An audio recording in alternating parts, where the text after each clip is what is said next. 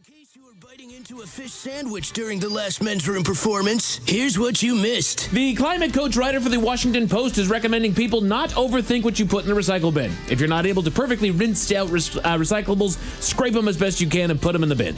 Did you know we're supposed to be wiping out peanut butter jars? I saw that. I was like, no. I saw that headline too. I was like, I didn't even know we were doing that. I thought that was your job. Yeah, I don't. I just give it to my dog, let them lick it clean, and then I just toss it in. I think the guy said that. Yeah. Yeah. That's what he said. Like, Because he was like, look, man, okay. just let's put it on the floor, let my dog clean it out, put it in recycling. I don't even rinse anything, dude.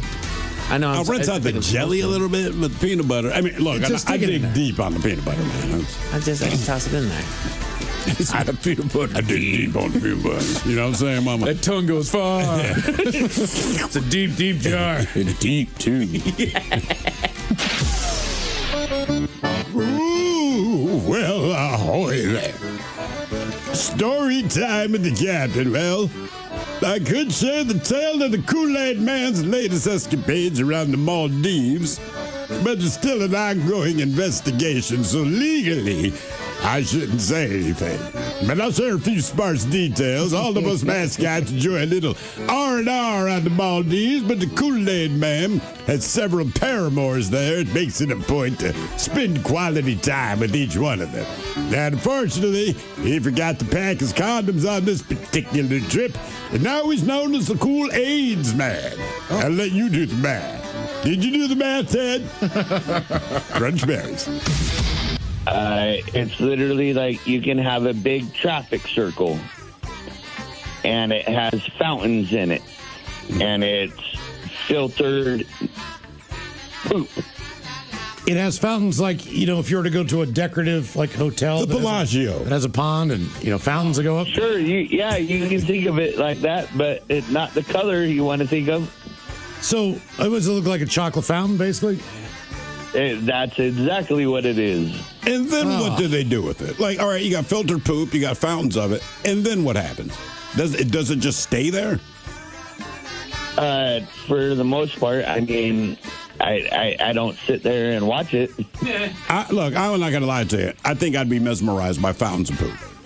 Mm-hmm. Yeah. Now, again, if you had a show, I'm imagining the Bellagio. I'm sure it's not quite that, but it's just throwing ploppers. That's what I mean. Like, if they had that and they said, look, this is a pile of S, but what we did is we have fountains.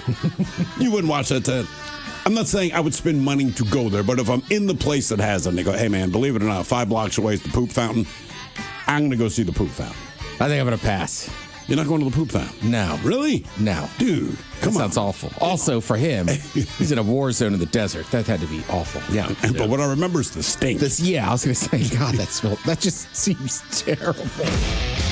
Mike, are you showing us? This is people, what's it called? Pastrami? Pastrami. All right. Okay. Look at these guys. It comes in just a big old dish can, and like you said, it's fermented fish of some kind. But there is some sort of a vacuum seal on that thing that it just seals it in there. But these guys, they start yakking as soon as this thing cracks. Why are they in a car? That Why are dude they in a just car? spewed from the back. Why are they in Yes. a car? Like, honestly, it's a challenge just to be in the same room with this doggone thing, let alone even consider eating it. They have not eaten it yet. He just threw up on his buddy's Yeah, shoulder. the dude opened the can, the guy spewed from the backside. Yeah. This stuff is Why no would joke. you order that? I don't know. Are you supposed to eat it? I think people do. I don't know how. Is it a but- food product? Yeah, it's fermented fish. Yeah, it's just fermented fish. I mean, people eat that durian fruit or whatever. Right, Yeah, but what that actually tastes good. I've heard that Well, maybe that tastes fish good. tastes good. No. What's the cheese that's so awful? Stilton. Stilton. We did that as a special once. What? And It is. I had never heard of it, man. Our chef's like, hey, we ordered Stilton cheese. I'm like, ooh, I love cheese. And she was like, well, it's a little different. It's this English thing. It smells really bad. But people that like it. We're like, all right. And she opened this thing up in the kitchen, and we had to clear out. I'm like, Yeah. we're serving this as a special.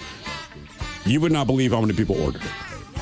I can't explain it, man. I was so glad. I think it lasted 2 days. We finally got rid of that S, and it's like, can we never, ever do that? We smell some weird stuff in the kitchen, man, but that stuff, it smelled like dead feet.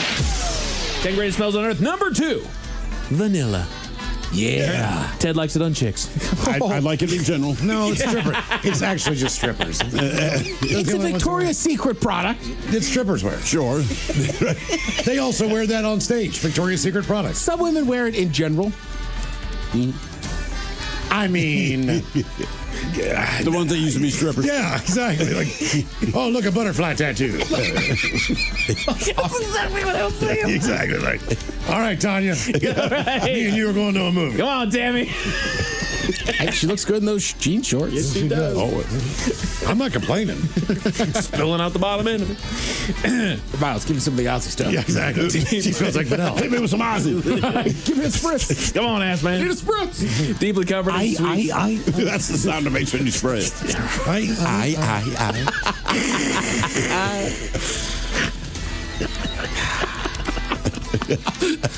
Wife years ago got a bottle of Mexican vanilla extract. All right. Different. Yes. The pollination process is different. It tastes different. It is the Yes. best vanilla on this planet. It is, dude. And we So good. We just popped that open times and just yeah. You ever just ever put like a dab on her neck?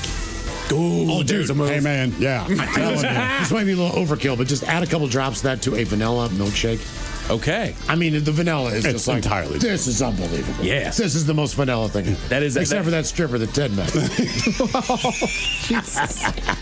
Go out to the movie. This reminds me of Ted's girlfriend. I don't know what it is. Taste it. Guys, I highly recommend Christopher Nolan's new film. Oh, yeah. You really ought to see it. Can you tell me what the 14th and 15th letters of the alphabet are? Anybody? 14th and 15th letters of the alphabet are. N-O. That is correct.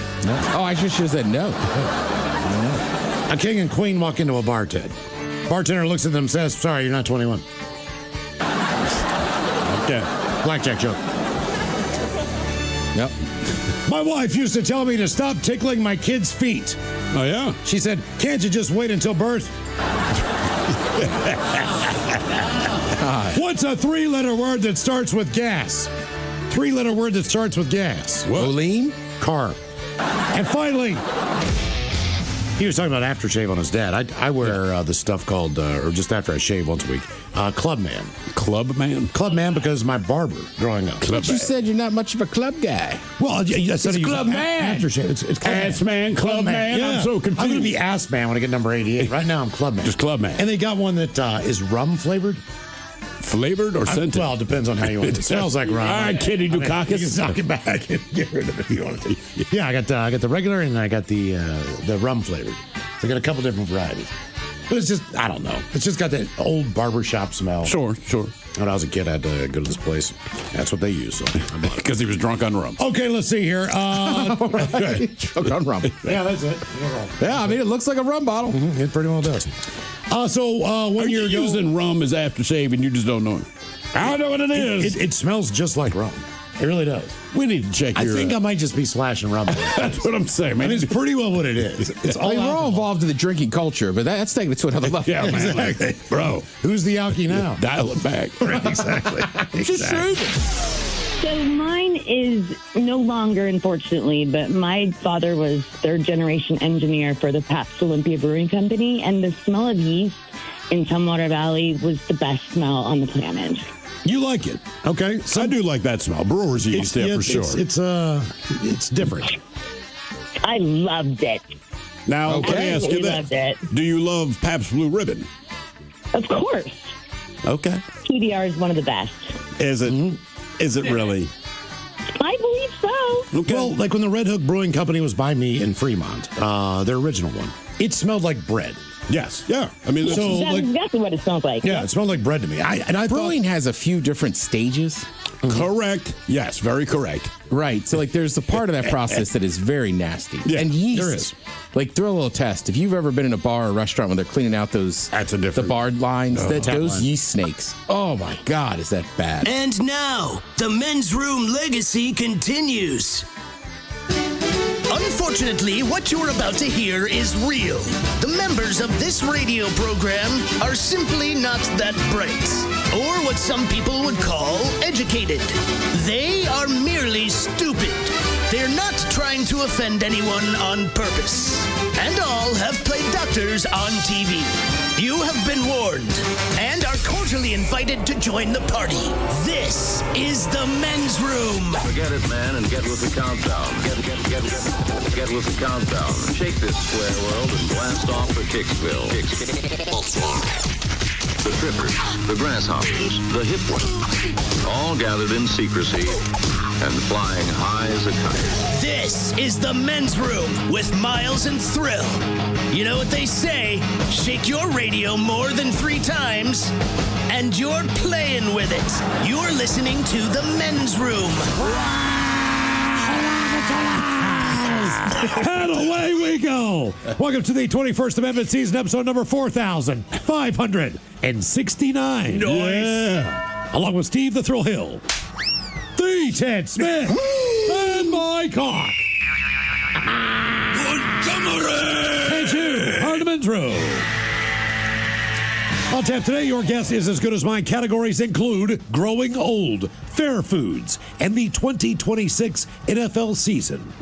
We will play Profile This, plus headlines, a Men's Room shot of the day, fun with listener emails, and everyone's favorite, TV Time with Ted. Click, clack. Drinkity drunk. All right, here we go. A retiring New York cop arrests a burglar on the last day of his job. Meanwhile, a Florida woman is caught having sex in a public bathroom and has a loogie ready to lob.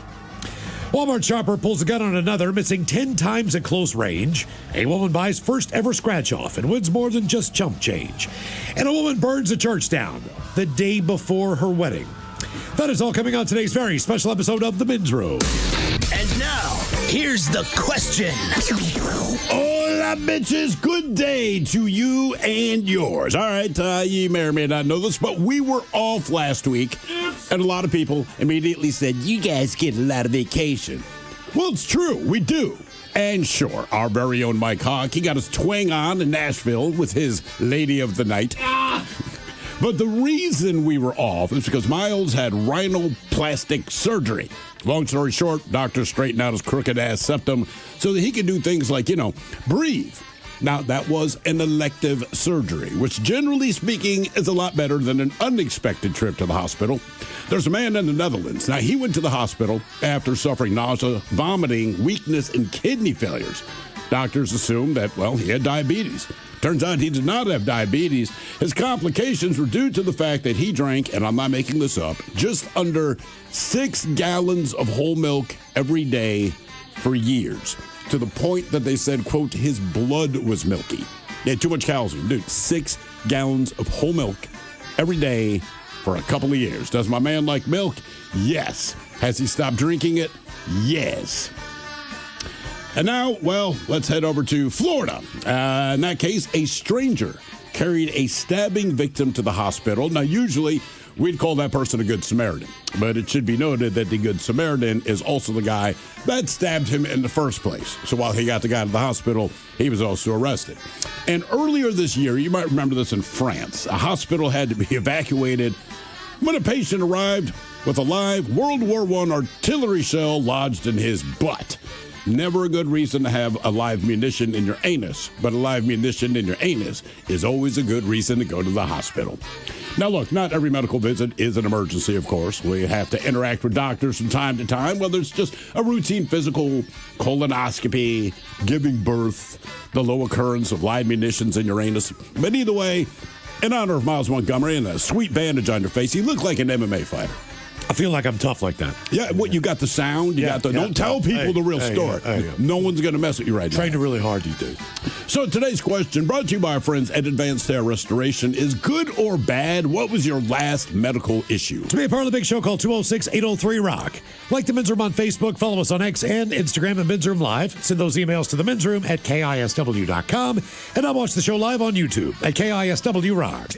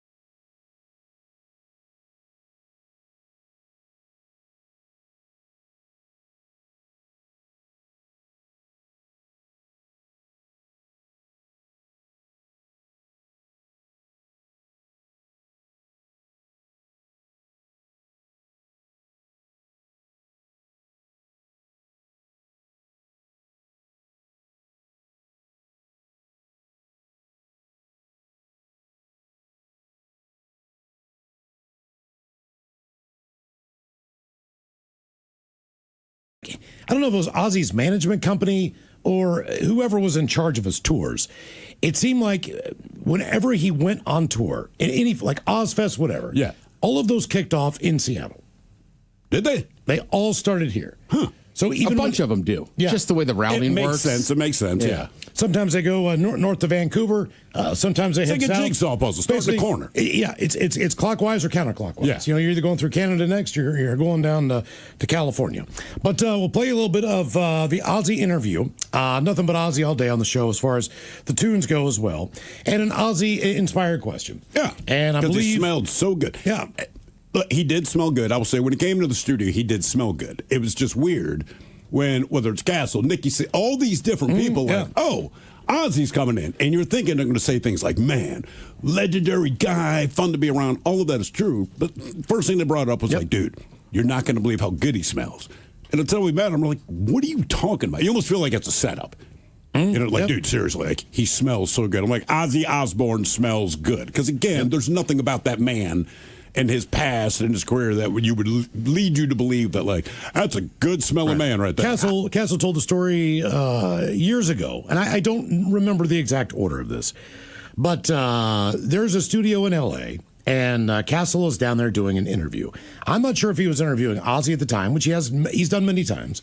I'm not sure he if was interviewing Nikki Sixx. He was. Because Okay, 6 a.m. was doing their thing at the time. So that's what it is. So he's waiting for him, but I guess apparently Ozzy Osbourne had been in that studio or in the building that day. Or just doing something down the hall. Yeah, whatever it was. Whenever Nikki walked in, he's like, Ozzy is here. Where is he?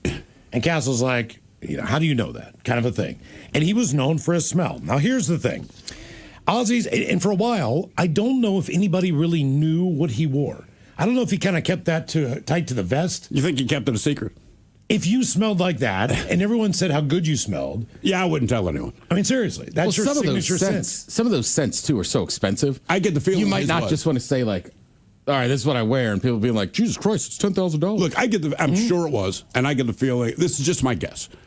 Knowing how Sharon Osbourne is, at least publicly, how we perceive her, I get the feeling she bought it for him for either birthday, anniversary, or Christmas, because she liked the smell, then he liked the smell and stuck with it. Right. Or he couldn't smell it at all. Sharon insisted that she liked the smell, and he's like, all right.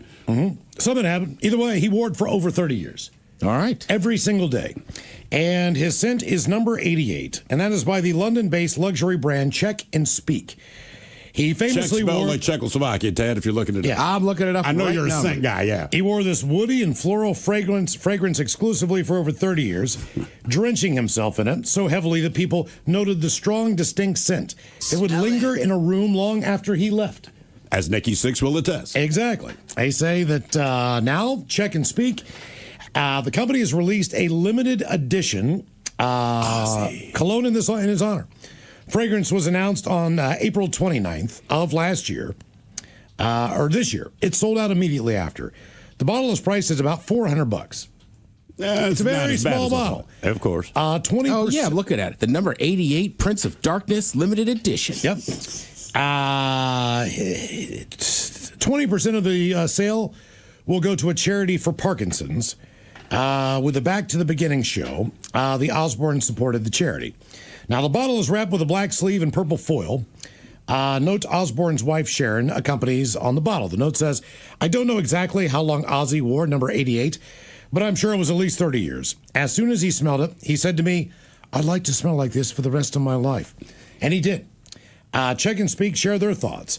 Ozzy was the most loyal fan of number 88, our signature and most unique perfume for over 30 years. We are proud to be working with the Osbourne family to honor the Prince of Darkness with this limited tribute edition. It has a fresh, woody top note of reviving bergamot. Oh, of course. Like Lord. The richness and warmth of geranium. Okay. Rose Otto, Cassie, and exotic frangipani. Okay. You're trying to appeal to guys. Just Combined say with you a smell good. dry bass note of vetiver and sandalwood. There are 4 words in the description of this that I have never heard of in my life. First of all, vetiver, Vetiver. Anybody? Wait, spell it again. Vetiver, Vetiver. Couldn't tell you. Frangipani, Frangipani. Sounds like the last name of someone I went to school with. Otto, O-T-T-O. What is that? I mean, I know a dude named Otto. He's a bus driver for The Simpsons. Yeah. It's also the name of the Syracuse Orangeman. Okay. Oh, yeah, you're right. Geranium. I know what that is. I know what it is. What does it smell like? That I don't know. What does bergamot smell like? Is that kind of orange or Isn't it something? like a fruit of some kind? Lord bergamot. Yeah, I don't know. Okay. Let's see here. Our signature scent, modern, timeless fragrance of sophisticated sensuality, perfect for that special occasion or for traveling. Or How about that? traveling, Yeah. yeah. It's very versatile. Enjoyed by both men and women. Okay. Mm-hmm. Handmade, high-grade, stainless steel lids, cap off this iconic spray bottle with exclusive fragrance. It doesn't matter. They sold out. And since it was a limited release, I don't know how available this is. Could you click and buy it? I'll go back. I was just going to buy a regular bottle. I'll smell like Ozzy. All right. I smell like Ozzy. That's the goal. You think he tested numbers 1 through 87? Finally got to 88 and said, okay, this is the one. Can you buy it? It looks like I can. But this is not the limited edition one, right? This is. Oh. Got 400 Well, bucks? I mean, yeah, it's going to cost you $400. You can smell like Ozzy. I could get just the regular. Do you think you could get it in Ireland? I wonder if there's like a shop that you could go into and Colognes are very specific, though. As far as where you can buy them? Just if you have something you like, right? Like when I was living in Baltimore, I went through like all the kind of standard ones. What was the one? Is it Izzy Meraki? Izzy Miyake is my favorite. Right. And then there's Izzy Miyake. Light? It's Sugar-free? like bold or something. All right. So a friend of ours, a friend of the show's, his wife used to work in that industry, and she was like, he doesn't wear cologne, and gave me a whole bottle of it. So I'm almost out of it, but I bet I've had that bottle for 15 years. Really? Yeah, and so I don't wear cologne a ton anymore, but when I do, it's always Izzy Miyake. That sounds like a commercial. Okay, I don't always wear cologne, but when I do, it is Izzy Miyake. Well, and then I would also say there was a governor of Maryland, Paris Glendenning. God, yeah. And when I went to the opening of this Hippodrome Theater, I'm like interviewing people on the red carpet. He shook my hand, and his cologne was so good. Like the whole ride back to the studio, I kept smelling it. I was like, Jesus, what is this? Not a weird look. Did you say anything to him? Like, God damn, you smell good, man. I might have. I went to high school with this kid. Yeah. So I kind of had an in, but I was just like, Jesus, this is the best smelling man I've ever smelled in my life. Okay. So there's a bunch of different types of this. So you can buy one that is a bottle for $170. You can buy another one that is $145, and then the Prince of Darkness is $370. Correct. Add to cart. You're going to buy some number 88 Prince of Darkness? Jesus, man. I mean, it looks like you can. Doesn't it? Yeah. Yeah. I mean, let's go. Even if you're on a waiting list, something. I'm not going to buy it, but I mean, Buy it. That would be I'm ironic because you clicking- kind of hate on cologne people. I And know. all of a sudden, Miles is Miles like, sounds great. He smells great. he's got the Aussie stuff. Jesus, man, I think I could buy this. Do it. Go, Miles. What am I going to do with a $400 bottle of cologne? Smell like Ozzy. Gift it to Ted. I don't like the guy, but he's got a point. I mean, okay. Ted would appreciate it. We both know this. What if I just bought like the $180 bottle? Is it the same? Would I still smell like Ozzy? Are you I'll tell you paying what, for the packaging or are you paying for the... I don't know. That's what I'm saying because they got one for $145. I could buy a teeny tiny one for $6. Just a little tiny one. What, like the little vial? Yeah, like the little one. $6. $6. Yeah, it, but that's man. like playing just the. The debauchery rolls on. You're listening to The Men's Room with Miles and Thrill. 99.9 KISW. All the Pacholas, away we go. Welcome to the 21st Amendment season, episode number 4,569. Yeah. What a large and a charge program we have for you today. Guaranteed future repeat. The exciting return of your guess is as good as mine. Today we have 3 categories. 3. Yeah. All right. Typically I only do 2. Yeah. Today I'm like a held it. It's a new me. I'm doing 3. So we have the states, if you are thinking about growing old, some of us are. I'd like to do that. You're getting up there in age. They have the best state to grow old in. Okay. Believe it or not, it's not Florida. No, I do believe that. I know a lot. Well, there's a lot of people who grow old in Florida. They do. And a lot of people just look old in Florida and they're not. Yeah. I'm going to guess Arizona. Arizona.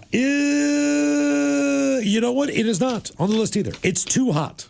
Yeah, that's fair. It's too hot. That's basically what they say. It's too hot in Arizona to live and have a normal life. Even though all the old people move there as well. They do. But yes, they don't enjoy it, according to this survey. The rating is based on the number of residents, 75 and older, hospital beds, life expectancy, the availability of nurses, nursing homes, cost of nursing care, the air quality index, sunlight exposure, walkability, all those things are the best states to grow old in. So that's one of the categories. Then we have the states with the best fair food. Okay. Think Midwest. Sure, think, without a doubt. Fair type of states. And then we have, according to ESPN and 3 of their top writers, we have the ranking of the 2026 NFL rosters. The best teams going in, they're guessing. They're saying just based on stats alone, on paper, what's out there, these are the best teams going into this season. Oh, yeah. Early August. Best time to predict. That's how they do things. So your guess is as good as mine coming up at 4:30 on the program.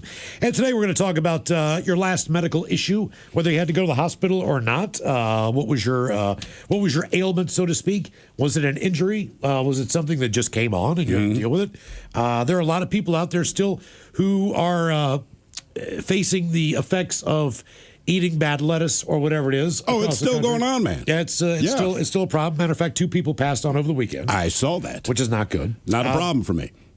But we were out all of last week, and I think this started probably like 6 months to a year ago. All right. Because Ted said that he had a trip he was going to take. His buddy was getting married. He was going to get married in Ireland, and he was going to be gone for a couple weeks. Yeah. Just to mark this down. And so we were like, all right, well, if that's going to be the case, I knew I needed to get this procedure done. So I'm just going to get it done the first week. Ted's gone. We'll take that week off, and Ted's still off this week. But yes, he is. But he'll be back. Drinking and dingle. Yeah, he looks great. But so I decided to get this thing scheduled for last Monday, and it's one of those things where I don't know, man. It took like 2 to 3 months of prep leading up to the surgery. What was the prep for this? Okay, so I know you had to stop smoking, right? Because this is I stopped smoking over a month ago. This is specifically for your septum. That's what this whole thing was about. Yep. All right. So basically, I have never been able to breathe through my nose. Ever in my lifetime. So that affects my sleeping. People say, like, well, you have snore, you have sleep apnea, why don't you get a CPAP? I can get a CPAP. I used to be able to get the old mask kind that went over your mouth and your nose. Yeah, the Bane. But the problem with that was that because air did not go through my nostrils, it just went through my throat. To just dry your throat out? I wake up in the morning like, which is not good when you got to come in here and talk for 4 hours. So, and it was a birth thing. Like, basically, my septum was just blocked in the back. The way it was curved. It's just always been that way. It's always been that way. So even when people say, and I'm saying it to you now, like, man, you've never been able to breathe. But when that's all you know, right, you're never really aware that you can't breathe until the doctors say, man, you're not breathing right. Now, I have broken my nose a couple times. Actually, other people did that for me. Yeah, I was going to say, you did not break your own nose. But that was not the cause of my problem. So I don't know, like 10 years ago or so, I go into to get a surgery done, where just my septum, the bone, the cartilage that goes down the middle of your nose, it was crooked as well. Yeah. So they went and they filed that down and they put these stents in and they tried to correct it, but inherently the problem was still way behind that, up into my eyes, where where the holes should go through. It's like a tunnel that there's no exit. Yeah. So that's basically what I had on both sides. So a month before I quit, what do I have to do? I had to stop taking fish oil pills. Basically, Advil, anything that makes you bleed. Why? Does fish oil thin out your blood too? It thins your blood. Huh. Okay. Did not know that. Yeah. And believe it or not, as far as swelling and all that, I had to start drinking pineapple juice on the daily, which I found that's pretty cool. Yeah. It's delicious. It really is. It's sweet. It stays that way. No, apparently. Learned a lot about pineapple juice over the last month. So, yeah, I'll tell you about it off air. Yeah. So I got to do all this crap. I go in on Monday morning, and it's amazing. They don't even do the 3-2-1 thing anymore on the anesthesia. Oh, just like this. They're just talking to you about stuff like, well, that's really cool. Next thing you know, you're just out. Like I think they sucker you into it. And then I woke up like 3.5-4 hours later, and they take me into the room. And so there were 2 options, 2 or 3 options. So with my septum, if it wasn't strong enough, they had a couple things they could do. Bitch ass septum. They could go into my ear and take cartilage out of my ear. No. And then put that on my nose. Or it's just going to be strong enough on its own. Or cadaver bone. They're going to take some dude named Tony or whatever and stick whatever's in his bone in my frickin' head. Is it specifically that person's septum? No. No, it's just some random ass bone in their body. So wait, It's just needed for structure. so the bone is in there to maintain the structure. Correct. It's so just- what's it's any wrong bone. with the bone that you had in your nose? Because they're messing with your septum. Well, that's You got a that bitch-ass- bone. That bone is going to replace my septum. You see.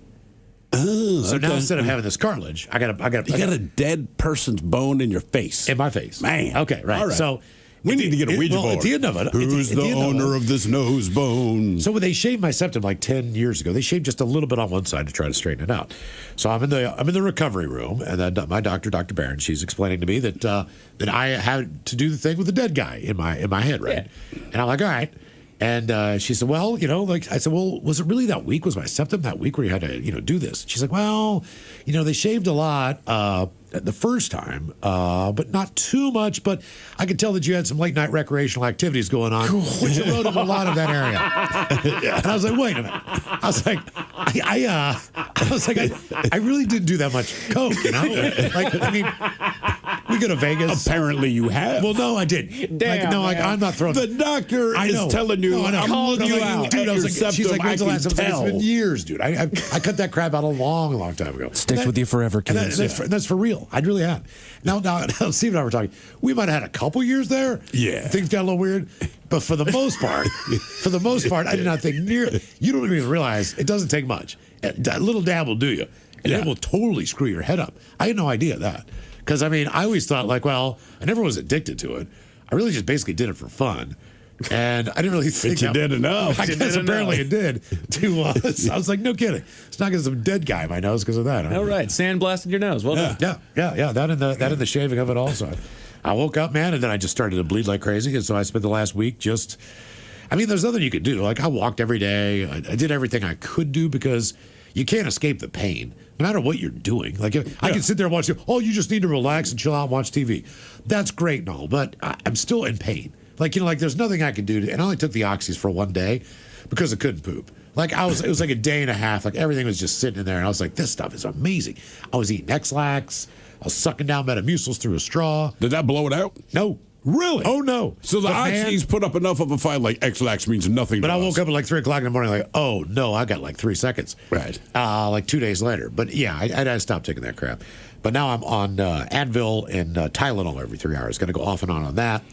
The worst thing is this neti, whatever the thing is where you neti pot thing? Yeah, you fill up a bottle full of saline, and then I got to blow it up each side. And every time I do that, it just shoots this big blood lug out of each side of my nostril, man. I got like a big blood slug in there. Yeah. So I still have these stents in there. So Wednesday, they're going to take these stents out. So then I'll be able to figure out if I can actually breathe through this thing. I think a little bit better. Because right now I've just got 2 huge stents on each side of the inside that you can't see. Oh, yeah, they're massive.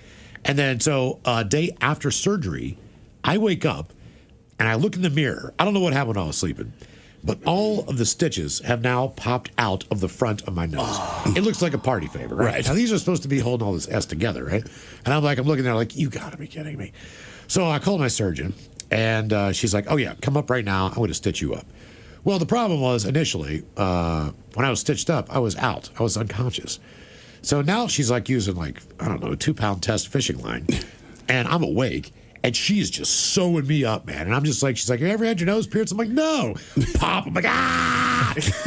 And she did it like 6 or 7 times. You know what I mean? Like it just kept going back and forth in between my nose, my septum.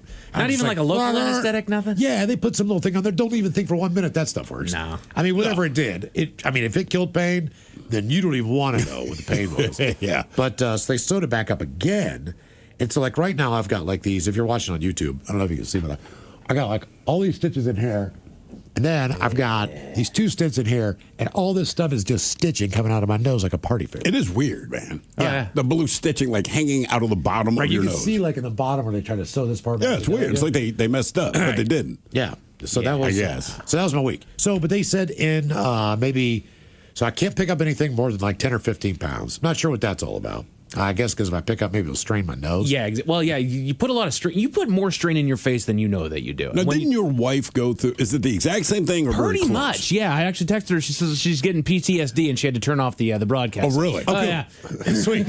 What was her recovery? Let's talk S on her now. Yeah, no kidding. So no, the surgeon was showing us when they took photos of what was going on inside there. They realized what was wrong. So the septum, as Miles was talking about, you have your nasal cavity and the septum sits right there in the middle, and it's a straight line up and down. Hers was diamond shaped. It had actually like almost split off in development and given one of those, right? So they had to completely knock that one out. They had to bust up her nose like crazy. I don't think they needed the cadaver bone. They definitely didn't need. She doesn't need dead people. Right? They talk about how they might take it out of your ear or something like that, but I don't think they needed to do any of that. They reconstructed really well. But I don't know how Miles is operating the way that he is. He'll tell you. It's all the cocaine he did. No kidding. I checked up on him the entire week, like, hey man, how you doing? Because my wife, the first 3 days, she was laid up in bed, couldn't move. Like getting up to use the bathroom strained her and hurt her. Like her entire skull was just in constant pain throughout this entire thing. She was swallowing blood through it. She was like yakking it back up. Oh, it's terrible. Yeah, because you swallow that, you swallow salt water. You do. And that makes you sick. I mean, that's just like someone poisoning you at the bar. Yeah. I mean, because you're the saline spray, man. If you miss, it just goes straight down your throat. Yeah. Now you just drank a whole bunch of salt water. I don't know if you remember what it tastes like. If you ever got rolled in a wave, man, you want to throw up. You're dizzy. You got a headache. I got to spray this S up my face like 4 or 5 times a day. How many hours do you get between? Because you've done it, twice since we've been here? I got to do like 3 or 4 more times a night. God damn. It sucks. Because you can't pick your nose. No, you can't blow your nose. You can't blow your nose right. You can't do anything. And what'd you say? You learned how to sneeze out of your mouth?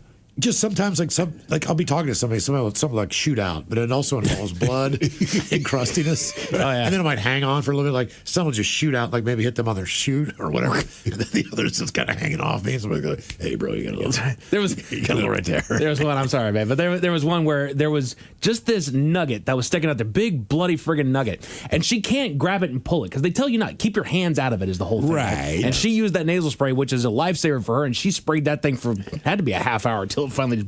Ew, man. I was in charge of cleaning the doggone sink after her, too, because she couldn't look down and clean it. The horror scene that I had to clean out multiple times was awful. That was miserable. Love you, baby. So our question, good or bad, what was your last medical issue? 206-803-ROCK.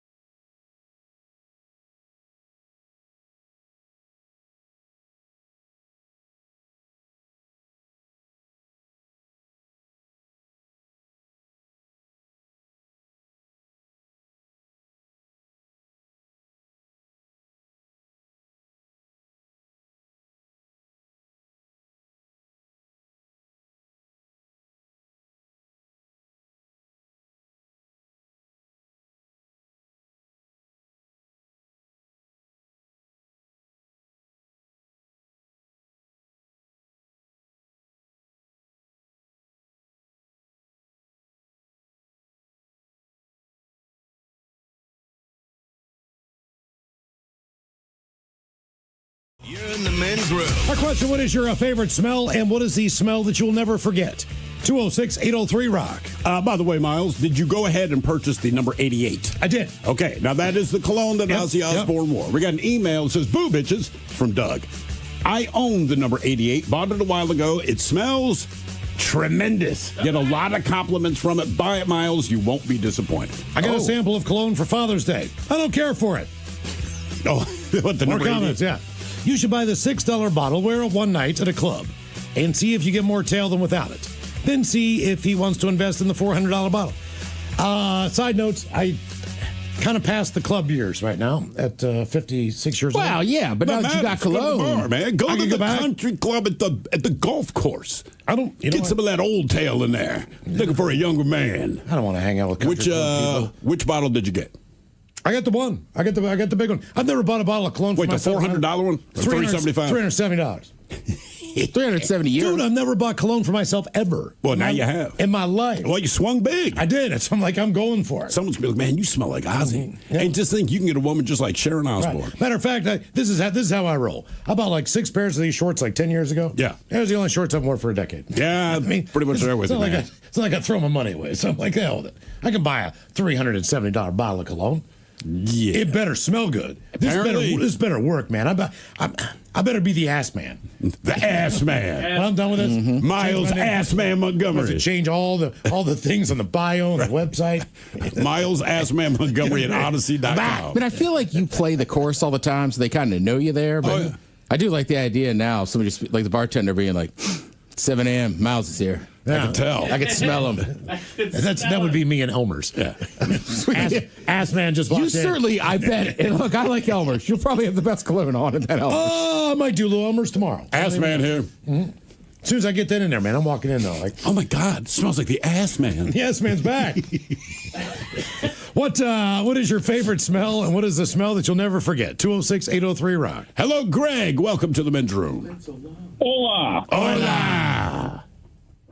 Well, this one's not so much me, it's more my wife. But when we first started dating, I asked her what her favorite smell was. And unprompted, unknowing how much I love being at the ice rink, she said her favorite smell is that smell when you smell that cold rubber and sweat and that nasty smell when you walk into an ice rink. That's her favorite smell in the world.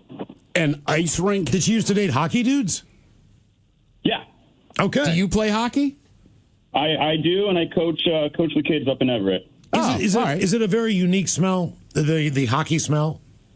If you walk into an ice rink and you smell that rubber and just, I don't want to say mildew, but man, it is very It distinct. smells terrible, man. Well, what is the rubber? Why are you smelling rubber in an ice rink? That's what you got to step on. You got your skates. You can't step on concrete. You ruin your skates. Gotcha. Okay, so you're talking about the mats that are around. You haven't like been to the walkway. Crack and Iceplex. No, That's what I read. no. So my kids, they start every kid in the class. No, we're talking about like old Highland Arena. That was just, Hey, look, brother, I believe you. I'm telling you, that Crack and Iceplex, very nice, but there is a unique scent that comes from that. With Crack practicing, smaller clubs practicing, and then a bunch of sweaty, nasty-ass kids that go out there. It's she's not into the sweaty, nasty-ass dudes, but... The locker room is brutal. Is it? Well, just because they're out there and they're sweating so much inside of their hockey gear. And then usually when you get into the locker room, there might be like a heater on, so it's a little warmer, but it is just, it's a funk. And the gear just, you got to wash it, but it's, it's like football gear. Like, how often do you wash your pads? Like, you'll wash your jersey and your pants. Right. But you got to. So a goalie's got to reak. Oh, for sure. Yeah. I am a goalie. Oh, okay. How bad do you smell at the end of the game? Yeah, do you smell worse than the other players? Probably. I don't think I smell that bad. My wife says it's pretty gag-inducing. Okay. Man, look, you seriously lucked out. My kid wants to play goalie. How much does it cost to outfit him just for the position? Yikes.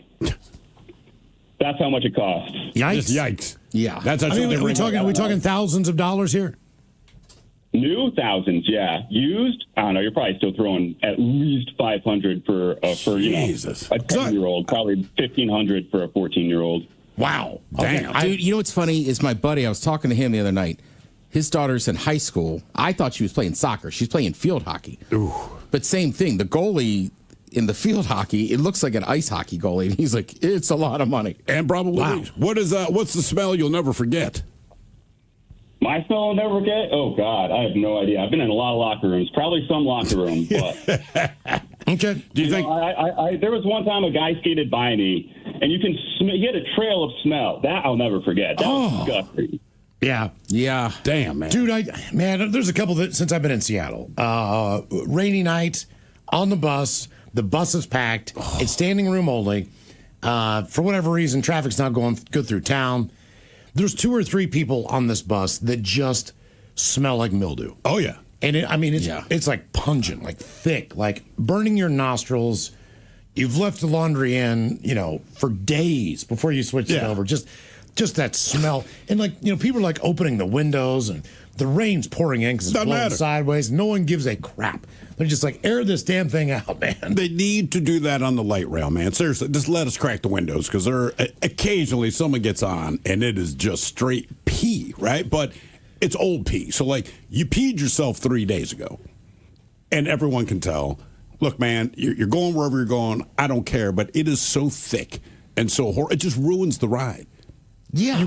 You can ignore a lot of things. I can ignore people's music. You can ignore people's conversations. You can ignore the way they look. You can ignore them talking to you. But man, when you stink, there's nothing you can do to get it out of your head. Mm-hmm. I mean, even in the morning sometimes, if you just, a couple splash dots hit, you could smell it when you walk into your bathroom. Yes. Oh, God. Goddamn, man. I gotta clean this floor. Oh, yeah. They need to have some kind of smell detector before they let plane, anything that's public, right? Look, we know you have no weapons on you, but our smell detector went off. You reek, sir. You cannot get on this plane with other passengers. It's disgusting. Wash your damn clothes. Something. Jesus. Don't pee in them. What's your favorite smell, and what is the smell you'll never forget? 206-803-ROCK. That's step one as an adult. I'd say over the age of 7. And look, don't man, pee in your pants. And they'll say, it's a homeless guy. I was homeless. I never peed in my pants. You're just homeless. You might smell like a lot of things. I don't smell like pee. I still peed outside. You smell like the outdoors. Clothing. You smell like the outdoors. It smelled like a Baltimore sidewalk, which isn't awesome, but it still smells better than pee. That's all. Open your pants and pee outside of them. Mm-hmm. Yeah, there's no excuse. Hello, Travis. Welcome to the men's room. Hola. What's up, gentlemen? All right, Travis. Not bad. My favorite smell got to be the fresh cut grass. The first time in the springtime, mowing the lawn, cold beer in the hand, and just the smell of the grass. It does smell good. And it's funny. Then that was 10, 15 years ago. They're like, oh, sorry, I just figured out that fresh cut lawn smell that we love is grass basically screaming in agony. Yeah. Oh, no kidding. Yeah. Mm-hmm. Yeah, so it gives off that scent, right? Because basically you're beheading it, right? So it gives off this scent as I guess, a warning to other grass, it could do something or whatever. But, it's a distress signal. But it's weird how it works, right? Because we go, oh, man, it smells great to us. The plants are screaming. Flip side is, if there's a pile of dog ass on the ground, a fly will eat it. When bees puke, we're like, that is delicious. See, my thing is not grass in the spring. Mine is in the fall. For whatever reason, because of football season. So the first time they cut just where your memory goes. Because they leave it long sometimes in the summer so it doesn't fry out. At least they did where I played. And then they'll cut it right after a couple rains happen. Yeah. You don't practice on that field. You just play on that field. Yeah. And they cut that thing, man. And it was like and they limed it. So it was a grass field. So the combination of that, the smell of lime and the smell of cut grass, and I know it's going to mean pain, but for some reason, it's a good smell. It's just all right, let's do it. You're doing all the 2-a-days practice. This is the time where let's get this thing going. It's at least that field just had that smell to it that I played on. Now, what is a smell you'll never forget? Oh, I grew up on a farm in the county, 30 acres, sitting out in the summertime with my grandparents, and the neighbor decided he was going to spread chicken manure on his field. Which is a great fertilizer. Oh, yeah, but it's it's horrible. The whole eastern shore of Maryland smells like it. Yep. It really does, man. Take it to the beach. It's awful. Tyson, Wampler, all those farms. Man, but it's effective. Yeah. It is terrible. So other than chicken S, what animal on a farm of traditional livestock do you think smells the worst?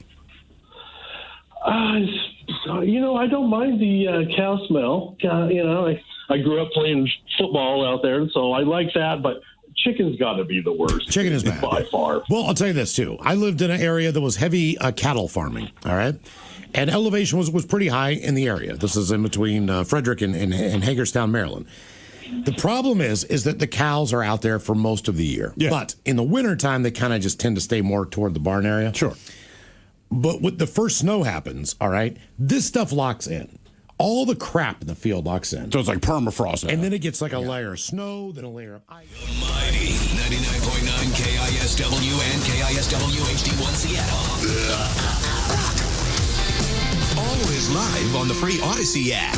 from the Pinky's Plumbing Studio. You're in the men's room. Text the guys at 206-803-ROCK. Well, apparently a lot of you stopped eating during that segment. My bad. Good or bad, what was your last medical issue? 206-803-ROCK. Hello, Nick. Welcome to the men's room. Hello, welcome back to the airways. Oh, thank you, man. Thank you. Yeah, so I was stabbed at my bouncer job back on December 6th at 1:48 a.m. Just this past December 6th? Yes. Do you want to say where you were working when you got stabbed? Well, I still work there, and I will omit that information. Okay. But, I mean, I don't assume they're like, hey, come here if you want to stab people. So we understand that's not the idea. What was the situation where you ended up getting stabbed? So it was a pretty busy like night, and we have a couple hot spots in the bar where it's like fights kind of break out. It's usually around the bathrooms, around the pool tables, and so it's like all right. And I was looking back, and I could see something starting to stew, and then fists started flying all crazy, and I was like, oh, all right. I rush over there. These two guys fall over towards they fall over in general. I'm trying to pull. This dude's throwing haymakers at this guy on the ground, just wailing on him. All right.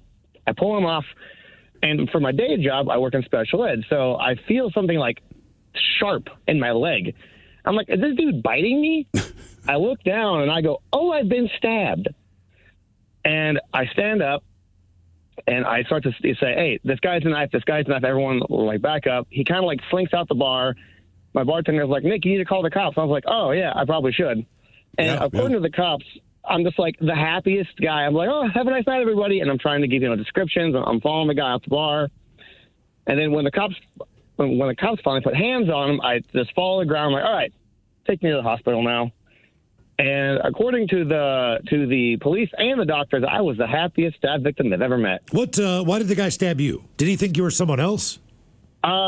Because he was face down. Oh, so the guy that was getting beaten up just turned around and stabbed whatever he thought was behind him. Just whatever object that was a person, he just decided to stab. So I got stabbed in the back of the calf on my right leg from the left side to the right side, pretty much all the way through. Wow. How deep was the cut? It was pretty substantial, like 3 to 4 inches deep. Jesus, man. So did that guy go to jail? So that's the fun part. He was in jail for 64 hours and then got released on bail for obvious reasons. And then the prosecuting attorney decided not to press charges, and I was given a whole. If you haven't gotten these papers before, it is the funniest thing. Verbatim, it says whether a crime may or may not have been committed. And I'm like, oh, all right, cool. Thanks. So he didn't have to go to court or anything, so he just gets to roam free among the people. Wait a minute. So they're not pressing charges on the man that stabbed you? Yes, that do you realize? And what exactly? Again, because I'm thinking, what do I have to do to get arrested? Well, I've had friends spend more time in jail for a DUI. Yeah, for sure. Than stabbing someone. That's nuts. Yeah. When I got that fun letter in the mail, drove to Fred Meyer, bought a pint of wild turkey, drove home, and fell asleep for 2 days. Oh, I thought you were saying you gave the wild turkey to the guy that stabbed you. Like, you deserve this. How bad was the pain? So the getting stabbed didn't really hurt too bad. It was after I got the staples in, and then I couldn't put my leg all the way to the ground for probably 3 months. And I live on the 3rd floor with a no elevator like building, so that was a chore to get up and down. I only fell down the stairs once. Oh, good. Damn. Well, that's a pretty good percentage. Yeah. How many stairs did you fall down, man? Oh, it was so thankfully the stairs have like breaks. So it's 3 stories, but there's like 6 stairs per like break. So I only fell to 1 platform.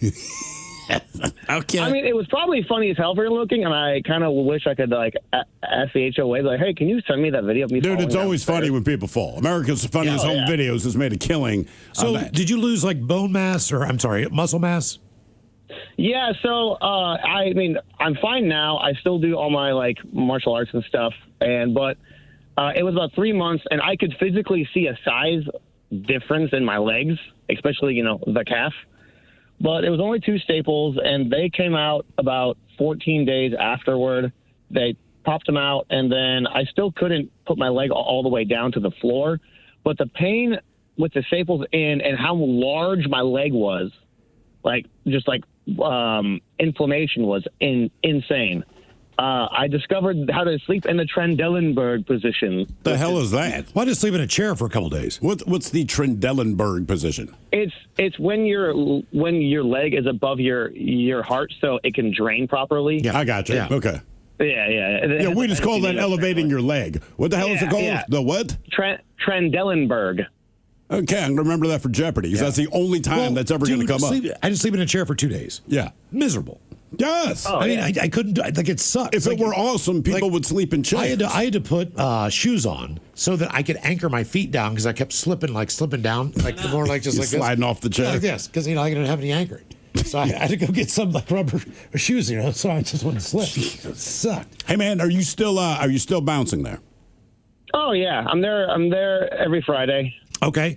The dude who stabbed you, I don't know stabbing protocol. Can he go back? Is he allowed in since he wasn't charged with anything? Yeah, dude, I wasn't charged Like, with if I anything. stab someone in the Olive Garden, I don't get charged. Dude, can I go back next Friday night for endless pasta? Or whatever it is. Sold out. Here's another funny thing. The girl he was with tried to come back a couple weeks later. I was working because my boss just said, as long as you can just sit there and check IDs, I don't care. I'm like, all right, dope. I need the money. Solid. This girl walks in, and I'm like, all right. I text the owner, hey, can I kick out the girl that was with the dude that stabbed me? And he goes, oh, yeah, and try and get her picture. So we have a wall of shame of banned people, and we put them at the door so everyone can see them.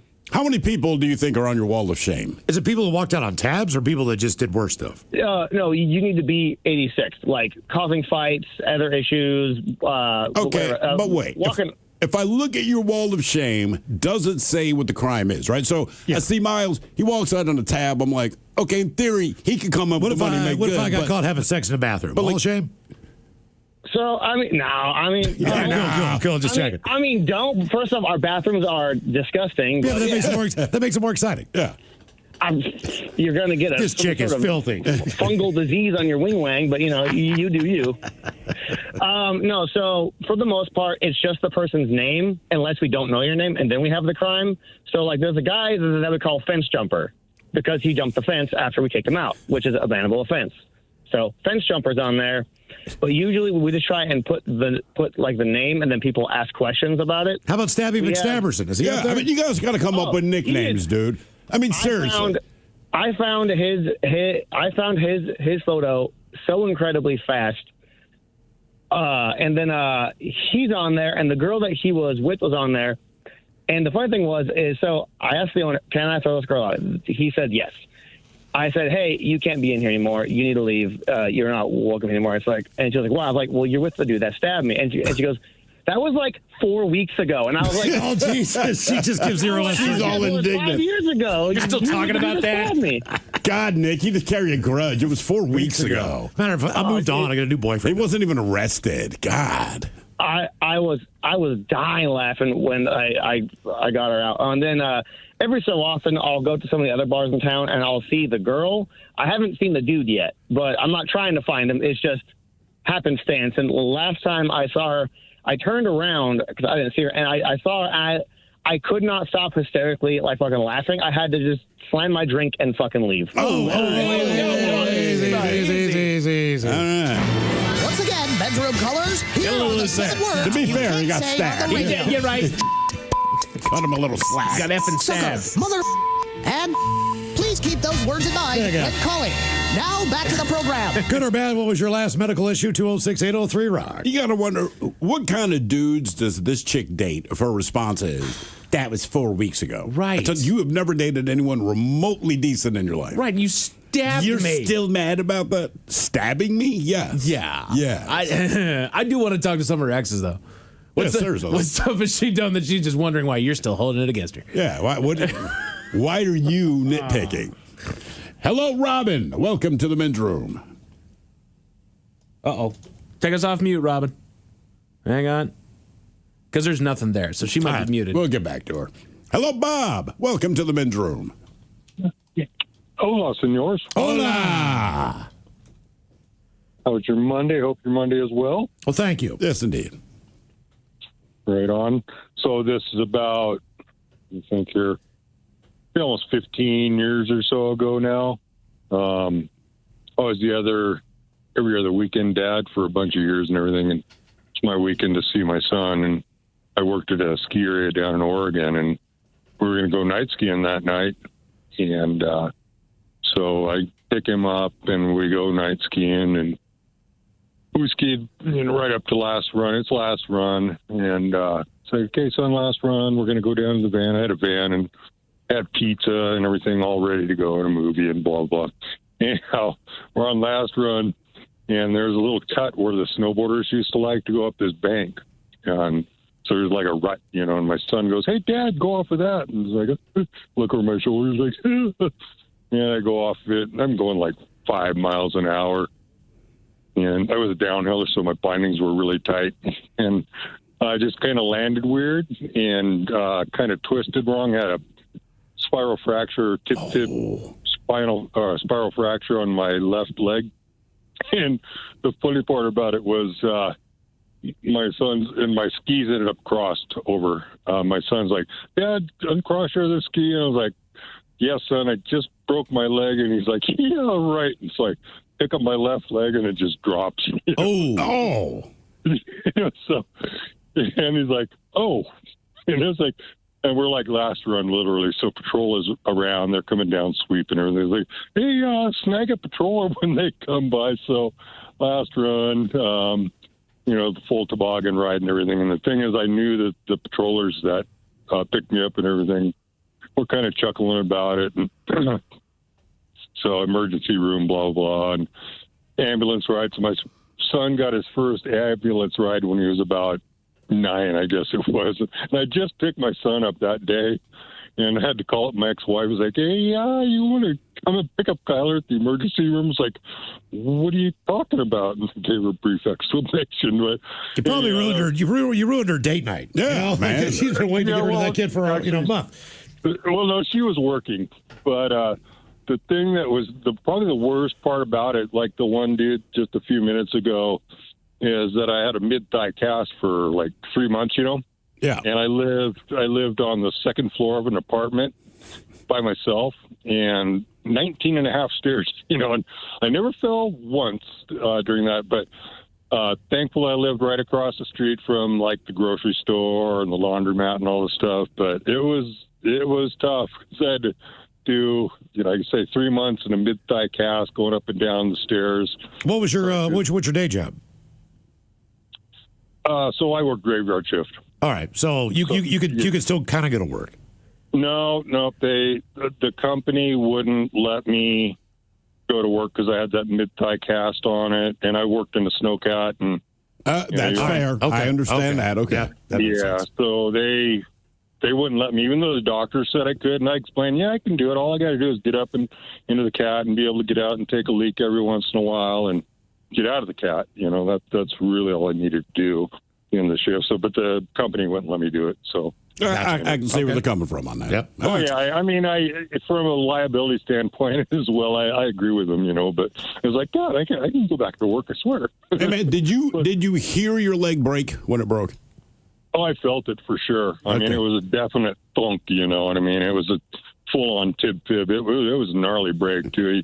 The X-rays were gnarly, and I didn't have the insurance, so it never got set right. So I'm like 3/8 of an inch shorter on my left side. So wait a minute, you're telling me that without insurance, we're just not going to quite do it right?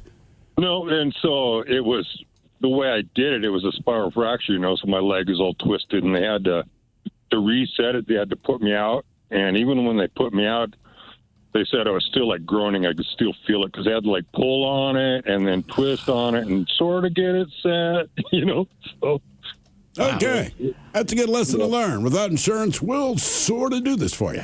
The only thing I've ever broken, I have not been able to get fixed. What'd you break? I broke a toe when I was a kid. Why couldn't you get it fixed? There's nothing that they can do for it. Oh, really? They can reset it. Which toe was it? It was so if you're looking at my left foot, it's big toe here. It's that index toe. Okay. And stupidest thing ever, dude. I broke it playing tag, man.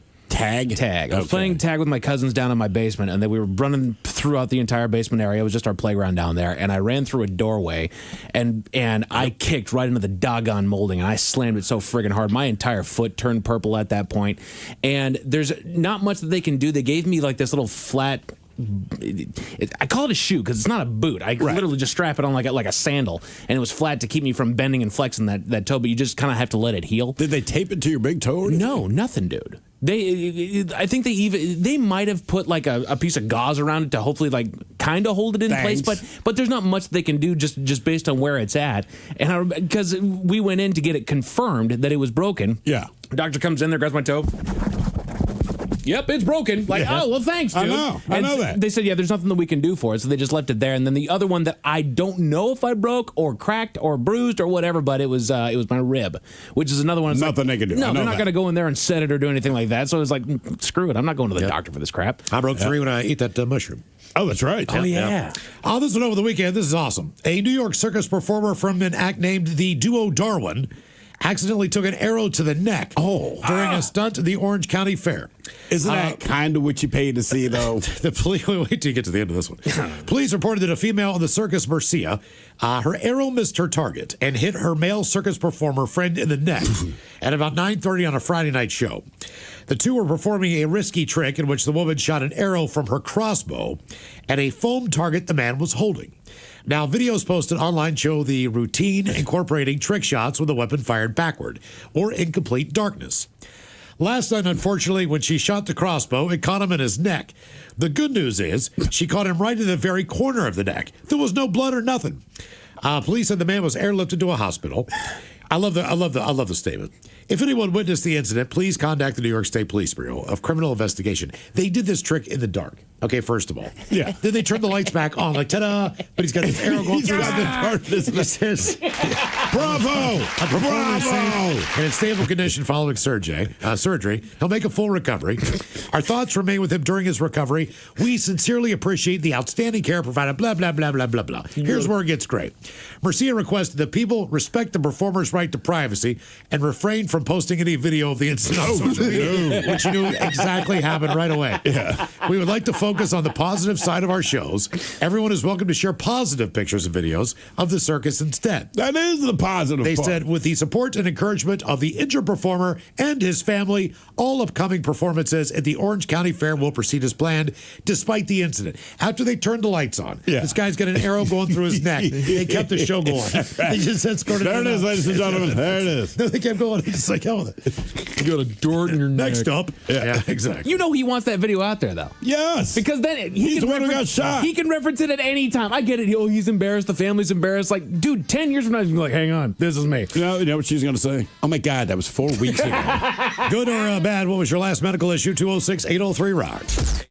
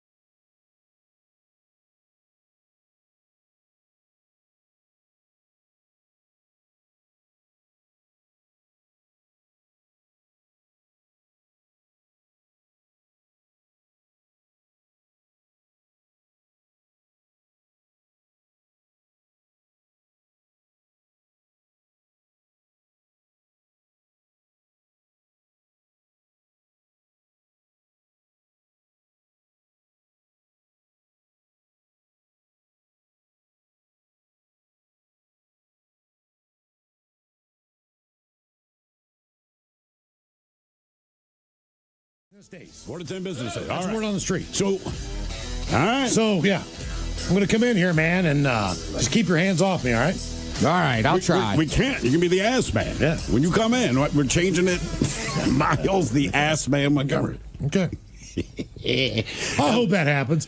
Me, I hope it happens for you, man. Just really call do. you the ass That'd man. be awesome. I like the idea that it does work out. Like the first day you wear it on a weekend. Yeah. Then afterwards, you're just laying there shirtless and you just go, You know, I smell like Ozzy Osbourne. Exactly. just launch into it. Do you know why you had sex with me? I'll tell you right now. I smell like Ozzy Osbourne. I don't know if you noticed, but I smell like Ozzy Osbourne. Hello, Sam. Welcome to the men's room.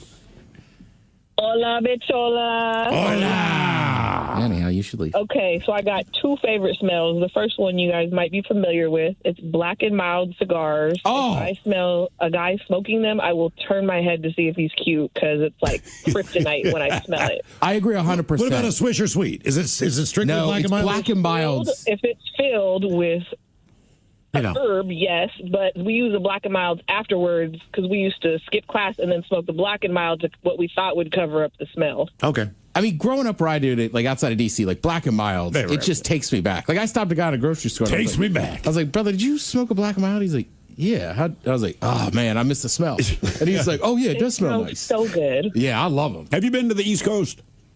No. Sam, just go to start in D.C., work your way up to New York. Seriously, just walk through neighborhoods. You will be as happy as you have ever been, man. Most everybody in my high school, when they turned 18, went and bought a pack of Black and Mild. Everybody, yeah. You'd be very happy. That's there. where the favorite smell came from, was high school. Mm-hmm. Yeah, I'm with you. So what's a smell you'll never forget? Well, this is something other people don't like and might not forget, but I personally like it, so it's a little bit different. But I used to work at the salmon booth at the powwow every year, and I was the cashier. So all day the smoke would be like wafting on me, and they use a special kind of wood when they smoke salmon. And for days, it doesn't matter if you shower, wash your hair, you're going to smell like smoke. But it's like a smell that some guys like. I like it, and they say like, ooh, you smell like you've been camping. Like, it's like a kryptonite to some men. Okay. So I like that. Yeah. Is it a if I'm smoking a black and tan and I happen to smell like mild, black and mild and a smoked fish, I got a shot. That's what you're saying. If it's the powwow smoke, not necessarily smoked fish, because it's the powwow smoke. They also mix in like certain like medicinal herbs and stuff to like smoke the salmon and make it taste good. So it's specifically powwow smoke. Now, do you know what what their ingredients were for their smoke? I've seen them, but I don't know what it is that they use. That's like different cooks have their secret blend of like spices. Sure. There's certain blends of, like I said, medicinal plants and herbs and seasonings that they'll soak the salmon in before they put it on those like spit things that stand them upright next to the fire. Oh, yeah. Yeah. Okay. They say some use sage, red willow bark, bearberry leaf. Okay. The cooking wood. Yeah. And like I said, alder. even if you wash your hair and shower, you're still going to smell like it for a few days. But it smells good. Now, did other people, like you like the smell, but did other people compliment you? Say, I don't know, you go to the bar after a shift, are they like, guys say, I like it. You smell like you've been camping. I'm like, oh, I was at the powwow. I bet it's Madrona. Why do you think it's Madrona? Because it's a very unique tree to this area. All and right. it really doesn't spread out too much more. What does it smell like? All right. You've seen them before. They've got more of a red bark. And they're very... Is there a smell? To Madrona? Yeah. I don't know as far as walking up to the tree and smelling it, but if you, That would be a weird burn it, look. if you smoke with it, Well, and she brings up a point, too, that like she liked the smell, right? Because like I went to a couple things down a couple formals at Wake Forest. Yeah. So if you stay up late enough or you're up early in the morning, you can smell the tobacco. From some of the old school. I thought it smelled god-awful. But people that go to that school or grew up in that area think it's like the greatest smell in the morning. Yeah. Are they nose blind to it, or are they legitimately like the smell? I think it's just because they've lived there, they've gotten used to it, and it reminds them of like familiar. how mornings smell. All right. I thought it was awful, but if I called my sister-in-law right now, because she went to school at Wake Forest, she'd be like, oh, it's the best. Really? Yeah. Huh. I don't think I've ever just smelled tobacco growing.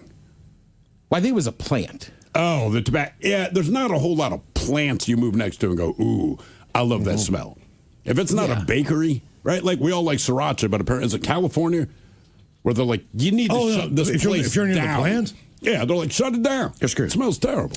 What is your favorite smell, and what is the smell that you'll never forget? 206-803-ROCK. Hello, Chris. Welcome to the men's room. Hola. Hola. All right, so favorite smell is fresh baked bread. I have two specific ones, cinnamon rolls and a good apple fritter, man. All right, that's fair. I don't know if I've ever smelled a freshly baked apple fritter. It's awesome. Is it? It's awesome. Where did you smell this? Just at a Top Hot. Oh, okay. yeah. All right. Yeah. My wife makes cinnamon bread. These bakeries early. Yeah, like 2 or 3 times a year, my wife will make cinnamon bread, and it's fine. The smell is fantastic. She'll eat most of it before I even get a chance, but it is a very good smelling home when she does it. I remember it's just the smell of a pizza parlor. Oh yeah, as a kid, that's one where you walk in, you're like, I'm eating pizza. Man. Smells like pizza, brother. I'm gonna get a pepperoni pizza. Yeah, and look, this might be mental for me. I think grills smell different in the fall. Like if you're going to a tailgate, I'd be like, smells like a tailgate. I think it does. I don't know if it's because the air is colder, it does something different with the smoke. I don't know. But you're right. In the fall, it always smells good, but it smells better in the fall. It smells like a brat's coming your way. What about is there a smell you'll never forget? Yeah. So I was 7 or 8, raised by my mom, who was an alcoholic. No worries. Taught me how to be a successful drinker. But okay. And she takes me and her boyfriend to the last Grateful Dead concert at PIR down in Portland. Okay. All right. I will never, ever be able to forget what I smelled that day. My God. Body odor, patchouli, marijuana, puke, and farts. It's funny. All together. I was going to say Along with patchouli and weed. Occasional grilled cheese sandwich. Right. Yeah. Actually, as I get older, patchouli is not as offensive as when I was younger. I still do not like it. It just smells like pretension. I don't know. It smells like pretension. Yeah, just like whoever's wearing it is like. I think it's a unique smell. It's definitely unique. I really don't mind it as much as I used to. I think the people that I knew when I was younger, they were a little bit more heavy-handed with it. Maybe that's what ruined it for me. But look, you might be the greatest guy in the world, and yes, I am making just a gross generalization about who you are as a person. But when I smell it, I'm like, I don't like this phony piece of ass. Even if they end up being cool, then I feel bad. Like, I hate the way they smell, but it's a cool dude. They use it a lot in beard oil and like other things that people use. I tried to avoid it. They do, but on its own, I'm with you. It has a very unique smell. Like I buy these matches that smell like certain scents. Yeah. To cover up poo. Seriously. So wait, you basically have like flavored poop matches? Yeah, they're like different scented colored matches. So you have like a pack of matches on your toilet. If I went in there and laid one down, I could just. Are they all different in the pack? So each one is a different package. I won't say the brand because they sell out and I love them. What kind of flavors or odors do they have? So one of them is patchouli. Okay. I will wait because it comes like a sleeve of 5. I will wait until I have to use that one. That's okay. Because I'm just like, I don't like this smell. What are some of the other ones you've had? They got like a sandalwood. Really? Oh, yeah. So you just light the match, blow it out, and... You literally light it, blow it out, sit it down, and as it burns, it gives off... It's almost like a tiny little incense. So basically it says, I have pooped, but you wouldn't know it if you didn't smell the match.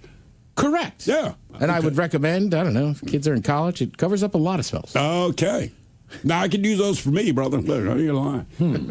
French vanilla. I'm looking. Yeah, French vanilla one's good. I got to get that nickname going again. Okay. All right. What other smells do they have, man? There's French vanilla. Oh, they got all kinds. They got jasmine and frankincense and French vanilla and something else. Frankincense. We're back to Jesus again. Yep. Trendsetter. Yeah. He didn't even know it. Okay, so those are the poop matches. They're not called poop matches. They're not, but they sell out so often, I don't like to say the name. Really? They're not called poop matches? Who knew? No. Well, that's not a great sales pitch. I mean, you don't just sit there and hold a match as incense, so they got to be just used for that one thing. Yeah, I mean, literally, you light it, blow it out, and then sit it in a little container, and that's the smell it gives off. All right. I'm going to check these out. What is your favorite smell? What is the smell that you'll never forget? 206-803-ROCK. I feel like if I walk into your place, like, Ted, it smells really good in here. Yeah, it's took a dump. That is why my house smells good, because I literally just laid one down. Well, and I said last week, sometimes just combinations of stuff. Sure. Right? When I was setting up Bar Ted, the bar I run at Terrence's party, like, I hadn't showered yet. I just, I put on deodorant and a bunch of suntan lotion, and a couple that I know, they were both like, man, you smell really nice today. I was like, I think it's just a good combination of deodorant. And a poop match. Yeah, right. But you smell clean. Yeah. Right, that's it. Hello, Lucas. Welcome to the men's room. Liquor and whores. Liquor and whores. I was thinking about that being my answer. The smell of liquor and whores, yes. Yeah. So cut grass was one of my 2 I was going to say, but Travis took that. So my other one is smelling the first campfire as you're driving down the road in like May or June, because that is just a wonderful smell. Where did you grow up that you smelled it? Over in Port Orchard, so outside the city where you can have some fires. You smell it, look around, see the smoke coming up, and just let you know that summertime is coming up. Also, like it on the backside, when people who have fireplaces burning just natural wood in the fall. Now, what's a smell you'll never forget? I was a wrestler in junior high and high school. I got to the high school my sophomore year because that's what. 99.9 KISW. The shenanigans continue. This is the Men's Room with Miles and Thrill. Our question, good or bad, what was your last medical issue? 206-803-ROCK. Hello, Megan. Welcome to the Men's Room. Hi. Hola.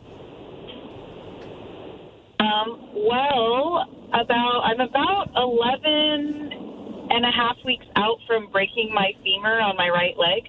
Damn. Ooh. That's the big one. Oh, yeah. It is. It is. It's not a fun one to break. How did you break it? I came off of one of my horses and I landed perfectly wrong. Did it sound like a stick of dynamite going off? No, it kind of felt it. You know how when you like feel and hear something at the same time, it was just like a pop. Honestly, like that's what I heard, a little pop because it's pretty deep in there. Okay, so it is. It's also the biggest bone in your body. Well, I was going to say, so where on your femur did it snap? Towards the top. Is that good, bad, or irrelevant? I don't really know. I just know it's not fun. So how much longer? I'm assuming you're still in a cast. You said this was, 11 and a half weeks ago? No, I didn't get a cast at all. They put a metal rod in, and so that stabilizes it from the inside. So I broke it on a Friday afternoon, May 15th, and then I had surgery the next day, May 16th. And so, they never put a cast on it. They're like, don't bear weight on it for 6 weeks. And so, well, it sounds like you're driving. You could drive, right? Now I can. Yeah, I couldn't for the first 6 because it's my right. If I broke my left one, maybe I could have. How long? What's your leg like now? I mean, could you play hopscotch, or you still got to wait it out? I am building back the strength. They did X-rays at the 6-week appointment, which was June 29th, and they said, "Yep, you've got enough new bone formation that you're good. You can start weight bearing." But when you don't weight bear for 6 weeks, it's not just the bone that's got to heal. The muscle has to build back up, too. How many times have you fallen over? I haven't fallen over. Well, actually, I did fall over, but my horse pushed me, so that was my fault. Yeah, I mean, what inspires people other than like a guy in Thailand who wants to put a hut on top of an elephant and take a ride, to ride one of the biggest animals in North America? Like, what do you go like, I need to get on top of that thing and see what it can do, you know? It's just fun. Actually, it's funny because I got discharged from home physical therapy on July 16th, and then I started outpatient physical therapy the next week, which was 3 weeks ago. And I was talking with the physical therapist, and she goes, "Okay, so you were discharged from home physical therapy last week?" And I said, "Yeah, on Thursday." And then I got in my truck and picked up my horses and went to a horse show with them. And she just shook her head and laughed. Because I just love horse people. Yeah, because you guys are all crazy. You never see a guy holding on to a giraffe's neck in Africa, right? Just nah. They're even no. So did you fall off the horse, or did the horse buck you off? It was kind of a combination. So I was riding her, and she was cantering, and she did a little jump, not a buck, just a jump. She's a younger horse. My trainer was there too, and she just did a little bit of a jump, and I fell forward a little bit, but when I went forward, my spurs got her in the side. Oh. And so then she really jumped and was like, "Oh!" And I was already forward and not sitting how I should have sat because she jumped in the first place. And then I came off, and I landed perfectly wrong. And then, as soon as I came off, she stopped and looked at me like, "I'm so sorry." Are you sure that was the look on her face? Or ha ha! I was waiting to do this. But then I told my trainer, I was like, "I'm going to call 911. You get on her and ride her because I don't want her to think that that's how you get out of being ridden." Okay. Oh, I'll show you. Yeah, man, Okay, oh man. all right. You're talking about horse. A friend of mine, her uncle is a trainer for a stable of horses at Emerald Downs. So last Sunday, myself and the family went down there, but we got like all the tour behind the scenes kind of thing. Those things are huge. Well, and we know they're big, right? We know they're big. I understand they're big. Racehorses are particularly big, and they're athletes, as it were. And but he takes us back into a stable, and it has to be 15 to 18 horses back there. They are all monstrous, man. And when you walk down, you walk them through these stables. They line both sides. They're all kind of looking at you. Some seem friendlier than others, but we're there with a couple of little kids. They're like 14, 15 years old. And two of the girls that were there, I guess they ride, they do equestrian, whatever the hell it is. And they're like, oh, this one's so cute, beautiful, like gray horse, white mane. And he's like, whoa, whoa, whoa, whoa, whoa. Not that one. Right? You could feed all. It was like, not this one. We're like, is he racing today? He's like, no, but he always thinks he's racing. Right? So the way he explained it, they're all in different schedules. And the day that they're going to race, they do different training. So once you do this different training with these horses, they understand, hey, in a few hours, I'm going to go out there and do the thing that I love doing. This particular horse, that was gorgeous and didn't look particularly crazy. He's like, this horse is nuts. And he goes, it doesn't matter. He always thinks he's racing. He is always amped up. And all I can think is like, Mike Tyson before a fight. and you're going to go up and ask for his autograph or something, man. They are all so big. And they're all so weird. So at one point, he's just going on about it was interesting. But I realized when I looked over my shoulder, like, all of these horses are staring at you. And a couple of them are like moving their heads up and down. And I'm like, what does that mean, man, when they do that? When he said, well, sometimes it means they want attention. Like, well, what does it mean other times? Like, don't know. He's like, just leave him alone. I said, I'm going to. I just, like, God damn. And then I'm like, how secure are these things? Like, they are just massive. I feel like you were walking through a prison hallway. Yeah. And then basically, right? And then he's like, hey, man, you go down to the winner's circle one time. And we've done it once before. And I remember the whole thing. This horse had just won. It's still amped up because it just did its thing. Sure.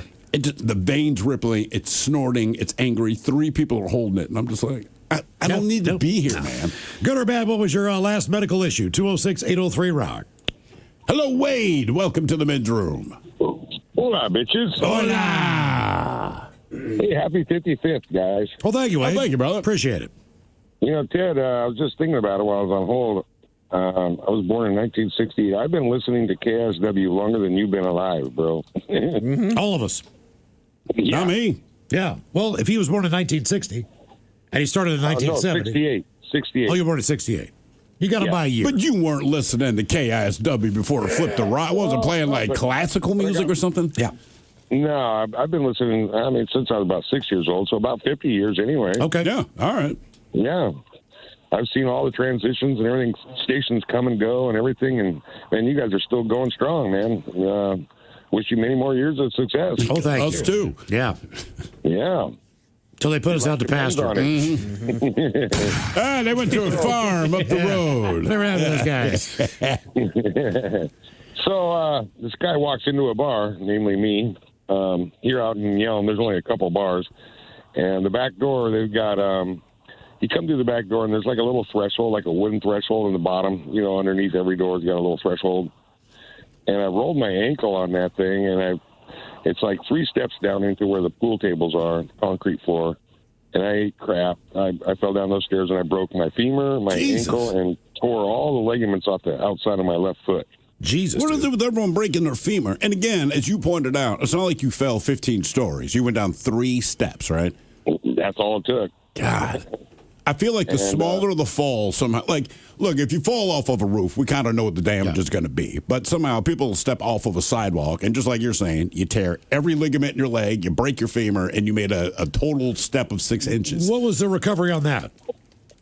Man, that was about a good 8 months. I just recently actually had x-rays, and they said it healed perfectly. So, some nights I still kind of feel it a little bit, but, they said the bone looks good and everything, the joints and the ankle and femur, and I don't know about my ligaments yet. I don't know how – they didn't do anything to try to, like, fix those. I guess there's nothing they can do about that. Now, do you get, like, a free tab at the bar? Because, look, if I own a business, right, and obviously you eat S, I understand there's a potential lawsuit. I'm sure it's not what you want to do, but – So it's funny you asked that, bro, because I went in there about, I don't know, a month later, and the owner was in there, and I told him about it, and I said, it's probably on your camera or whatever, your whatever. And I told him that buddies of mine said, oh, I should sue him. And I said, well, I'm not going to sue the only few, watering holes here in Yelm. And he's like, dude, drinks are on me all day. Yeah. So you could do it again. Yeah. So what was the what was the shift was over, and then told the next barmaid keep him going all day long, all night, whatever he wants. What was the hardest part of the recovery? Like just day to day doing something. Like what was the most difficult thing? Well, so I've got a 5-speed pickup truck, a little Ford Ranger. I could not. I mean, they scooped me up and mopped me up off the floor, and they drove me home, and but I could not drive my truck. I couldn't push the clutch in. So yeah, it sucks. Okay. So, and then work was a no go for at least 6 months or whatever. Damn. And do you get paid? Who pays you? Nobody. You say I fell at a bar. Like, I'm like, all right, that's a tough ass. Sorry. Yeah, this guy falls into a bar. Yeah. I'm not going to pay you for 6 months. Yeah. No, so I just was out. I lost my job and everything. I couldn't work. I couldn't walk. So they didn't do surgery or anything, kind of like the other caller. They just pretty much let it, and being a guy, like I didn't go to the hospital right away. I waited a few days. A few days? Maybe a week. And they said, well, you've already waited too long. We can't really do anything, so you're just going to have to let it set on its own. And so that's what we did. But apparently it seemed to work out fine. Okay. I'm back working again. So same place? No, different place. Ah, okay. Yep. Also, though, Mike was talking about his index toe. So when I was a little child, I might have told this story before, but the old swing sets where they had like the tubular steel frame? Yeah. And if you didn't cement them in the ground, when you're swinging on them, those legs lift up and down. Well, we used to take turns holding that leg down so that other people could swing, and that leg came up and came down and cut off my index toe. Yeah, my foot was only about 2 inches wide at the time. I don't know how it didn't cut off all my toes, but it only cut off half of my index toe. So it's still gone to this day, right? Oh, yeah. All right, flip-flop free. Back to the first knuckle, yeah. And so that toe now subsequently gets squished between the other surrounding toes, so that one gets pushed down underneath the other two toes. Is this the same foot on the leg that you broke? Yeah. All right. Good times. Good for you. Good or bad, what was your last medical issue? 206-803-ROCK. Hello, Martin. Welcome to the men's room. Hola. Yeah, at the tender age of 50, I had my right knee fully replaced. Why did you have to get replaced? Just years of wear and tear. Really active in doing different things. I played I guess minor league, beer league football until I was like 38 years old, and just training and all that kind of good stuff. Isn't that amazing? You do all these things to be healthy. You're as fit as you're ever going to be in your life. The flip side is, we got to replace your knee for all the athletic stuff. So is it better now? I mean, like compared to your other one, the real knee? Well, better now, yes. But the recovery time was a little bit longer because I was so young. They tell you to wait until you're like 65, 70 years old to get your knee replaced. Well, I couldn't wait. Just because they don't last very long, but I guess the technology has gotten better. Why could you not wait? I mean, did it hurt that much? Was you weren't able to walk or what?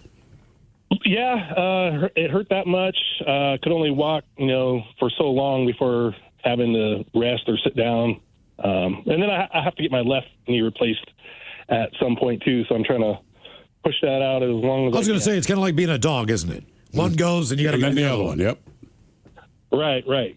Yep. It's, it's highly not recommended. Okay. So are you going to try to get the other knee replaced soon, or are you going to hold out until you're 65 or 70? I'm going to try to hold out as long as I can. I just started a food truck business a couple of years ago. Well, it was right before I had my surgery. I found a truck that, I couldn't pass it up. And then knowing I was going to have surgery, I had to put it, park it for a while. But now we're We're going as much as my body will allow me. What kind of food are you slinging in your food truck? It's Hawaiian style, indigenous barbecue. I'm indigenous, Tulalip and Hawaiian. And so we So you got macaroni salad. You got macaroni salad. We do have mac That's what it means.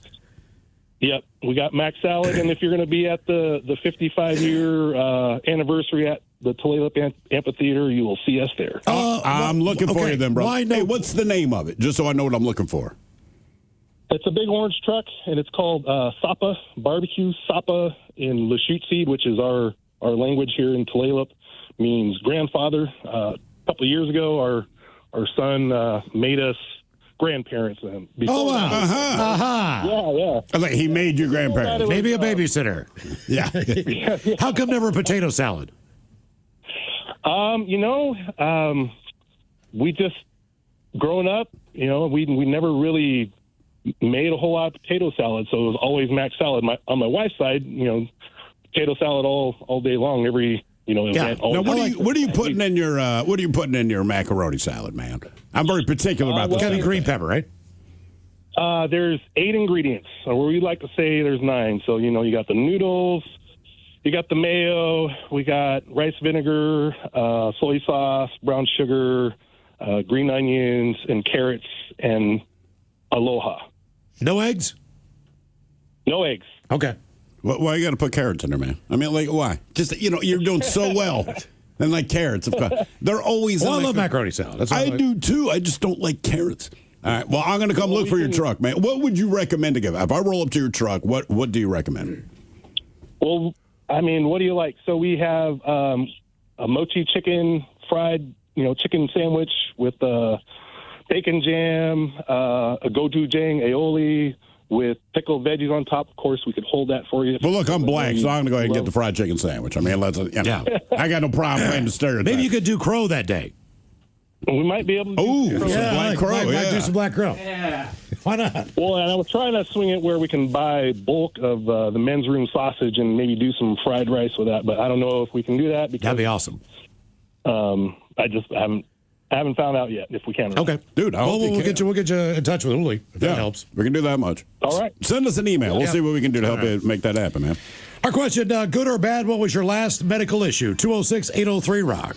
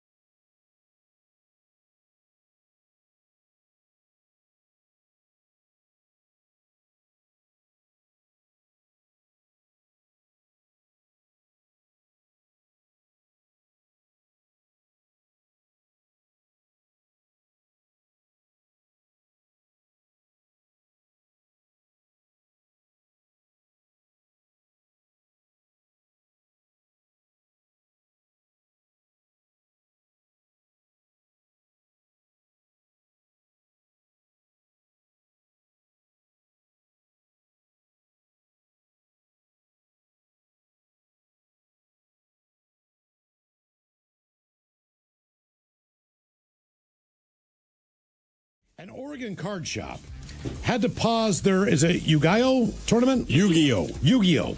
Over smelly players who won't stop mistreating the restroom. They say a few bad apples spoiled the bunch, and it appears a few smelly players are also enough to ruin it. And the tournament's at a card shop in Oregon after the store announced it was putting them on hold due to the impact foul odors and dirty bathrooms linked to the events and how they were having a bad effect on their business, Yelp reviews, and everything else. They say trading card games are deeply rooted in the so-called nerd culture that attracts a pretty diverse group of people from many walks of life. The community may defy the long-standing cliches concerning overweight neckbeards who live in their mom's basement, but the fact is, it's a big business, and it means you're inevitably going to encounter some people who perpetuate some of the negative stereotypes. And this includes some of these players. To the point where multiple companies that oversee card game tournaments have instituted rules involving cleanliness. Damn. I mean, come on. For an example, the rule book for Pokemon tournaments states players are expected to maintain a socially acceptable level of hygiene. Magic the Gathering, attire that either has obvious stains or odor may result in penalties. But you can expect to be clean when you enter our tournament, according to the Ugoi or whatever it is card company. So they're trying to get these guys just to bathe and not smell so bad. This was down at Kronos Games and Gifts in Beavertown, Oregon. They basically shut the tournaments down for 2 weeks until players would reportedly, hopefully, come back in and be cleanly because of the reviews on their players and dirty bathrooms. Yeah. They were getting negative reviews. So they had to cut it off for a couple weeks. Come on, guys. You can do better than that, man. You need women around. That would change everything. You would hope so. What is your favorite smell, and what is the smell that you'll never forget? 206-803-ROCK. I'm just saying, if it wasn't for trying to attract women, I think a lot of guys would be a lot worse off. I think all of us would be. Yeah. No doubt about it. Hello, Shannon. Welcome to the men's room. Hey there. Hola. Hola. So mine is no longer, unfortunately, but my father was third-generation engineer for the Pabst Olympia Brewing Company, and the smell of yeast in Tumwater Valley was the best smell on the planet. You like it, okay? I do like that smell. Brewer's yeast, yeah, for sure. It's different. I loved it. Now, let me ask you Loved this. it. Do you love Pabst Blue Ribbon? Of course. Okay. PBR is one of the best. Is it? Mm-hmm. Is it really? I believe so. Okay. Well, like when the Red Hook Brewing Company was by me in Fremont, their original one, it smelled like bread. Yes. Yeah. I mean, That's exactly what it smells like. Yeah, it smelled like bread to me. Brewing has a few different stages. Correct. Yes, very correct. Right. So, like, there's a part of that process that is very nasty. Yeah, and yeast, there is. Like, throw a little test. If you've ever been in a bar or restaurant when they're cleaning out those the bar lines, those yeast snakes. Oh my God, is that bad? It really is. The color's It smells disturbing. like wonderful. It smells Wonderful like the bread. color. You know? It smells so good. So, what's the smell you'll never forget other than the brewer's yeast? I'm going to say high school football season. The smell of the air when high school football's starting. Okay, so not the players themselves, but just the general smells. Never, no. Yeah, the fall smell there. Yeah, okay. Yeah, just want to make sure. No. Yep. Now, did you ever consider becoming a beer brewer yourself? Well, when Miller took over the brewery, my sister went to work there, and a lot of people went to work there, even though they didn't stay for very long. But I considered it. Where did you say this was again? Where's the plant? The Olympia Brewery, the Pabst Brewing Company that was in Olympia, Washington. Oh, it was in Olympia. Okay. Yep. It was in Olympia for years and years and years, forever, actually. Why isn't Olympia as popular of a beer as, let's say, Rainier? Have you tried it? Well, they're very similar. Yep. Have you tried it? Yeah, I mean, you don't like Olympia? I thought the times I've had it, I thought it was pretty decent. It's just a standard American lager. Stubbies, man. Only Stubbies were where it was at. Okay. Yeah, Olympia just, man, to I'll me. drink one if it's one of those kind of bars that just like, we just have Olympia. That's what we've got. Sure. Well, I will drink it, but it would never be my first choice or second. All right. Third. It's just, look, this is what you've got. Mike doesn't like Heidelberg. I love Heidelberg. I think it's a great beer. It's not that I don't like it; I can stomach it. It just I can stomach it. That's like saying like I'm just like honestly cauliflower. I don't. I'd like to switch to something else after one, after two. I'm done drinking. I will say Olympia though. I was down there. Was it last year or a few months ago? I go down there a decent amount. I think I don't know. It's the original brewery. It's a new brewery now, right? That does like local beers. But I want to say they have the original like spout from the aquifer. Oh, really? Like when you walk into the restaurant, and that's where I think Olympia got their water for that beer. That's kind of cool. And it's it's a super cool brewery. Okay. What is your favorite smell? What is the smell you'll never forget? 206-803-ROCK. Hello, Chris. Welcome to the men's room. Hola. Hola. All right, long-time listener, first-time caller. Welcome to the My wife show. and I have been listening to you since before Ted had his boxing match. Damn. All right. All right, man. That has been a minute. All right. So, Army veteran, 2 deployments to Afghanistan, Kandahar, Kandahar Airfield has a big pond. It's called the Poo Poo Pond. It's literally like you can have a big traffic circle, and it has fountains in it, and it's filtered poop. It has fountains like, if you were to go to a decorative hotel. The Bellagio. It has a pond and, fountains that go up. Sure, you can think of it like that, but it's not the color you want to think of. So, does it look like a chocolate fountain, basically? That's exactly what it is. And then what do they do with it? All right, you got filtered poop, you got fountains of it, and then what happens? Does it just stay there? For the most part, I mean, I don't sit there and watch it. Look, I'm not going to lie to you. I think I'd be mesmerized by fountains of poop. Mm-hmm. Yeah. Now, again, if you had a show, I'm imagining the Bellagio. I'm sure it's not quite that, but it's just throwing ploppers. That's what I mean. If they had that and they said, "Look, this is a pile of S," but what we did is we have fountains. You wouldn't watch that. I'm not saying I would spend money to go there, but if I'm in the place that has them, they go, "Hey, man, believe it or not, 5 blocks away is the poop fountain." I'm going to go see the poop fountain. I think I'm going to pass. You're not going to the poop fountain? No. Really? No. Dude, come on. That sounds awful. Also, for him, he's in a war zone in the desert. That had to be awful. Yeah. But what I remember is the stink. I was going to say, God, that just seems terrible. What is your favorite smell? What is the smell you'll never forget? 206-803-ROCK. Hello, Ray. Welcome to the men's room. Hola. Hola. So I've got a good one and a bad one. All right. So probably a good smell is my dad's Aqua Velva aftershave. I get a whiff of that, and it's like he's standing next to me, and those were some good memories. Do they still make Aqua Velva? Because when I was growing up, there was Skin Bracer and Aqua Velva. Mm-hmm. That's right. Yeah, and those were, you're right, man. There was something about that smell. You're like, all right, it's next to a man. So the bad one was pretty grim. I've done a lot of international work as a contractor, and years ago I was working in a bad area of the Philippines. Won't go into the whole details, but part of my job was hazmat and bloodborne pathogens cleanup, things like that, and running the morgue. So there'd been a firefight south of us 2 weeks ago, and some of the locals, not even our guys, but some of the Filipinos, had said, "Hey, man, you know that one guy that got killed back there in the jungle, blah, blah, blah, blah, blah. I think that was so-and-so." They were talking about a particular terrorist named Domatin that had a $2 million bounty on his head, right? So I think we got Domatin, man. Well, and you couldn't just say you did it. You had to turn in the body. Right.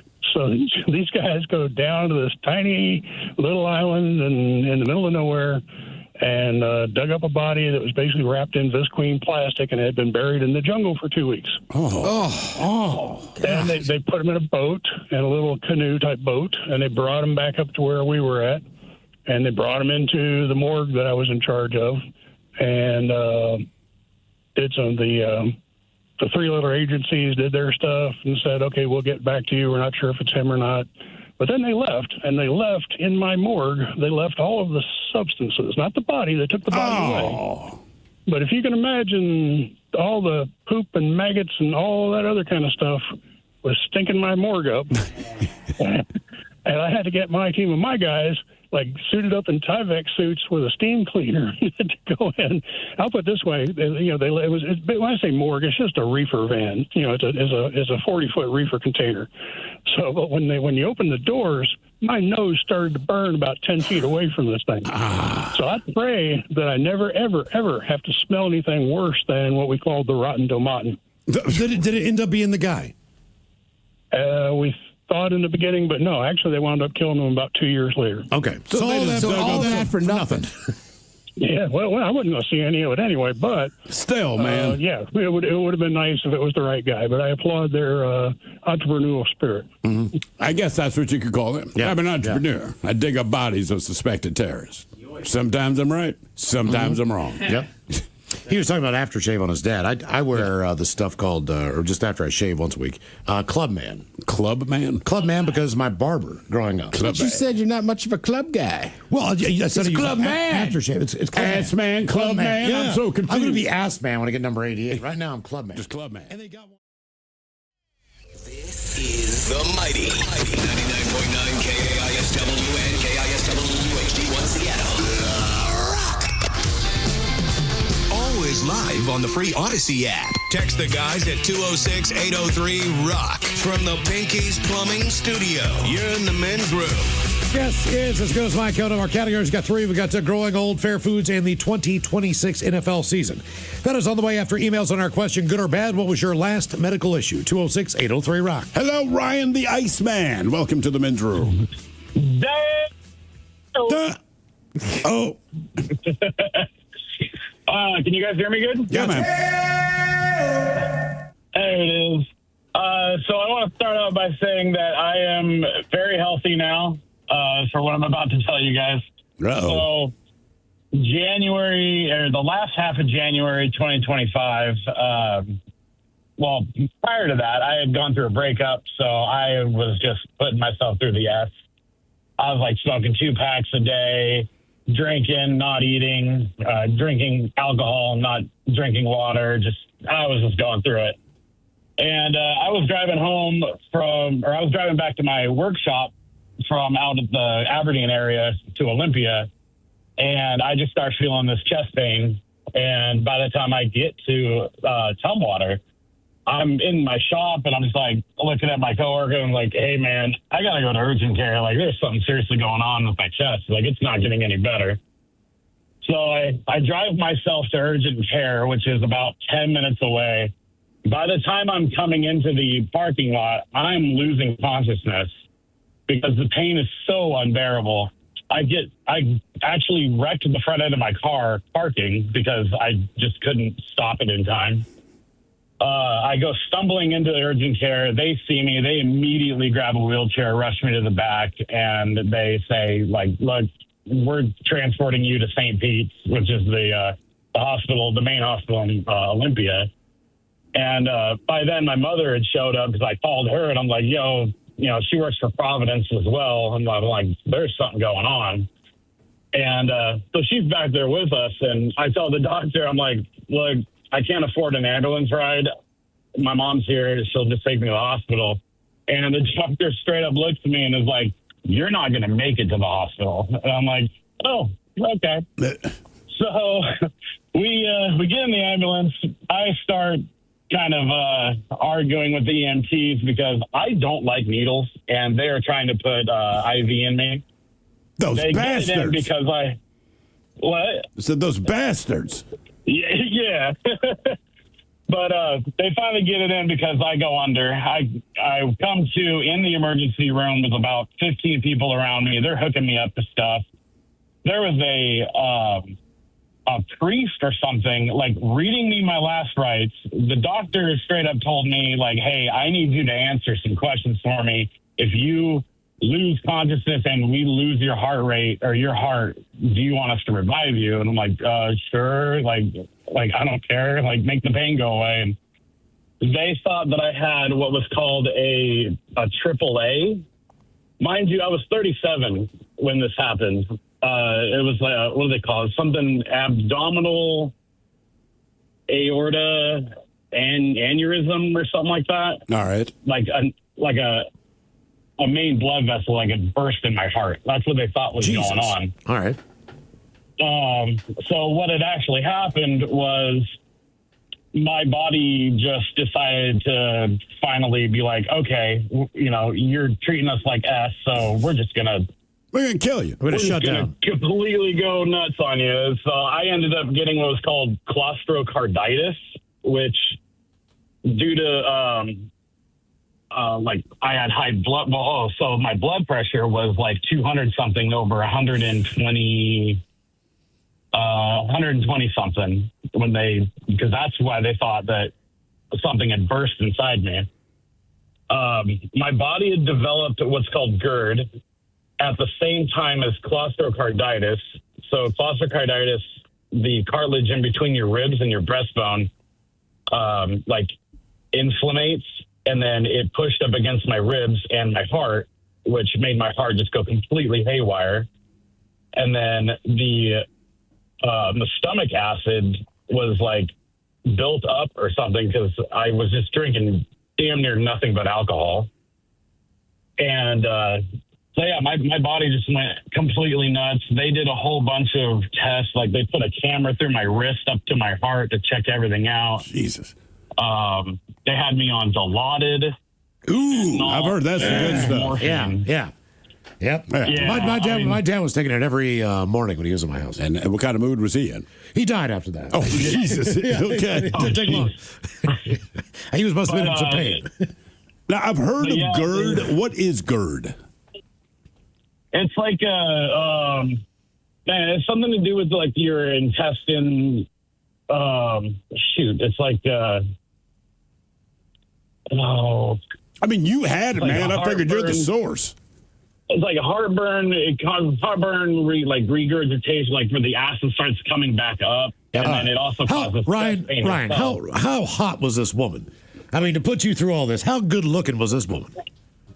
I mean, she's good looking, but we were together for about 15 years and 2 kids, and then it just ended God. abruptly. Yeah, that's kind of a big deal. Yeah, but healthy now. I spent a week in the hospital. I had my work let me keep my job, so that was nice. What have you changed in your life? 5 different pills. I mean, obviously, you probably quit drinking and all that kind of thing, but I mean, like, are you eating healthy? Are you exercising? All that stuff. Eating healthier. I try to get at least 2 miles in every day for my lunch at work. I work for a different company than I did then now, but Ryan, do you don't smoke cigarettes anymore. All right. Could you get a platform for your bed to elevate your head? That'll get rid of your GERD.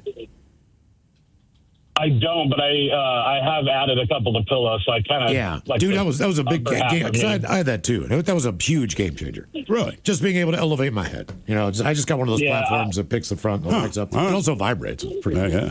They also gave me pantoprazole, which kind of settles everything in my stomach, and then 4 different type of heart medication because my blood pressure has not recovered since. Man, I'm hearing all this. This would just lead me to be like, I'm not dating again. No. I'm not dating again. No. Right? It's just like the fallout's too much. Well, man, good luck, Ryan. I hope you're okay. Yeah, no kidding, man. Jesus. Good or bad, what was your last medical issue? 206-803-ROCK. Hello, Ryan, not the Iceman. Hello, Ryan. Hello. Hola. Hola, bicholas. Hola. First time caller, long time listener. Well, we appreciate that. Glad we had a question that brings you to the table. So what horrible news do you have to share with us? When I was 35, I was diagnosed with stage 3 brain cancer. Jesus. How old are you now? 45. Okay. All right. And so when you hear this, what's the next step? Hold on. Let me roll up my window. Thanks, bud. No worries. Yes. We got you. It doesn't sound like you did anything. Question? I was saying, so once you hear that you have stage 3 brain cancer, what is the first step in treatment? What's the first thing you need to do? They took me in for surgery and were able to cut 98% of it out. Okay, so the 2% that's still in there. They basically took a baseball out of my head, of my brain. Can you see where the baseball was? Yes, you can in the MRIs they take now. Okay. So does it look like if I looked at you, you would have a giant dent in your head? No. Okay, well, that's good. All right, so they take out 98% of this, which includes part of your brain. Is there anything that you notice that is different about you after this? No. Okay. I feel perfectly fine. Now, what about the 2% that's still in there? Is that something they're worried about flaring up again or what? Yeah, actually, I just had it flare up like 6 months ago. So, Ryan, you're saying you only have 2% of your brain left? No, 2% of the mass that. Oh, okay. Okay. All right, so you said this flared up again. Is this something you can physically tell, or do you have to go to the doctor and they tell you that it's flared No, up? I was having strokes again. Oh, Jesus, That's man. how they originally found it. Okay. Because I had a stroke in the middle of the night and fell out of bed, and I couldn't get up because the whole left side of my body was numb. All right, so with the 2% that's in there flaring up, like a fish on the ground. are they going to? Can they now cut out that 2% that's still in your brain, or what? No, I'm not eligible for any more surgery. Okay. So they maxed me out on radiation, and then they put me on chemo again. What do they believe to be the cause of this? Is this hereditary? They don't know. Okay. All right. Jesus, man. Not a clue. That's a lot, man. That is a lot. So it's like, well, it's bad. We can't give you another surgery. And I get it, but also, like, guys, look, if this is a one-shot deal, this would just be negotiating, and I'm sure there's a perfectly good reason. But, like, can we go for 100% clearance? Yeah. Like, if you can only do this one time, cut my head open. Like, try to get it all if you can. Jesus. You know? Good or bad, what was your last medical issue? 206-803-ROCK. Hello, David. Welcome to the men's room. Gentlemen. Hola. How's everything going? Doing well. My face is in pain. Nice. Nice. Yeah. It's like a big tight thing. At about 19, my vision starts getting really blurry. And I went and saw a couple doctors, and at the time, my father was working at Swedish. And he goes, okay, we're going to go to see this guy at Swedish. He's a specialist. We're going to see what's going on. So I'm going, okay, whatever. I'm just, I went from 20/20 vision to now I have to change my glasses about every 2-3 months. And vision in one eye is different than the other. So I have no depth perception. How quick did all of this come on? About 6 months. All right. And so I'm sitting there just going, well, this is great. So we go to Swedish. I'm visiting with this specialist. Great guy. One of my all-time favorite docs. Anyway, he puts me in the chair and kicks my parents out. I'm a young kid, so I'm sitting there, and he's like, well, you have a really bad stigmatism. And I'm like, well, what causes that? He goes, well, the stigmatism is pretty natural. Everybody, you can have a stigmatism and be okay, but yours is getting worse. And he, we're the only ones in the office, and it's a dark room. And I'm like, okay, so what do we do? And he goes, well, you're going to need a cornea transplant. And so then I'm like, well, what is causing this? And the doc kind of leans in real close and goes, haven't you ever heard if you touch yourself, you go blind? And he total straight face. And I'm like, what? And then he starts laughing hysterically. He goes, it's a good thing I know your dad. Yeah, no kidding. Right? And so anyway, what it is it's called keratoconus, where if you have allergies and you use a ton of Visine and you rub your eyes, your cornea is porous. So what it's trying to do is get whatever you're rubbing into your eyes out. So it thins out. So, okay, well, let's get this done. I go, and my biggest question was, is this going to hurt? And he's like, no, there's no blood vessels in your eye. It's a easy procedure. We'll take this little round blade. We'll cut your eyeball open. We'll, use the donor eye, do the same thing, same size, and then we'll, sew it back together. Only thing is, within the first 24 hours, you can't take it down for 4 or 5 weeks. You can't lift over 10 pounds. And it's got all these things with it, right? So I'm like, okay, cool. We go to the day of the surgery. We go in there, get done. I'm laying on the gurney. I'm a pretty big guy, about 6'2", and about 290 pounds on this gurney. And they've got me strapped down. And I wake up and I'm like, that guy lied. This is ridiculous. And about that time, he comes over and he goes, oh, you're awake. And I can't move. And he kind of leans down and he goes, are you okay? And I'm like, you lied. I go, this hurts. And he goes, think about it. Does it hurt or is it super irritating? And I'm like, well, it's really irritating. He goes, yeah, you've got 150 stitches in your eye. Your eyelids got to get used to it. But it doesn't hurt, does it? And he goes, and by that time I'm so mad at him. I said, you're a jerk. Leave me alone. Yep. But you have cadaver's eyes in your head now. Yes. How long did you stare at yourself in the mirror when you realize that you're looking at eyes that you've never had before? Well, it takes about, I will put it this way. When you have 150 stitches in your eye, the vision is not the greatest. Fair, yeah. And it's just like at night, even now, I still probably have 100 stitches in each eye. Jesus. Did you have to lay on a table face down? I'm sorry? Did you have to lay on a table face down? No, you're facing like cataracts? Up. Okay, all right. No, you want to face up with that, yeah.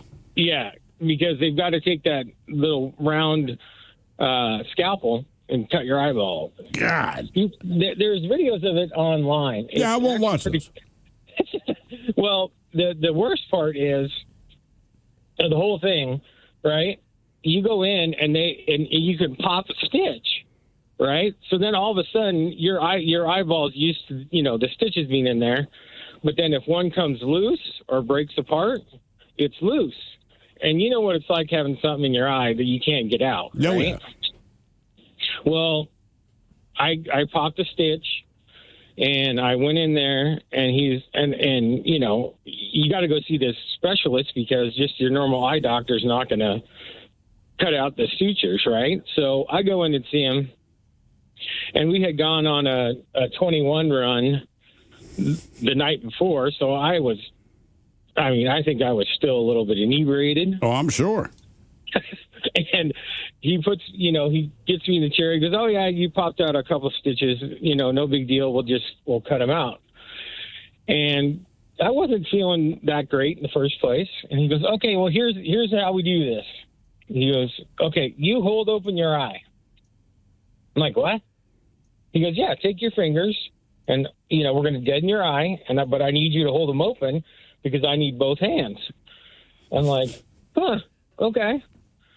And he shows me the scalpel, and it's kind of a rounded scalpel. And he goes, okay, hold open your eye. And he's got tweezers in one hand and the scalpel in the other. He goes, well, now your vision's going to go a little crazy, but it's all right.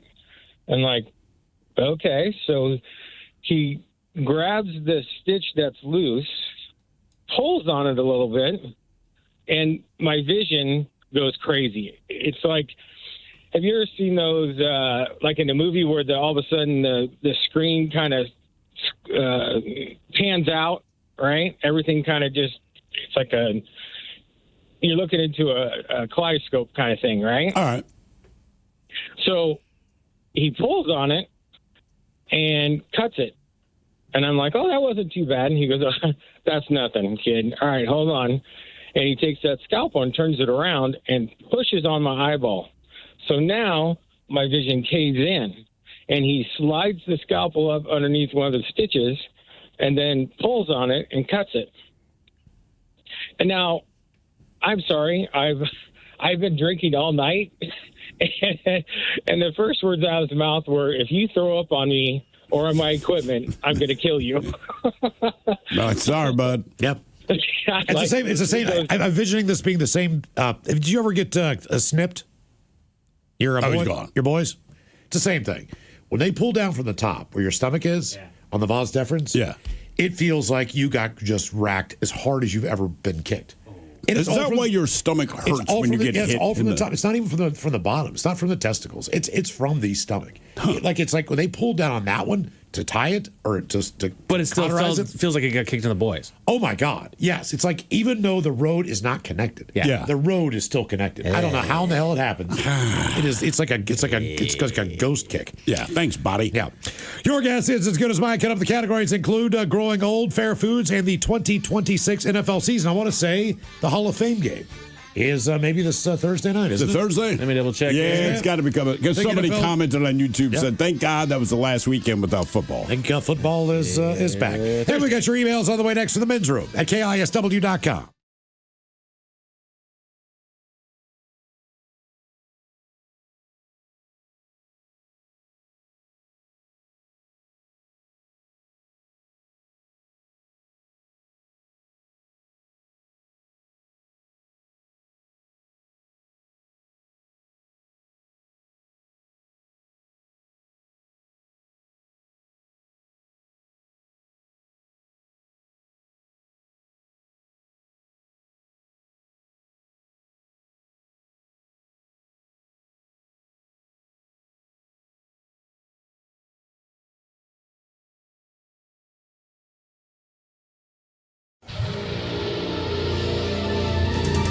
From coast to coast and around the world.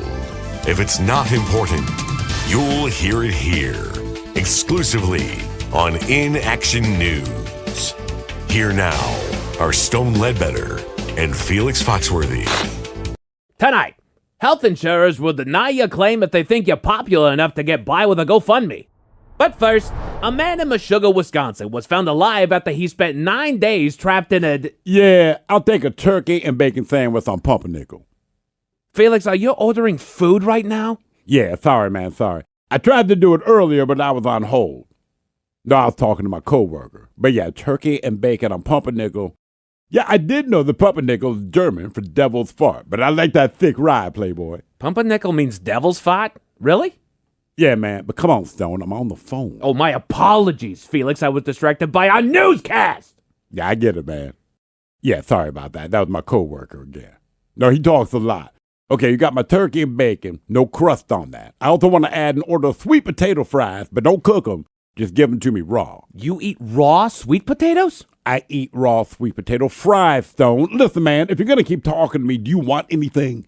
From the restaurant? Yeah, man. Since you have derailed our broadcast, why not? Do they have any soup on the menu? Hold on. You have any soup on the menu? Yeah, man, they have soup on the menu.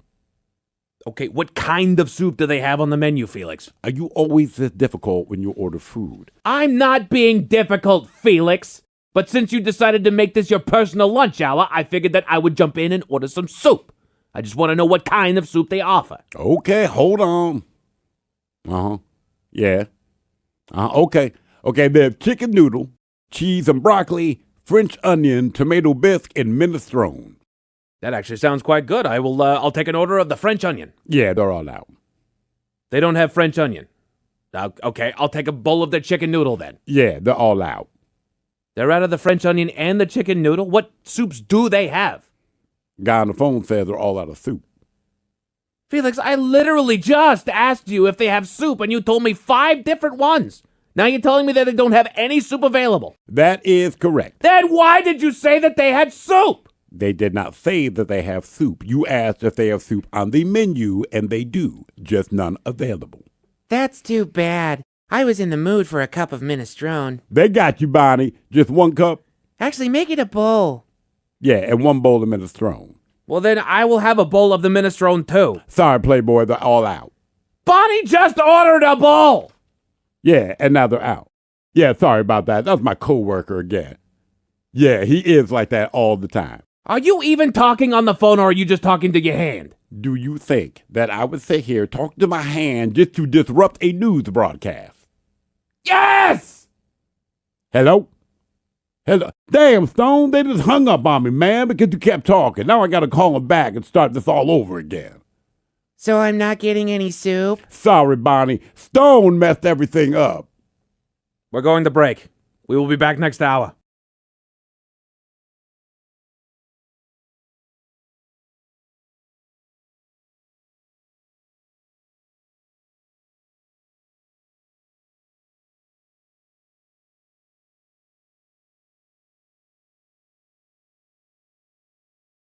Thank you for watching.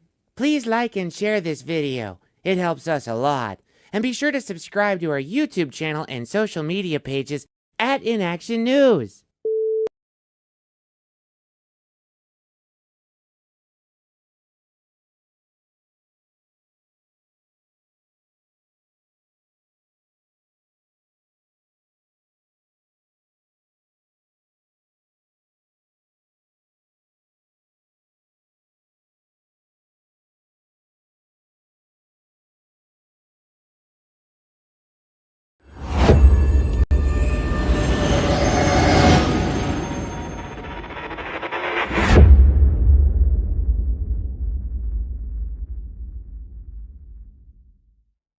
How about we blow off a little steam with a round of Pictionary holiday style? We invited a few friends to join us. Welcome the host of the afternoon show, The Men's Room on KISW. Hello. Hello. Now, I'm confused. So when you say you have to go to the men's room, but you're in the men's room, what happens then?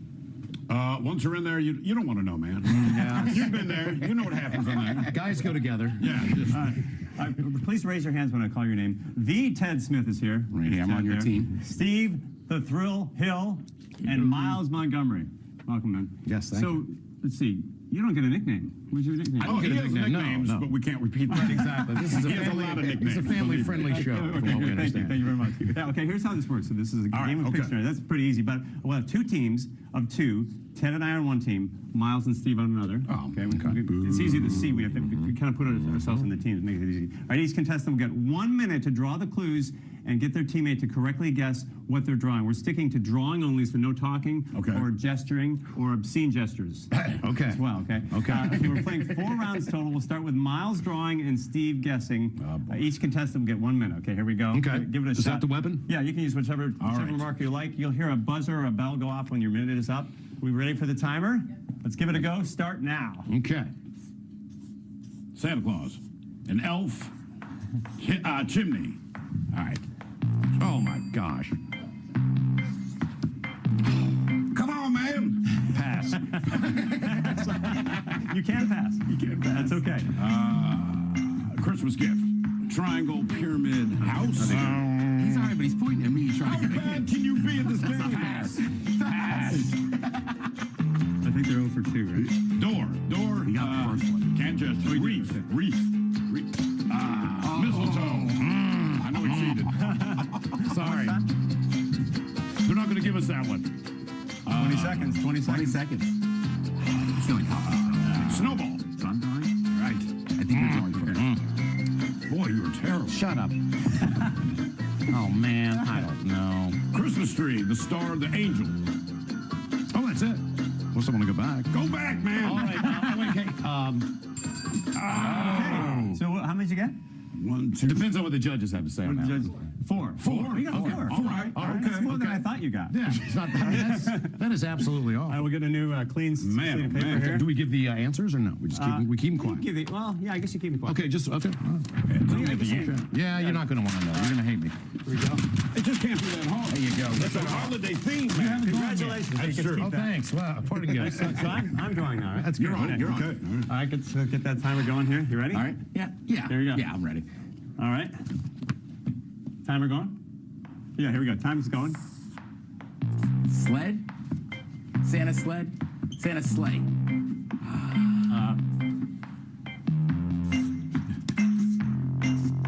Driving the sled, Santa Claus, sledding. Sledding. All right. Okay. Toboggan. Menorah. Perfect. Thanks for reminding me what that was before, Miles. Okay. All right. It's the guy with crazy hair. Angel. Angel atop the tree. Oh, it's a bird. Turkey. Got it. What? It's a pretty good turkey. That's a pretty good turkey. An elf. Elf on the shelf. An elf with another elf? Maybe it's all right, 2 elves. Santa's elf. Got it. All right. Another elf. That's it. Just go plural. All right. Time's up. Nice work. We got it. Did you get 5 out of 6? We got 4. Oh, nice. So, All right. do we play another round? Does that do another round? Yeah. Let's do it. Yeah, Okay, I let's guess do you guys get a clean slate. Oh, okay. Here we Tabula go. rasa. All right. Yeah. Don't mess this up. I was looking at the first one. It's hard. I had one of them was cold. I didn't know how I was going to. How do you draw cold? That Menorah had 7 crazy nights. Yeah, let's do it. Round 2 for you guys. All We're right. tied. All right, let's do this. Come on. Ready to go. Yep. All right. Let's see. The Grinch. Yes. Oh, nice. Stocking. Yes. Yeah. Okay, good. We're 2 for 2.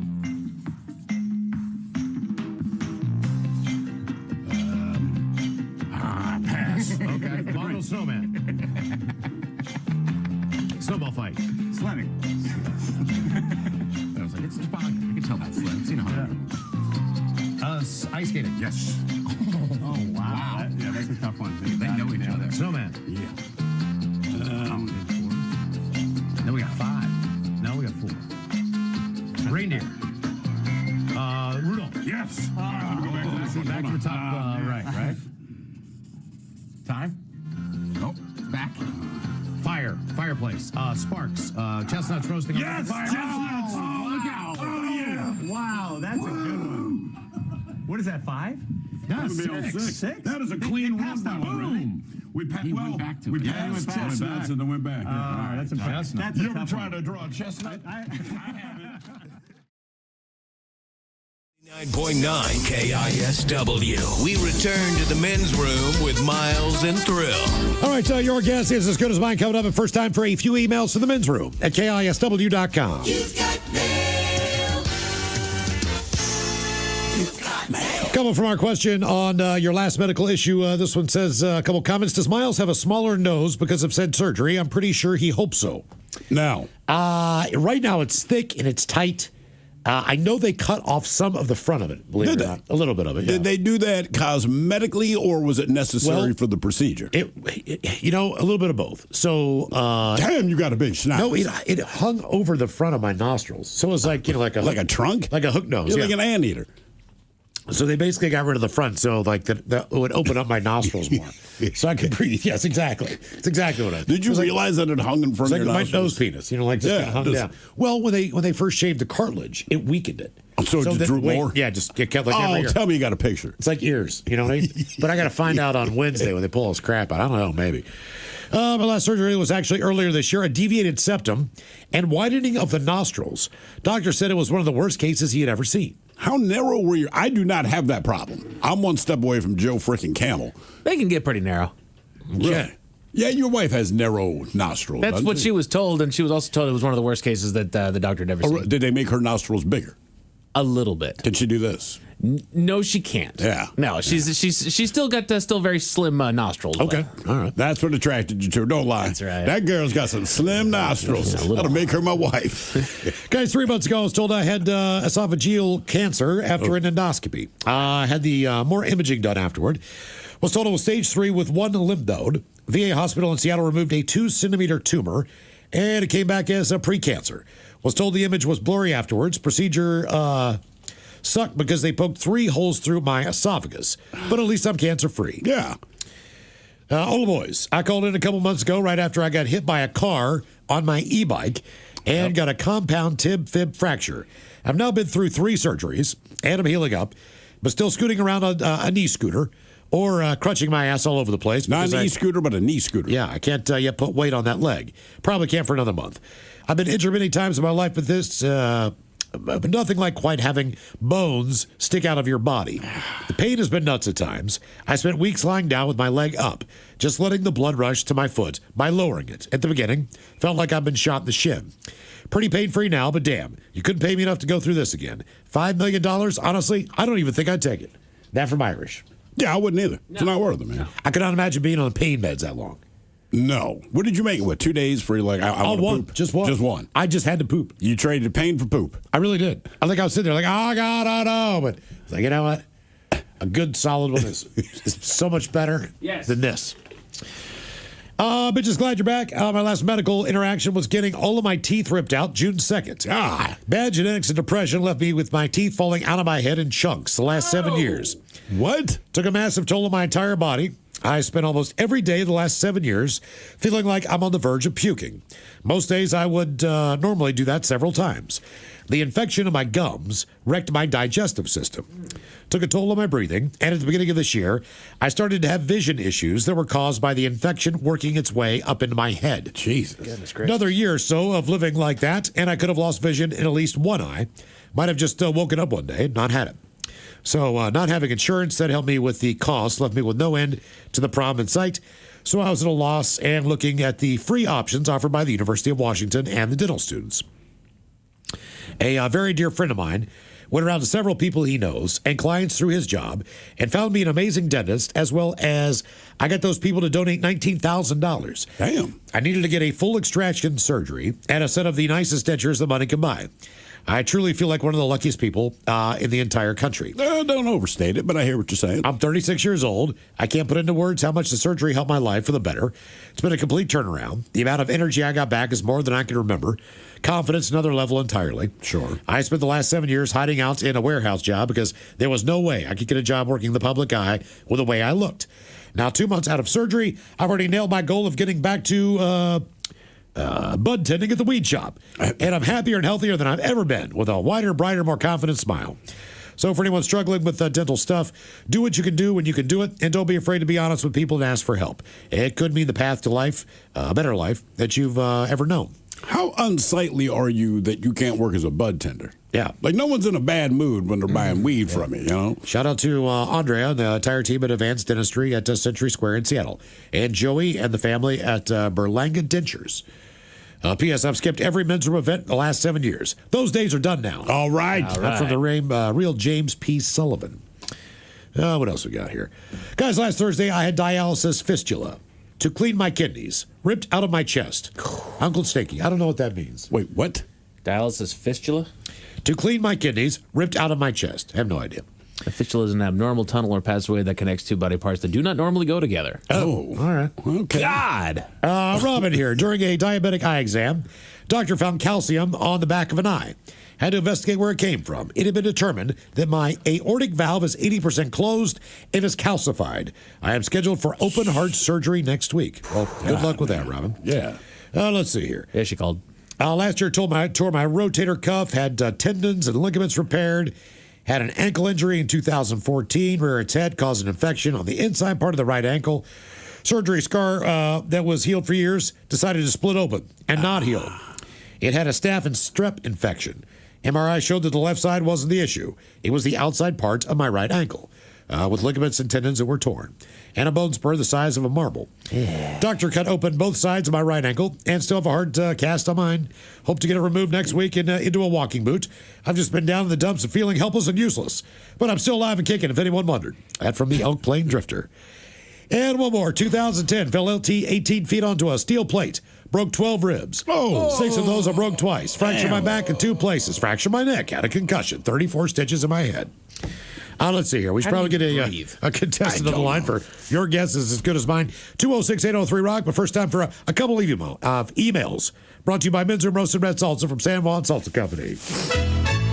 Responsibly. Michola's, today is my 55th birthday. Can I get some shotgun gets from Thrill? And the dirty German telling me about my wife's new massage table and the massage I hope to get tonight. Thanks, guys. That from Roberts. Get.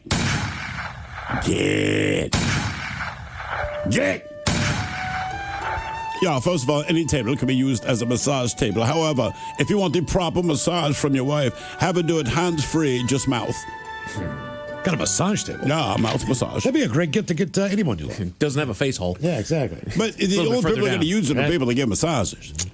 Gentlemen, I'd like to wish my son Eric a very happy 39th birthday. Let's see. We don't have any Coach Ted all week. We don't have any Coke Ted all week. We don't even have Ted all week. Oh. But let's see here. We have how about some David Lee Roth? Running for some Thrill Shotgun Gets. I love you, buddy. They're from Mom, Dad, and TJ. Get. That means I hit him. Get. Oh, yes. All right, guys, here you go.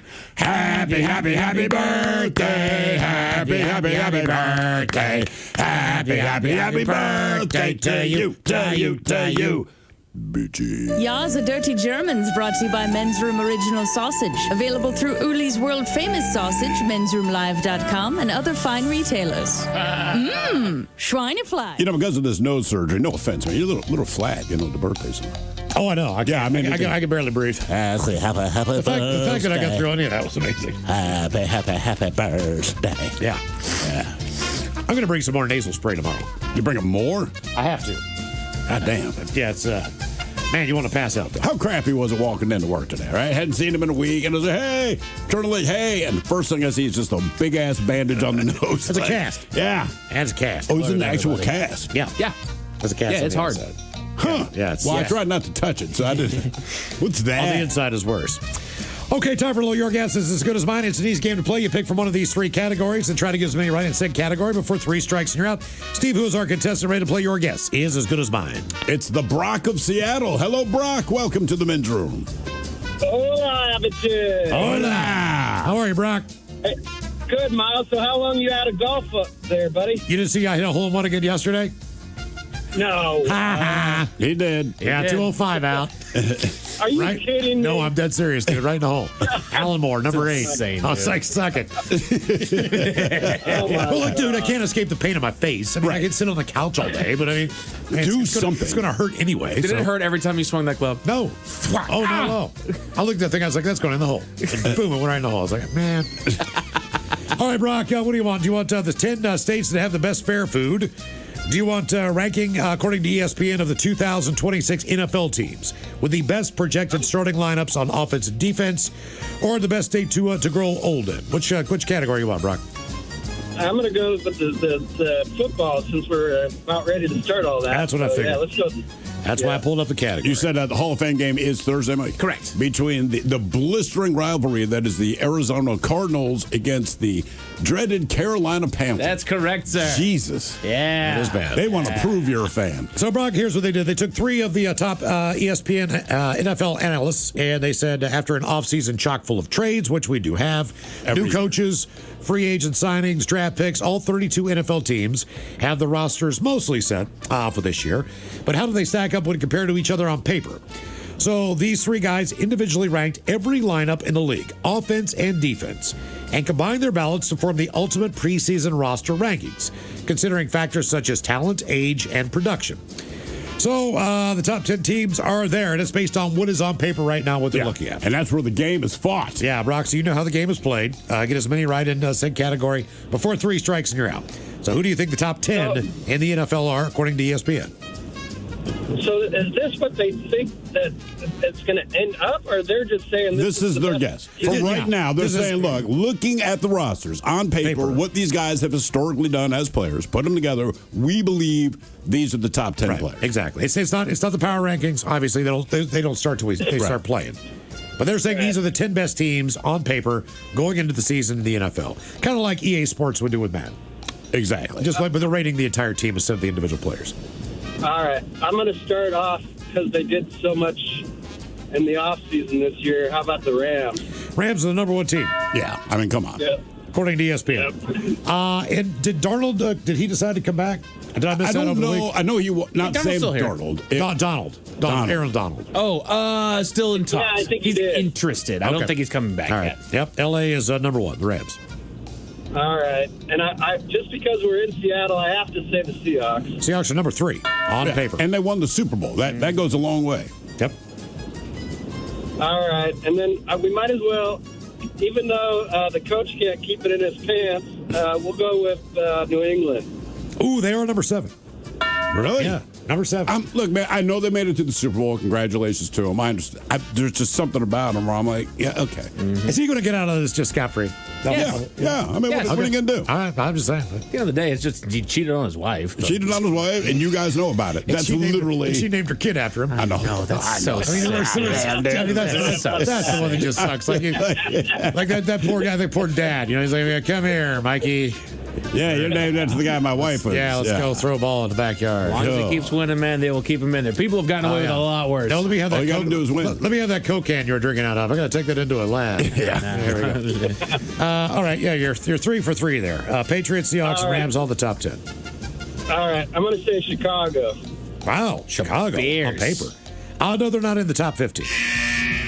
Really? Nope. But you got to think about it like this. They had a good year last year, right? But what happens is a lot of time, look, the Steelers are going to find out this year.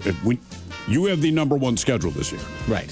So based on what the Bears have schedule? on the field, you have a tougher schedule. Oh, okay. The better you do, so the Seahawks, in theory, are going to have a very tough schedule Right. because you're going to take on the number ones from every division you play. The Browns, on the other hand, have the same garbage schedule they always have. The fact they can't get out of it tells you how bad they are. Mm-hmm. Okay.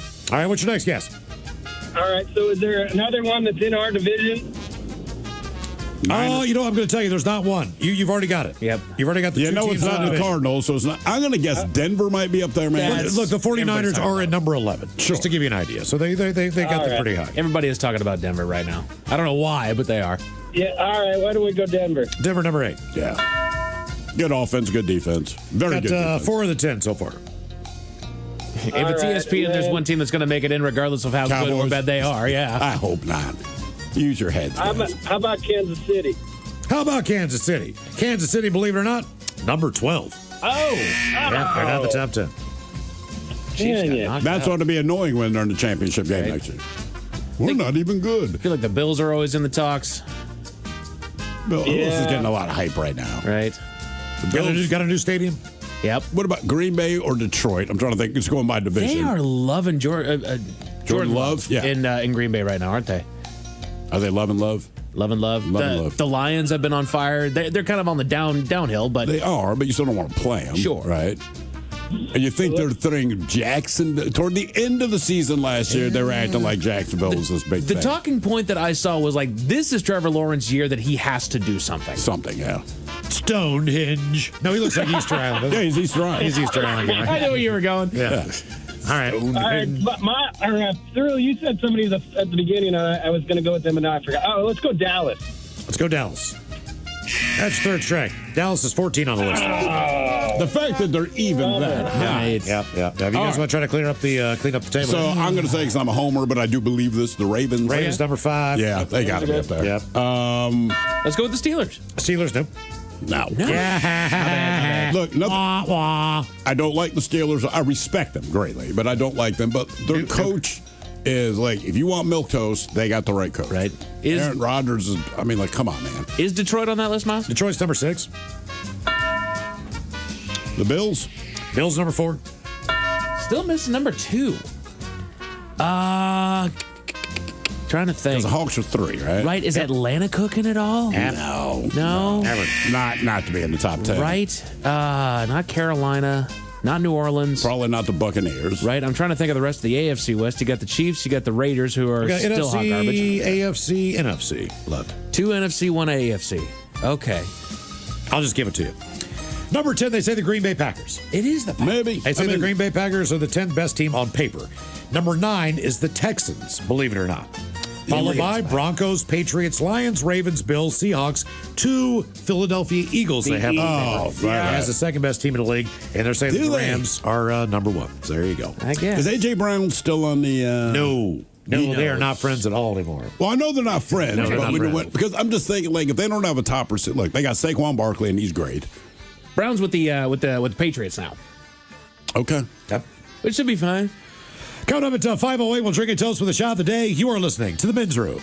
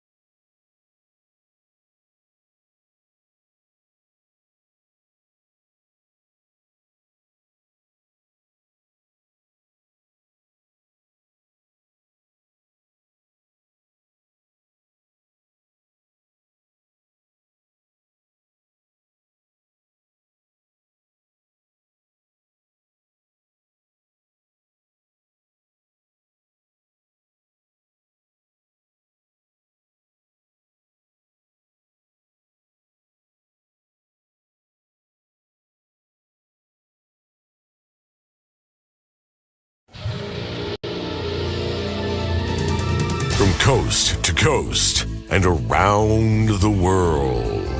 If it's not important, you'll hear it here. Exclusively on In Action News. Here now are Stone Ledbetter and Felix Foxworthy. Tonight, health insurers will deny your claim if they think you're popular enough to get by with a GoFundMe.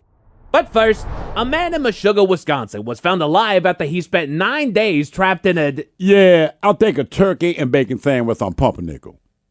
Felix, are you ordering food right now? Yeah, sorry, man, sorry. I tried to do it earlier, but I was on hold. No, I was talking to my coworker. But yeah, turkey and bacon on pumpernickel. Yeah, I did know the pumpernickel is German for devil's fart, but I like that thick rye, Playboy. Pumpernickel means devil's fart? Really? Yeah, man, but come on, Stone, I'm on the phone. Oh, my apologies, Felix. I was distracted by our newscast. Yeah, I get it, man. Yeah, sorry about that. That was my coworker again. No, he talks a lot.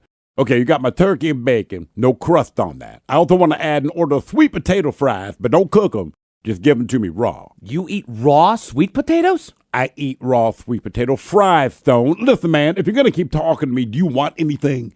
From the restaurant? Yeah, man.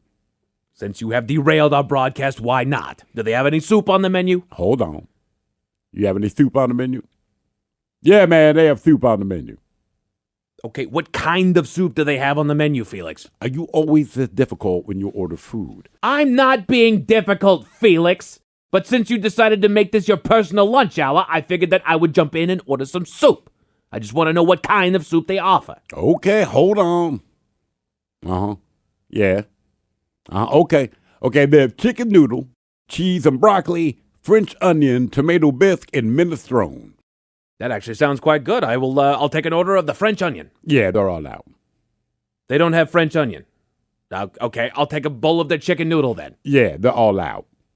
They're out of the French onion and the chicken noodle? What soups do they have? Guy on the phone says they're all out of soup. Felix, I literally just asked you if they have soup, and you told me 5 different ones. Now you're telling me that they don't have any soup available. That is correct. Then why did you say that they had soup? They did not say that they have soup. You asked if they have soup on the menu, and they do, just none available. That's too bad. I was in the mood for a cup of minestrone. They got you, Bonnie. Just 1 cup? Actually, make it a bowl.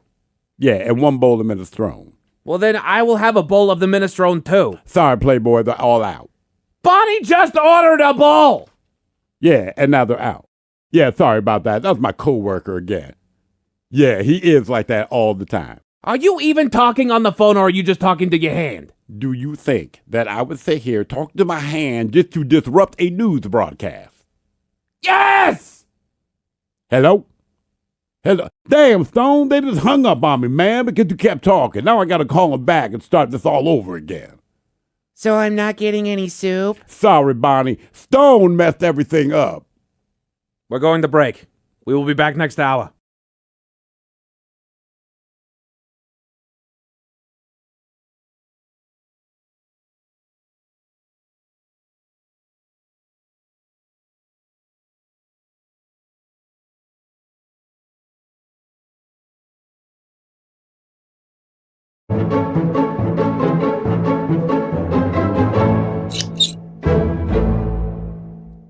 Five Loco? Yeah, 4 Loco wasn't doing it for me, man. So I created 5 Loco.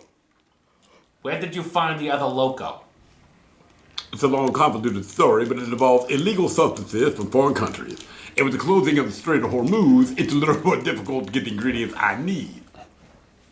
Aha. 5 Loco. 5 Loco. I call it Loco Cinco. Why do you need to change the name? It's 5 Loco. Little thing called copyright infringement. Good Lord. Are you ready? And you know I represent myself in court. Which one are you guys starting with? Good bottled water, man. Discount. Manager special. I thought it was Fiji. Damn it. Successful Inventions, a shot. Successful Inventions. I didn't get that script. 8 shots. That's the script. Got it. You ready? Ready when you are. You ready? I'm born ready. Okay, here we go. Audio, please. Are your eyebrows good? I'm chanting the 8 pagoda. 8 pagoda, all right. Here we go. Tim, are you finally ready? We are ready. Off and sit. Studio ain't paying for it. Yeah. I would do that, but my arms are broken. Let's see where it feels natural. See where it feels natural. Old lefty over here can get his arms right. That is correct. Ink smudger. Okay. All right. Cut.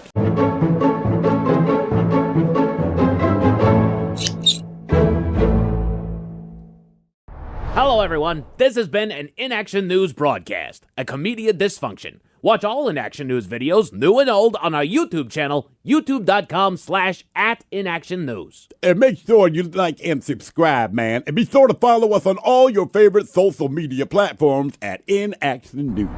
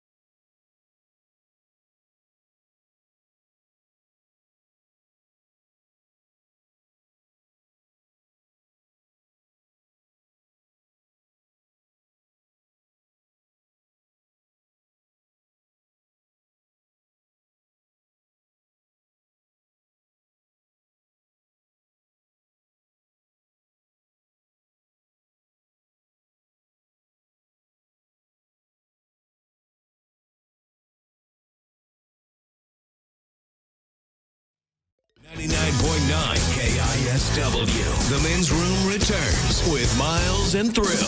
All right, cut up here at 508. We'll drink a toast with the shot of the day. And we do have your headlines on the way at 5:50. But first, quick check in with Mike Hogg and some of the stories and headlines he is not working on. Well, thank you, Miles. A new study found that work stress was linked to poor sleep among older adults. And younger adults. And people with jobs. Everybody who's working ever. Yeah. Anybody. And why is it just work stress? Honestly, it's anything that's bugging you is going to screw up your sleep. Sure. I think they just want to point out work too. Right. In case you didn't know. Maybe it's because work is, that pinnacle thing that we all cling to. It pays your bills. Right. Keeps the roof over your head. Right. There's a bigger fallout. If someone breaks up with you, they broke up with you. Right? You made someone mad, they're mad. You lose your job, well, you still got to pay bills, all the crap. Right. Nobody waits for that crap. Nobody waits for you to get it around. And generally speaking, no offense to anyone, but problems at work are also the least important part of your world. Absolutely. So I think you stress about it more because the people you have to deal with, like you're not important in any grand scheme of things, but understanding I have to pay my bills and all that, I have to endure you. You're right. It is It's simultaneously... not a mean thing, but it's like, look, work's important, but inevitably in the course of my life, it's meaningless. Right. And the people that are mad about something are equally meaningless. However, because I must pay bills and a mortgage, take care of the kids, it's like, right, this is a super important thing. You're not wrong, dude. Like, at the end of the day, Cosmic, nobody ever said, man, I wish I worked more, right? Right. No one says it. At the end of the day, you just want to be home. Exactly. People get excited for the weekend for a reason. That's why people watch look at their watch all the time. Yeah. Because they want to be somewhere else. It's the only thing outside of the true important things that we dedicate all of our time to. Absolutely. There's a lovely woman that works in this building. I see her all the time, right? She's always like, 15 minutes. Oh, yeah. You know exactly what we're talking about. Get that out of here. Look at him out. That's right. Every day. Almost. Puts That's in the right. work. Almost. Every time it's there. Like, just count the minutes. 2 hours. Almost there. Like clockwork. No Hell offense. yeah. The Ohio State Fair's poster contest. They've drawn controversy because the winning poster was AI generated. Well, that's not really no. No, you didn't make it. It's just because it's the contest winner. And I saw the poster. I'm like, it's a fine poster. Yeah, it looks The fine. problem is that it's a contest. Not there's any, Right. If they had just said this is the poster we're doing. Well, if it was an AI contest, then yes. Sure. If it's all the different AI things, and they want to get together and have a little contest, then good. And if that's the design that you wanted, but you're not really good with the art part of things, like, Sure. okay, that would make sense to me. If it was a crummy piece of art that was then fixed up because the design itself is great. Yeah. Cool. You just said make me a state fair poster. That is correct. And then they won. That's the way of the future, though, man. Is the problem is that it's like, who has the best prompt for the AI? That's basically what it's pretty going to turn into. Mm-hmm. Who puts in the best prompt? And that's going to be everything. That's going to be movies. That's going to be music. That's going to be guaranteed. art. All of it, man. Doggone it. Apparently, men who are trying for kids, they should avoid junk foods because it's been linked to heavier newborns. So men who are found to get the bulk of their calories and nutrition from ultra processed foods, like their kids metabolically speaking, like they were predisposed to be bigger kids. Well, it makes sense. Right. Your DNA's involved too, bro. Yeah. It's not just what the woman's putting in her body during the cooking process. It's about the ingredients that you used when it went into the oven.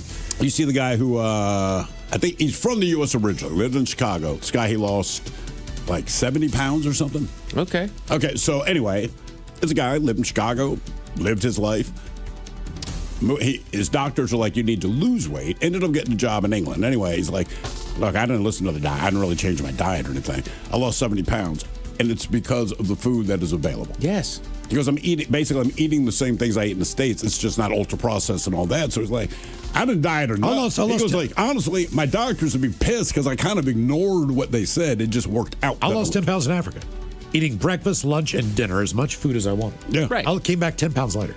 I don't eat breakfast and lunch every day. I just, typically I don't have time. There, I just ate every day, and I came back and I was like, what is happening? Right. Mm-hmm. I had an Uber driver, and I don't remember what medication was. I don't remember if it was like blood pressure medication or diabetic medication, whatever. But same thing, he went to Africa to go meet the woman that would be his wife. I learned way too much about this man in the span of 15 minutes. I hated this Uber ride so bad. But he said that he survived that entire time without his medication, and he didn't even notice that he wasn't taking it. Yeah. And does like food in England, does it last a shorter span of time on the shelf? I'm sure it does, but you got to understand it. The way things work in other countries, though, they don't buy bulk groceries. No. Because everything's a local market. But also the countries are considerably smaller. So even though we're eating quote-unquote U.S. food, like the orange came from 3,000 miles away. So they have to put things in there to preserve it. We buy bigger refrigerators because we just buy a lot of groceries at once. That's what we do. So if you want to hold, I mean, look, you can go to the market every day too. Exactly. I don't want to do that. And so I eat crap. Right. You also don't need Twinkies. That's correct. But doggone it, they're amazing. Put your thinking caps on, Jen. Time for the Merriam-Webster word of the day. Now, you guys have better odds because Ted's not here. I know he's been kind of just cornering the market here on the word of the day. So now we at least have a chance. But I do give you guys a 60% chance of success on this one. It is a verb brought to you by the letter M. M as in Mike. A verb brought to you by the letter M. He just wanted to name drop himself. And to do this is to make something less severe, harmful, or painful. Mitigate? Mitigate, Steve the Thrillhound. You nailed it. Okay. You want to say masturbate, but Monday. That works too. It does. The endorphin release, man. I'm not so mad anymore. Can't even tell my leg amputated. What was I pissed about? Doggone it. A new study suggests that eating less protein could be the secret to aging well. Eating less? Eating less protein. So what are we supposed to do? I don't know, Coffee's man. good for you, coffee's bad for you. Right. You need protein, eat less protein. Every time they have a suggestion on losing weight, it's always just very high protein, very high vegetables, that kind of thing. Like no carbs. Right. No, and then give it 6 months, and then they're saying, actually, no, you need all the carbs. You get more protein. You need all the starch. Bring down the protein. We should honestly just have a whiteboard of all the medical advice that we get and put a date next to it. That's not a bad idea. And then just flip it and see how long it takes for them to flip it to the other side. Opposite, yeah. Right. At the end of the day, people's bodies are different. You know what? That's a very good point. We say it all in here all the time, Thrill. You can eat whatever it is that you want, and you look the way that you do, and whereas I try to not look the way that I do, and I can't help but look the way that I do. So there's certain things that certain people can do that other people can't. So I see what you're getting at. Yeah, that's right. Great white sharks have started moving north into the UK. Yeah, it's because there's food there. That's right. Everything's moving that way. That's right. California, they're saying the same thing. They're saying that, believe it or not, fish are going to start popping up on the outskirts of Oregon that have never even lived remotely in the area. That's why all the crab left Alaska. Like they all just they keep going where the colder water is. Yeah. Right. Trying to not cook themselves alive out well, there. the Pacific Ocean's going to cook, for the next 2 or 3 years. Oh, yeah. Mm-hmm. I got to wonder if English people taste as bad as English food. In other words, the shark attacks one person off a beach like, nah, dude, you know what? I'm headed back. Oh, vinegar. Let's go back to France. Right. I cried. They're fluffy. What people do you think would taste the best? Italians. Oh, the French. Maybe. I don't know, man. I'm going Italy. I'm going Mexico. It's not a bad call. They would taste fantastic. A little spicy, but they taste fantastic. Who do you think would taste the worst? England is up there. I think Scotland. Anywhere like easy. Come on. You're telling me you Russians. See a Scottish person. Russians would be tough, but would have some nutritional benefit. No matter what, you always eat it cold. Yeah, always. The next wellness drink has been discovered. Oh, boy. Functional beers. I saw the headline of Lost Interest. It's a non-alcoholic beer. It's a low ABV beer. It's a hop water. It's beer that isn't beer. So basically what they're saying is that beer is nutritious without the alcohol. Yeah. That's basically what it is. Well, just no drink an alcoholic beer and take the benefits of that, and the alcohol. Both. Yeah. But we've seen it. It's the next generation isn't drinking. The alcohol sales have been down. It's actually starting to hurt the alcohol industry just with how little people are. Well, keep in mind their version of hurt is a lot different than ours. Of course, no one's going under. It's just instead of profiting $92 billion like we projected in Bev, we only made $89 billion. Oh my God! Oh no! I guarantee Whatever you, you're going I guarantee to do. you, no one made the decision to have sex with me in a sober state in their life. I'd guarantee that too. You know what I'm saying? Like, there's I gotta get a bus up to do this. There's no way. So I don't want to serve that at parties. Right. It's got my average up. It doesn't do anything for me. I had my first NA beer last weekend. Okay. I did not know it was an NA beer. It was just a cooler full of beer. The non-alcoholic crap was supposed to be in a different cooler. So I just saw a beer I hadn't seen. I didn't look at anything. Cracked it open, and this one woman says, "What do you think of that beer?" I said, "To be honest with you, I'm just being nice. It tastes horrible." And then I finished the beer. Finally, I'm reading the side. I'm like, "It's NA." Gotcha. So look, if it had tasted good and it's NA, I go, "Huh." But I mean, it really tasted terrible, and I did not know that it was NA. Gotcha. It needs booze. Miles, what day is it, my friend? It is a Monday. It is also a National Grab Some Nuts Day. Yeah, I did that earlier. Top 10. The Men's Room Top 10.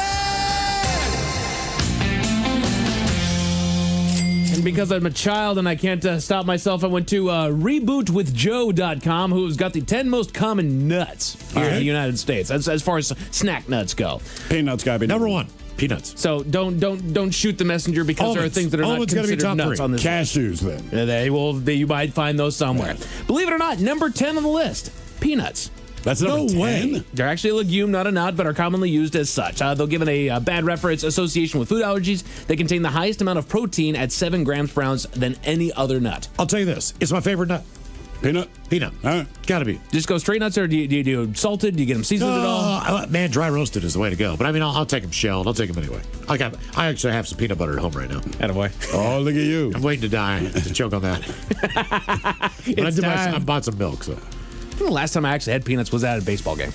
I eat a bag every time I go. That's my go-to. Some people like soft pretzels. Yep. Everyone has their thing. Hot dog, whatever. I'm a bag of nuts guy. Gotcha. If you're looking to get more omega-3s into your diet, look no further than walnuts at number 9. I'm not a big walnut fan. They contain significant amounts of alpha-linolenic acid, or ALA, or the plant-based source of omega-3 fatty acids. And if you can hear the sound of my voice, understand walnuts have no place in chicken salad. Nuts have no place in salad, period. Thank you. I will fight people on that. I'm sorry. The crunch that I like out of a salad is the lettuce, carrots, period. What's the one? Is it pine nuts work. Is it a Waldorf salad? Is that the one that has like walnuts and a bunch of other crap? I like that when they do that with, I mean, look, I don't eat it, so it's blue cheese. Fruit and nut salad generally made of celery, fresh apples, walnuts, and grapes. Little fruit. Dressed in mayonnaise. Yeah, this is just not you all day, Steve. Everything about that is... Everything in there is just a no. However, at number 8 on the list, filberts, hazelnuts. Yeah. And cob nuts, I guess. Does any other nut taste as good covered in dark chocolate? Besides its versatility in the realm of desserts, hazelnuts offer high amounts of dietary fiber and phytosterols. That's why I like them. That's right. They also contain the largest amount of folate of all tree nuts, which can help reduce the risk of cardiovascular disease and depression. What's the Nutella, right? Nutella. That's hazelnuts. Yep. Which, to be honest with you, I have never bought a bottle of it, and I don't know that I've really had it all that much. You love it. We bought Nutella for the house. So my daughter and I were in San Diego last week for Comic-Con. We stopped to get something to eat. She got a pizza. They had strawberry, banana, and Nutella crepes. Ooh. So I'm like, I'm getting this. That sounds fantastic. So I ate about half. She did not like the cheese on her pizza. Okay. So I said, I'll tell you what, I'll finish your pizza, try this. She lost her mind, ordered another crepe. Oh, my. And then when we got home, we have Nutella now sitting on the kitchen counter. It was a massive hit. That does sound fantastic. I have opened up Pandora's box with Nutella for her. Has Nutella finally cooled off a little bit? What do you mean? Like, I remember... Well, if you like it, you like it. When it first came out there, it exploded. Everything needed to be Nutella. Nutella was on every shelf. If it was the spice rack, I don't care. It was everywhere. Has it calmed down just a little bit? I think it's calmed down, but I will tell you, man, it is so effing good. Okay. It really is. Okay. Especially with banana. She doesn't want the banana, but she also has strawberry. We have bananas as well at home. Strawberries would be good. Strictly for the Nutella. I do like this one. Pistachios show up on the list. Again, the 10 most common nuts. They carry the lowest amount of calories per ounce of all the common nuts and one of the highest proteins at 6 grams per ounce. I will sit there and I will grab a dish for just shelling these things, and I'll demolish a bag, dude. Yeah. I love pistachios. Which I didn't when I was a kid. I didn't either. They were a weird nut. They tasted a little bit funky. The shell was hard. I couldn't bite into them like a sunflower seed. Yeah. But my dad used to do the same thing. And then as I got older, now I've even had ice creams. I thought pistachio ice cream was the weirdest doggone thing I'd ever heard of. Outstanding, man. And that's all the Dubai chocolate is, right? It's just pistachio like puree inside of it. I believe so. So not bad. Pecans show up at number 6 on the list. Yeah, it's too high. It's too high. It should be like number 12. No, I love pecans, man. Really? Oh God, yeah. It was truly the first pie I ever tried was a pecan. Oh, that's a good pie. And I liked it, but I have never found another good spot with pecans. I would say with pecan, like treat them the way that they're treated with a pie. Cover them in sugar. Pretty much, but right, and they're delicious. Even then, the candied pecans, even like Trader Joe's candied pecans. Trader Joe's does a fine job, and to be honest with you, I'm good after like 2. Really? Yeah. My wife and I will take down bags. Right. Pine nuts, a.k.a. pignoli nuts. Is that how you say that? I guess. It's a staple of the Mediterranean diet. They're the basis of the classic pesto. Yeah. Literally the nut found in a pine cone of certain species of pines. Pine nuts are rich in vitamins K and E, iron, and zinc. They're fine. I mean, as an ingredient, they're fine. I can't imagine just taking a handful and being happy that they're in my mouth. Yeah. I'm with you. I mean, they're fine. They're okay. Yeah. They'll work. We've gone all over the different places with nuts. We just haven't gone to Hawaii just yet. Macadamia nuts that contain them. They're better than I ever give them credit for. Sometimes. Sometimes they're okay. Other times they're not. They have a weird texture when you bite into them. They do. They always are for coming sure. in with chocolate. Maybe that's why I like them. Yeah, I know. That's what I'm saying. Like, they never could just exist on their own. They do, though, They sometimes. needed something else all the time. I feel like when I crunch into them, I feel like I'm crunching into. I don't know how to explain it, but it's like it's a slow, like shaving crunch when I get into it. I know what you mean. Like, it's a weird texture that I don't know if I like. It's more like giving in than it is breaking. Yes. And then finally, at some point, it breaks. Right. I don't get it, man. But they contain the most calories and fat and the least amount of protein of any of the common nuts listed here. But before you pick them out of your bag of mixed nuts, macadamia nuts are one of the largest sources of a special kind of monosaturated fat. Omega-7. This fatty acid has been steadily studied over the past several years for its role in decreasing levels of LDL, which is the bad cholesterol, alleviating the effects of diabetes through increased insulin sensitivity and increasing fat metabolism and controlling weight. Damn. See, they're diabetics, just eat macadamia nuts. You'll be fine. That's all you gotta do. Quit your bitching. Daggone it. Again, these are the 10 most common snack nuts. Number 3 is where we show the fruit nut, cashews. Ooh, they're good. That should be number 1 in my mind, dude. You think? I love cashews. I mean, You they're can't give fine. it number 1 if it's not a nut. Yeah. Don't even give it a break to make it number 3. Right. I love them, but I mean, it's not even a nut. Okay. They're incredibly high in protein, but not only that, they're a high quality protein containing quantities of all of the amino acids that your body requires. In addition, cashews contain high amounts of iron and, more importantly, copper, which is crucial in aiding iron absorption and why everybody's stealing them so that they can go and scrap it. Actually, the meth heads are actually eating the copper to up their iron absorption. But isn't it also like one of the fattiest or like you're supposed to eat nuts in your diet if you're wanting to maintain health. Yeah. But cashews, maybe it's because they're not a nut. They're not a nut, right. But like apparently they will actually work in the opposite direction. Oh, Like really? one of the least healthy nuts. I don't know. I got fat on cashews. Says it makes it an excellent source of utilizable iron for vegetarians and vegans, which does make sense. Okay. Which does make sense.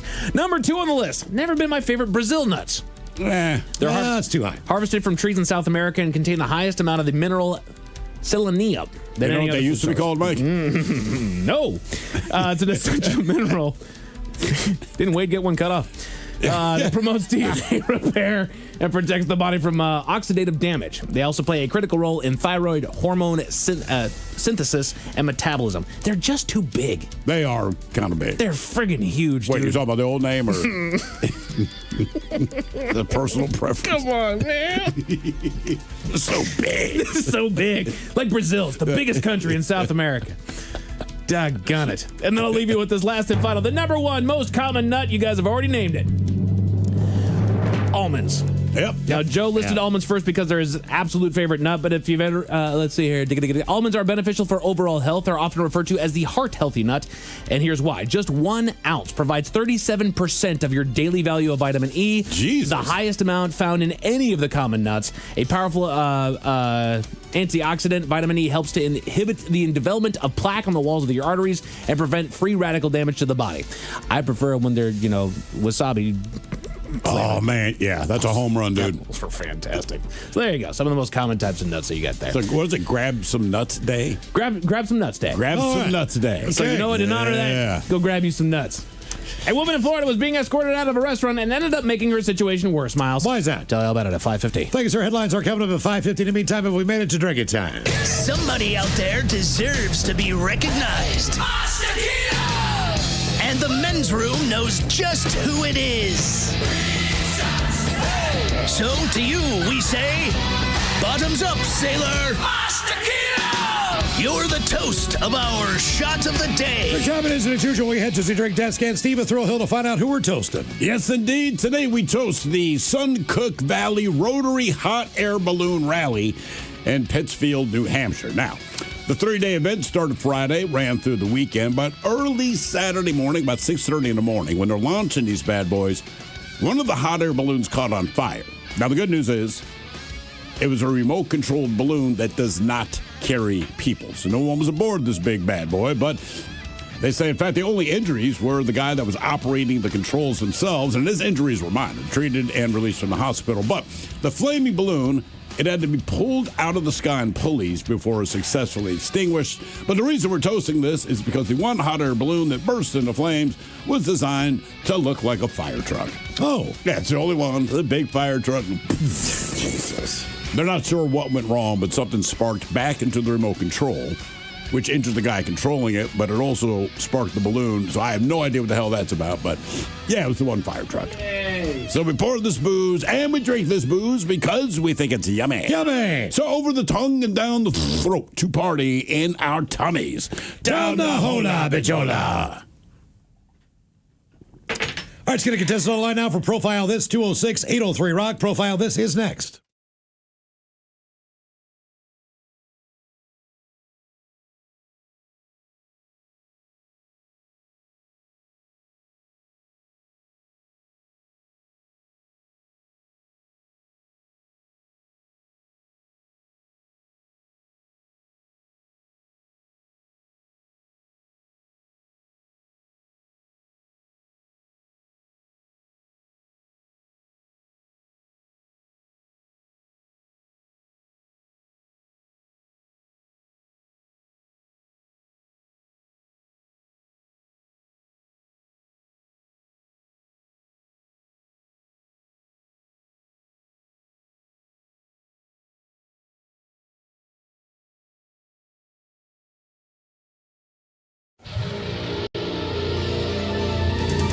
From coast to coast and around the world.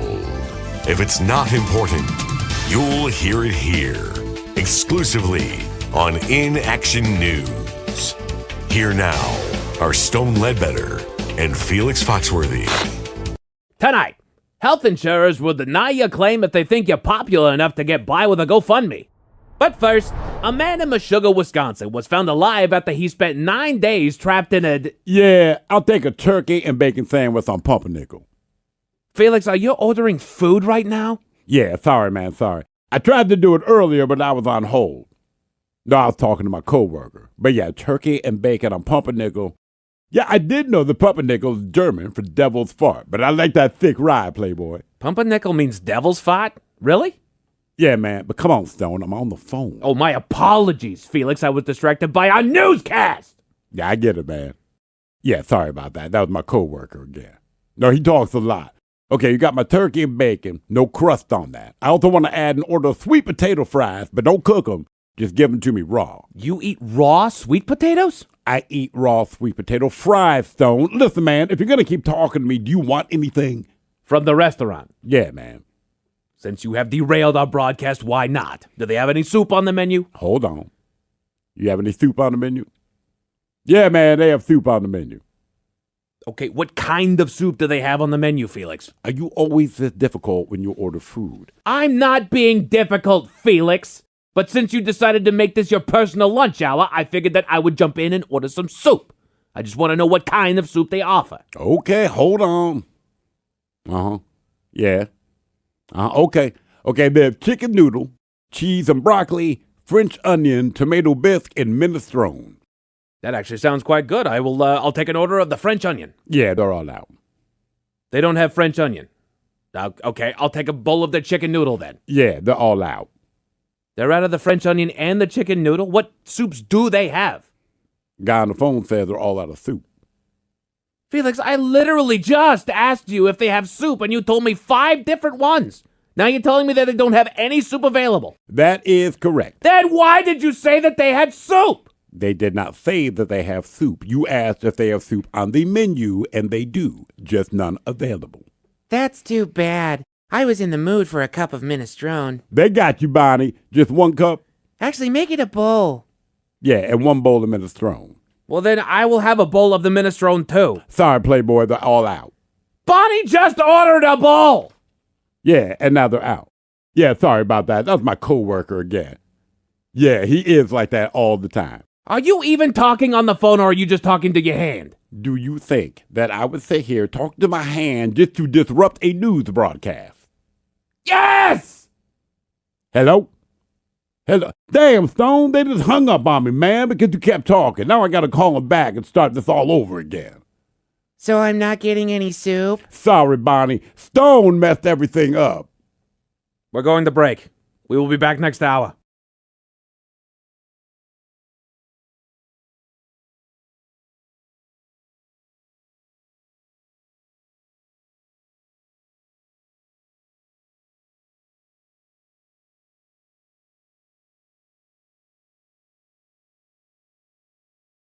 Hello, everyone. This has been an In Action News broadcast, a comedian dysfunction. Watch all In Action News videos, new and old, on our YouTube channel, youtube.com/@inactionnews. And make sure you like and subscribe, man. And be sure to follow us on all your favorite social media platforms at In Action News.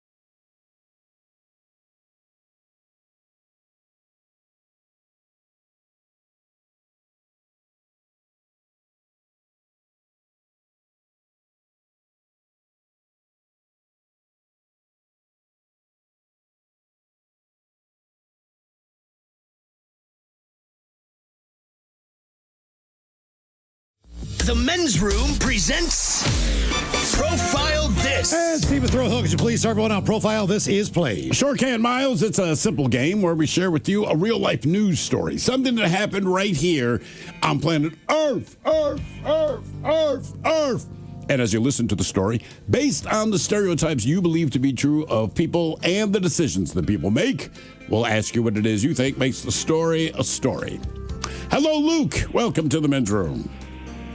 Hola, gentlemen. How you guys doing? Hola. Doing well, Luke. All right. You understand how this here game is played? Absolutely. Fantastic. You have your choice of one of three stories today. Today, we offer you Bite Me. In other words, what did someone find in their food? Animalize This, where you guess the animal responsible for causing the problem. And finally, today, Seriously, where you guess the petty conflict that led to violence. Animalize This.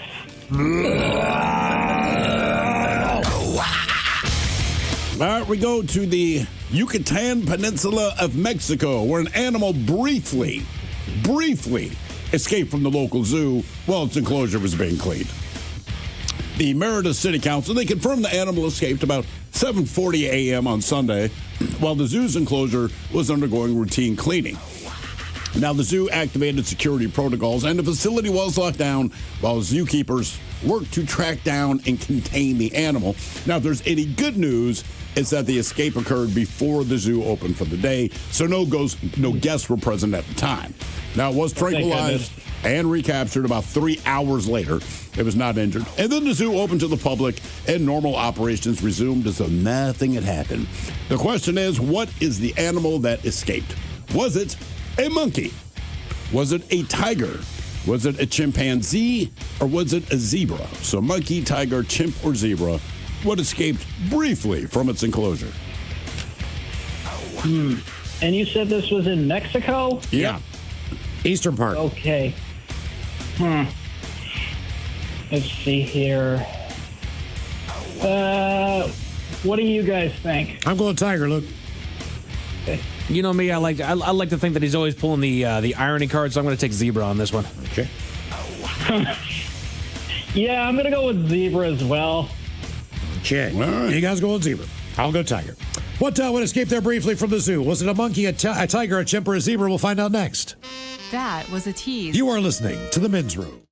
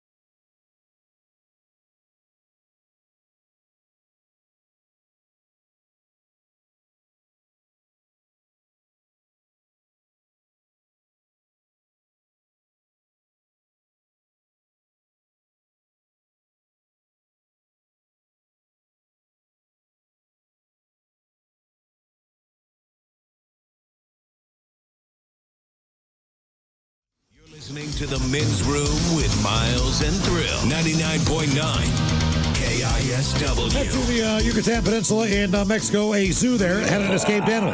It was recaptured and returned. I'm assuming they found the escaped animal somewhere within the zoo property. Yes.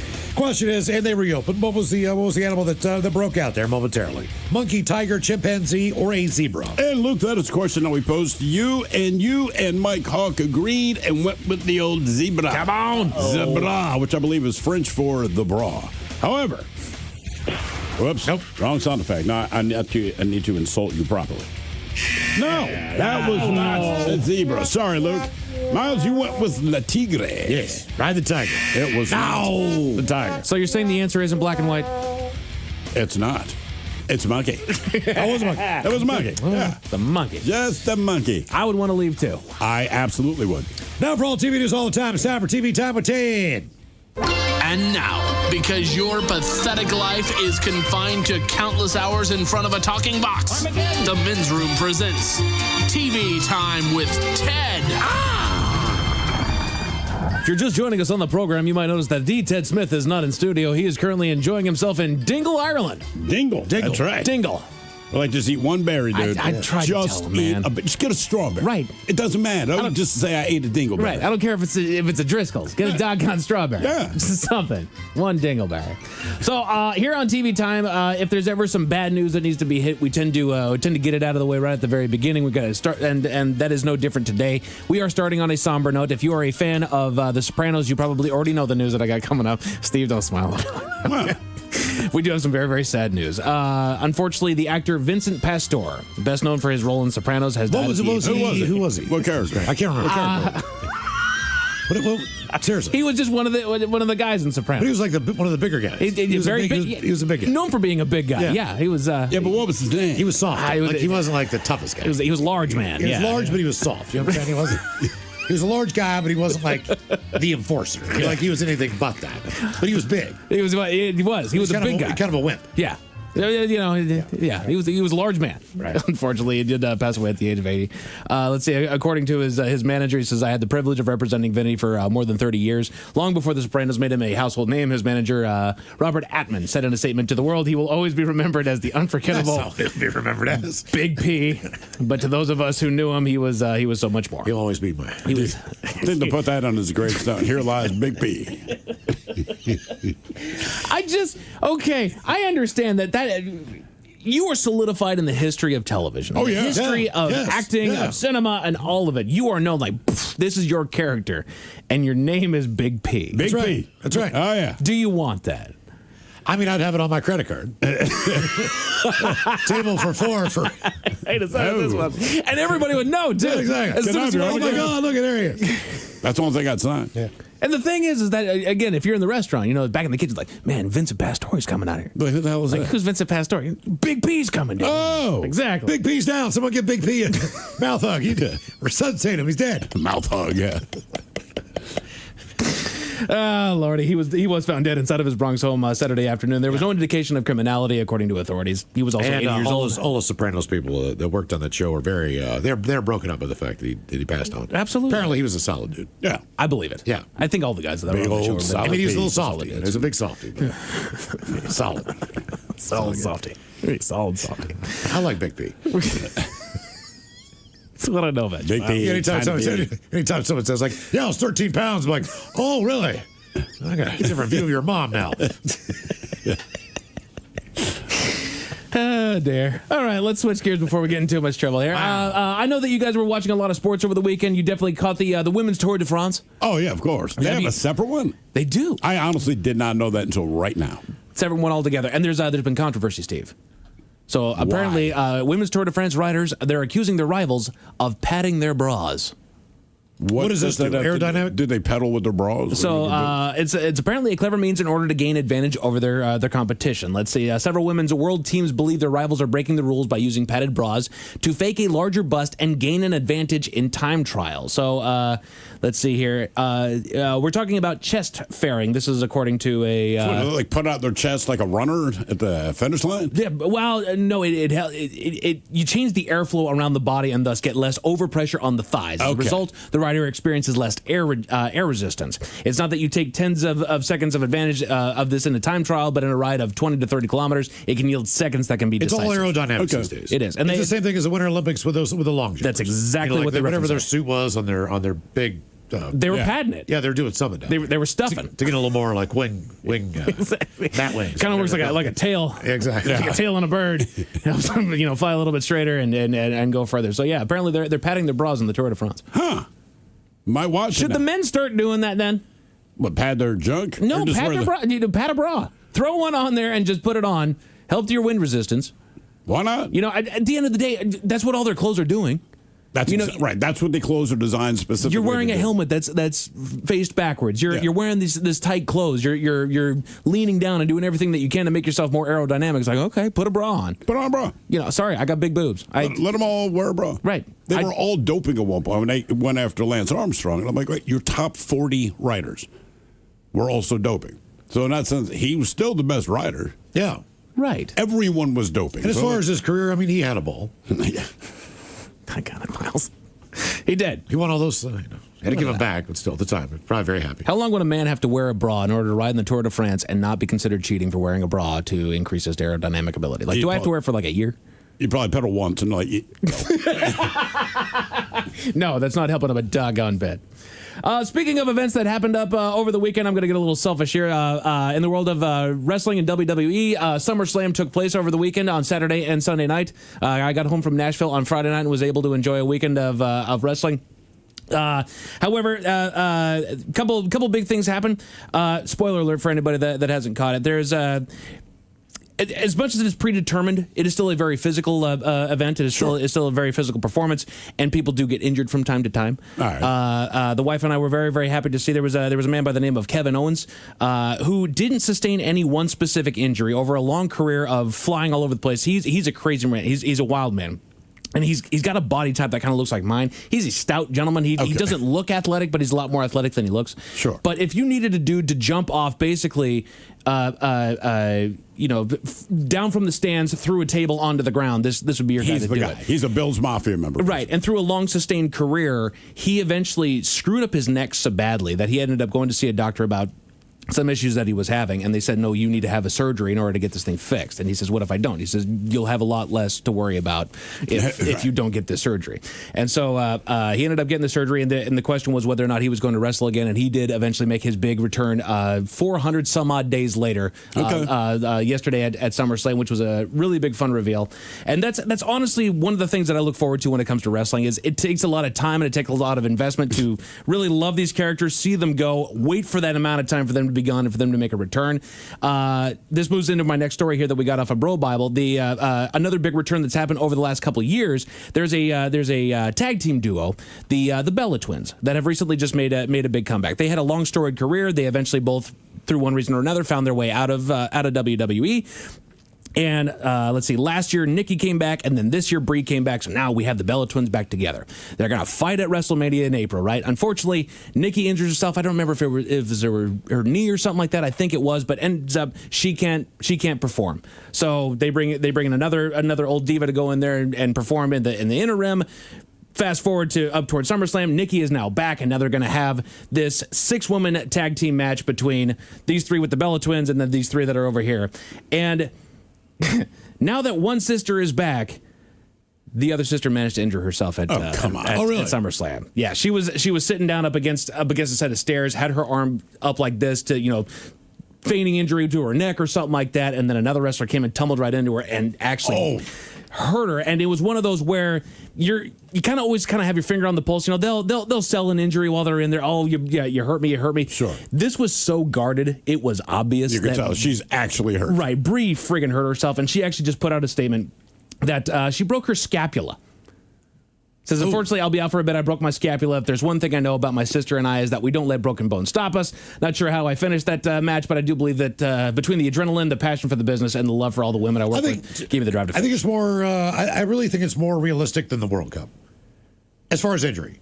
Oh yeah. Okay, like watching 100%. Soccer. Did you see that guy get kneed in the head? They had to stitch him up and all that crap. Like, exactly. People were like, oh my God. And he wasn't flailing on the ground, holding his leg. He's in pain. He was like sitting there like, hand up like, hey, man. And everybody's like, help. oh, my God. Like, even the people around him are like, oh, no. But he's just sitting there, like when everybody else, they get tripped or stepped on or whatever, you'd think it's the end of their life. Yeah. Any second. No kidding. So, like when you say The wrestling, slightest touch. okay, that's great and all, but you watch the World Cup. Right. That's fake. That is fake. I mean, not when they're actually doing their job.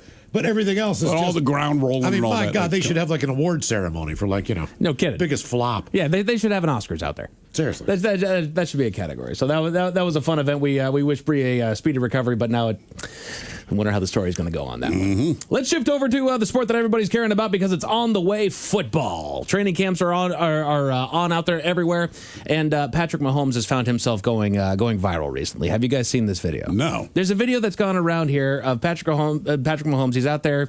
He's taking snaps. As with anything, he's thrown blind passes before. I don't know how in the world this happened, but he took a snap, drew back, and then threw as hard as he could and conked the center right in the back of the head. With his hand? No, with the football. Oh, well, okay. He drew back and threw the football directly into the back of the center's head. So, and of course, everybody laughed at him, and he went viral for that one. And he has already addressed it by posting up a GIF from Adam Sandler's version of The Longest Yard that just says, "It slipped. I ate popcorn." Right. Well, that's going to happen. Right. Everybody knows. Botch passes happen, especially in training camp. Also, remember, like, you're not 6'4". You're not Ryan Leaf. You're not one of these tall guys back there. I mean, like, same problem with Russell Wilson. Same problem with, but no, it's not his problem. There's a reason that Drew Brees passed for 70,000 career yards, right, or whatever it was. Because he's too small to play. Because he just finds that slot, man. And there's a 6'11" tackle, and he can figure out a way to see through him somehow. Yeah. Exactly. Well, and if you're a fan of the Chiefs, this is when you want Patrick to make those throws. Yes. The last thing you want is to be in the Super Bowl, and he just That's why broken plays work so well, because now they can see down the field. Exactly. That's how that works. Let's see here. Moving over to Netflix. In news for Netflix, there's a producer that is suing Netflix over a lost movie. They're facing a 9-figure lawsuit over a Nicolas Cage movie that it never even acquired. So Swiss producer Simon Afram is suing... Oopsie daisy. What in the world happened? No, don't worry. That's not an emergency. We're fine. Is suing the streamer for $105 million, alleging that Netflix lost an unencrypted copy of his World War II spy thriller Fortitude, starring Nicolas Cage and Ben Kingsley, after it was dropped off at a company headquarters in June for consideration. He's already got the accent from Spider Noir. Oh, does he really? Oh, God, it's World War I. Oh, is that when it takes place? Yeah. How was that, by the way, Miles? Are you still enjoying it? Oh, I've watched the series twice. What all is going on in the series twice? Watched the series twice. So it's that good. Is it still New York? Is he still saving New York from all the bad guys and whatnot? Yeah, pretty much. So what is he solving there? It's a noir, so I'm guessing he's a detective. Oh, he's going to take out the Sandman. You've got, what's he, not the Electro guy, but it was Southern Megatron. It's Electro, isn't it? Yeah, I think it's just Electro something. Yeah, it's another one. Yeah, it's like he's got 3 or 4, like the Human Torch is in it. The Human Torch? He's Fantastic Four, man. Or whatever the other guy is. The guy catches on fire. I don't know their names. He doesn't like address them as like, hey, Human Torture, here again, or whatever. It's just game on, Jeez. Back to this. It says this is a first for us. Sean Barney, Netflix's head of film acquisitions, he wrote in an email citing the lawsuit. Unfortunately, someone stole a good amount of drives from our office desk this past week. We've been working through this with our security teams to no luck. Our piracy teams are on high alert with the breach and will monitor. I mean, is that the only copy you had? No, but it is an unencrypted copy of a movie that hasn't been released. I mean, I get it. I get why he's mad, but look, man, you still have proprietary everything over it. You do. So I'm just like, financially, you're not going to take a hit. Man, not if there's a digital copy, especially with this now blowing up. I think that you've now made this worse. Well, now people are going to look for it. Right. Yes. You're filing a lawsuit. You're making a big noise over it. You're suing them for $105 million over a movie that nobody's ever seen, but now people are on the lookout for. Somebody's got an encrypted copy of that, or unencrypted copy of that. Actually, this is the best news for Nicolas Cage in a long time. Is it really? Cool. They're looking for my Telling you, movie. man, he kills it. The Spider-Man. He's killing it. They find it. I know the box office was huge this weekend, but I'm telling you, Spider Noir might be better. Jeez, that was. But something that you can watch here over the summer. This is a BuzzFeed list of the best TV shows that are premiering or returning in the summer of 2026 that are worth checking out. So, so some shows are getting a renew here. Some shows are premiering. Number one, they start with The House of the Dragon. Is anybody here watching House of the Dragon? I think we all watch Game of Thrones? I watched Game of Thrones. A buddy of mine even asked me. He said, "Look, it's not bad. Check it out. I need to be in the right frame of mind Yes, you do. You know, and I haven't been there yet. And I watched season 1. It wasn't bad. It was a fine show. You know, it was a continuation of Game of Thrones, and it had been away long enough to where I was able to grab it again. But honestly, at the end of season 1, I had zero interest in season 2. Really? Yeah. Damn. Okay. It ended nice enough for me. You know, yeah, it could keep going, but do I really want it to? Okay, that's fair. You know, and it's fine. And I've had a couple people that have watched it, and they say it's fine. Season 3, I think, is the latest one that had come out. Now season 4 is on its way out, and he said it's kind of getting that HBO treatment, where it's more about the fantasy aspect as opposed to what was really fun about Game of Thrones and about House of Dragon in the beginning, which is more the politics of everything. And, right, that's the whole thing. The nefarious nature of everything. They got Ted Lasso coming in at number 2. Oh, yeah. Which I still need to watch. I just don't have Apple. Okay, well, that's a problem. But yeah, it's a good show. Anne Rice's The Vampire Lestat, which is based off of an interview with a vampire. The Other Bennett Sister, based on a book by Janice Hadlow, and is a continuation of Jane Austen's Pride and Prejudice. No, thank you. That sounds like a jam right there. That sounds like we would truly enjoy that. Deli Boys. One of the most underrated comedy series from last year, Deli Boys returns with its second season. Turns out inheriting a criminal empire that you knew nothing about was the easy part. Okay. Soon to find out more money really does mean more problems. So, all right, adopting a criminal empire. Let's go. The show Silo comes in at number 6. Again, the shows to check out this summer. Third season of this beloved dystopian series survives her. Juliet survives her forced exile and returns to the silo with memory loss. So that should be fun. Off Campus comes up on the list.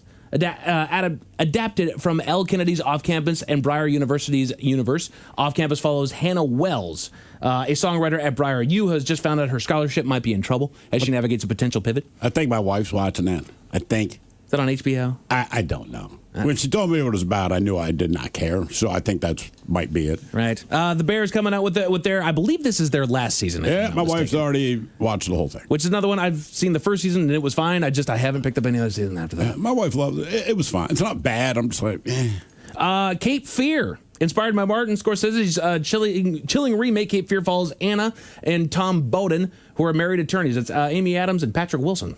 Soon their lives are turned upside down when Max Caddy, the notorious serial killer they are responsible for putting behind bars, is let out of prison. Oh, you're a serial killer who they let out of prison. Yeah, that's just really right there. And then Rivals shows up on the list. In Rivals Season 2, the battle for the Central Southwest television franchise reaches a fever pitch as the war between Carinium and Ventura enters a new phase. We should watch one of these shows. Okay. My bad. I mean, I saw the first season of Silo, and it was all right. Okay. I got through the first 2 episodes of season 2. I'm like, yeah. That's how these shows work. So yeah, we should figure out a show and be like, let's just watch it. Let's just watch it. Right. And see what we all think. Let's just all sit down, just put a date on it. We'll all watch it. We'll all come back to it. And then I'll tell you why I don't like it. Exactly. Pretty much. Exactly. What do you got to watch tonight? You got Dancing with the Stars. The Next Pro is over on ABC at 8 o'clock tonight. American Ninja Warrior is on NBC. Judy Justice returns for summer on Amazon. Judy Justice? Judy Justice. And the 14th season premiere of Futurama is going to be over on Hulu. All right. Thank you, Mike. We appreciate it. You're listening to The Men's Room.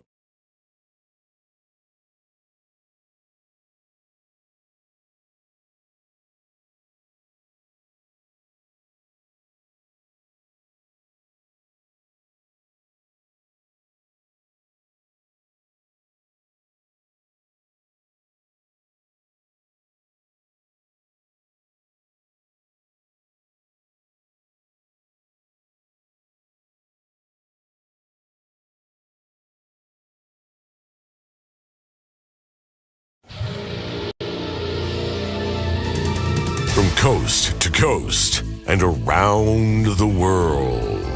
If it's not important, you'll hear it here, exclusively on In Action News. Here now are Stone Ledbetter and Felix Foxworthy. Tonight, health insurers will deny your claim if they think you're popular enough to get by with a GoFundMe. But first, a man in Meshuggah, Wisconsin was found alive after he spent 9 days trapped in a... Yeah, I'll take a turkey and bacon sandwich on pumpernickel. Felix, are you ordering food right now? Yeah, sorry, man, sorry. I tried to do it earlier, but I was on hold. No, I was talking to my coworker. But yeah, turkey and bacon on pumpernickel. Yeah, I did know the pumpernickel is German for devil's fart, but I like that thick rye, Playboy. Pumpernickel means devil's fart? Really? Yeah, man, but come on, Stone, I'm on the phone. Oh, my apologies, Felix. I was distracted by our newscast. Yeah, I get it, man. Yeah, sorry about that. That was my coworker again. No, he talks a lot. Okay, you got my turkey and bacon, no crust on that. I also want to add an order of sweet potato fries, but don't cook them. Just give them to me raw. You eat raw sweet potatoes? I eat raw sweet potato fries, Stone. Listen, man, if you're going to keep talking to me, do you want anything? From the restaurant? Yeah, man. Since you have derailed our broadcast, why not? Do they have any soup on the menu? Hold on. You have any soup on the menu? Yeah, man, they have soup on the menu. Okay, what kind of soup do they have on the menu, Felix? Are you always this difficult when you order food? I'm not being difficult, Felix. But since you decided to make this your personal lunch hour, I figured that I would jump in and order some soup. I just want to know what kind of soup they offer. Okay, hold on. Uh-huh. Yeah. Okay. Okay, they have chicken noodle, cheese and broccoli, French onion, tomato bisque, and minestrone. That actually sounds quite good. I'll take an order of the French onion. Yeah, they're all out. They don't have French onion. Okay, I'll take a bowl of their chicken noodle then. Yeah, they're all out. They're out of the French onion and the chicken noodle? What soups do they have? Guy on the phone says they're all out of soup. Felix, I literally just asked you if they have soup, and you told me 5 different ones. Now you're telling me that they don't have any soup available. That is correct. Then why did you say that they had soup? They did not say that they have soup. You asked if they have soup on the menu, and they do, just none available. That's too bad. I was in the mood for a cup of minestrone. They got you, Bonnie. Just 1 cup? Actually, make it a bowl. Yeah, and 1 bowl of minestrone. Well, then I will have a bowl of the minestrone, too. Sorry, Playboy, they're all out. Bonnie just ordered a bowl! Yeah, and now they're out. Yeah, sorry about that. That was my coworker again. Yeah, he is like that all the time. Are you even talking on the phone, or are you just talking to your hand? Do you think that I would sit here talking to my hand just to disrupt a news broadcast? Yes! Hello? Hello? Damn, Stone, they just hung up on me, man, because you kept talking. Now I got to call them back and start this all over again. So I'm not getting any soup? Sorry, Bonnie. Stone messed everything up. We're going to break. We will be back next hour.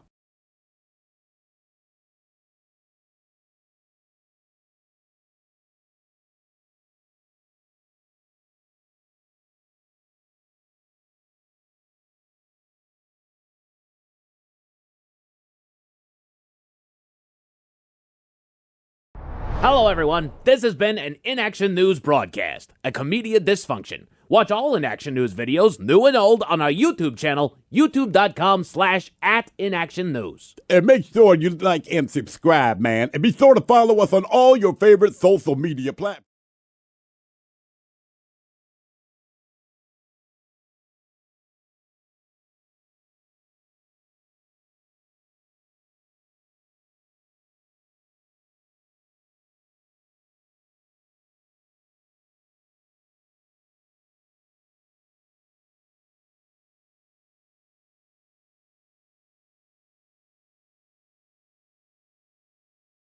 Fantastic cookie. Yeah. It's phenomenal. 10 greatest smells on Earth. Straight up rain. The crisp, earthy scent that emerges when rain hits dry soil, bringing a refreshing sense of renewal. Yes. Soil. When it hits the sidewalk, it is different. Like, how many people have peed here? I think it depends on your neighborhood. I'm clear now, but Capitol Hill was terrible. Miles' neighborhood, you can smell the pee. Man, if that first rain comes around, I'm like, no! No! Getting out of town. I do like the smell of rain, though. There also is, and it's not quite as foul as the pee smell on the sidewalk, but the summer rain, that first summer rain that it hits on that fresh, hot asphalt, that's a nasty-ass smell, too. That one goes back to childhood riding bikes for whatever reason for me. Yeah, because you're waiting for it to stop raining. Exactly. Your parents wanted to get you out of the house. It stinks. God, it sucks. 10 greatest smells on Earth. You wake up in the morning, you smell it coming from the kitchen. Bacon. Fresh brewed coffee. Oh. You know what? I love coffee. The smell of it's great, but I know what it smells like. So for me, it's just like, I know, right? I kind of do. I don't dislike it. No, it's just coffee. Where bacon will actually get my ass out of bed. Yes, it will. I was so sure. Bacon. You want to get your kids out of bed? Bacon. Just start frying it up. Yeah, no kidding. Honestly, just breakfast. Eggs, bacon, toast, all of it. Yeah, and it works for any age. 100%. Yeah, it really does. Yeah. I am up. You know, you got Christmas going on and you're hosting, so you just start cooking. I love waking up on Christmas like breakfast. 10 greatest smells on earth. Number 2, vanilla. Yeah. Ted likes it on chicks. I like it in general. No, it's strippers. It's actually just strippers. It's a Victoria's Secret product. It's strippers wear it. Sure. They also wear that on stage. Victoria's Secret products. Some women wear it in general. I mean, the ones that used to be strippers. Yeah, exactly. Like, oh, look, a butterfly tattoo. Exactly what I was saying. Exactly. Like, all right, Tanya. Me and you are going to a movie. Come on, Tammy. Hey, she looks good in those jean shorts. Yes, she does. Oh, I'm not complaining. Spilling out the bottom end. Miles, give me some of the Aussie stuff. Yeah, exactly. She smells like vanilla. Hit me with some Aussie. Give me a spritz. Come on, ass man. Need a spritz. Deeply covered in sweet. That's the sound it makes when you spray it.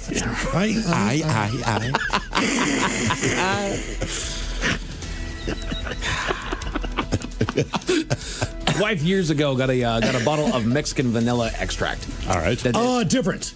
Yes. The pollination process is different. It tastes different. It is the best vanilla on this planet. It is, dude. And we so good. We just popped it open from time to time and just yeah. You ever just put like a dab on her neck? Oh, dude. Hey, man. Yeah.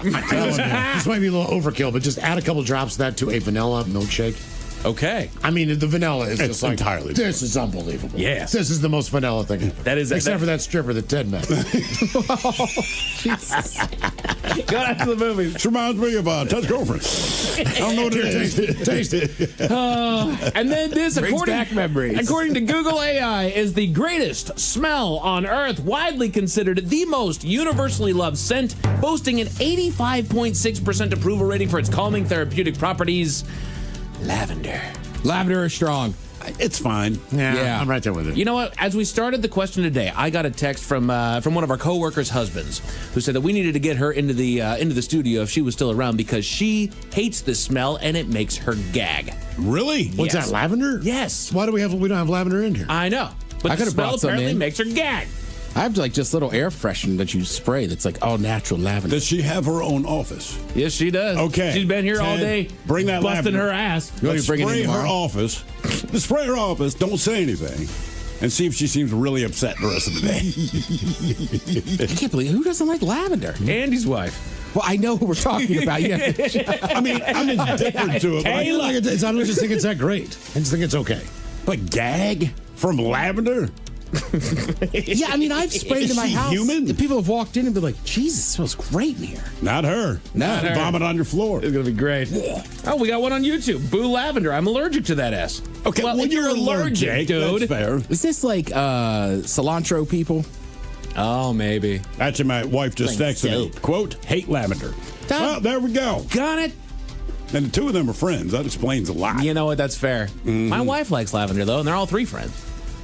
Okay, well, your wife's the odd person She out, is. man. They talk about her behind her back. I know it. That lavender lover that might marry.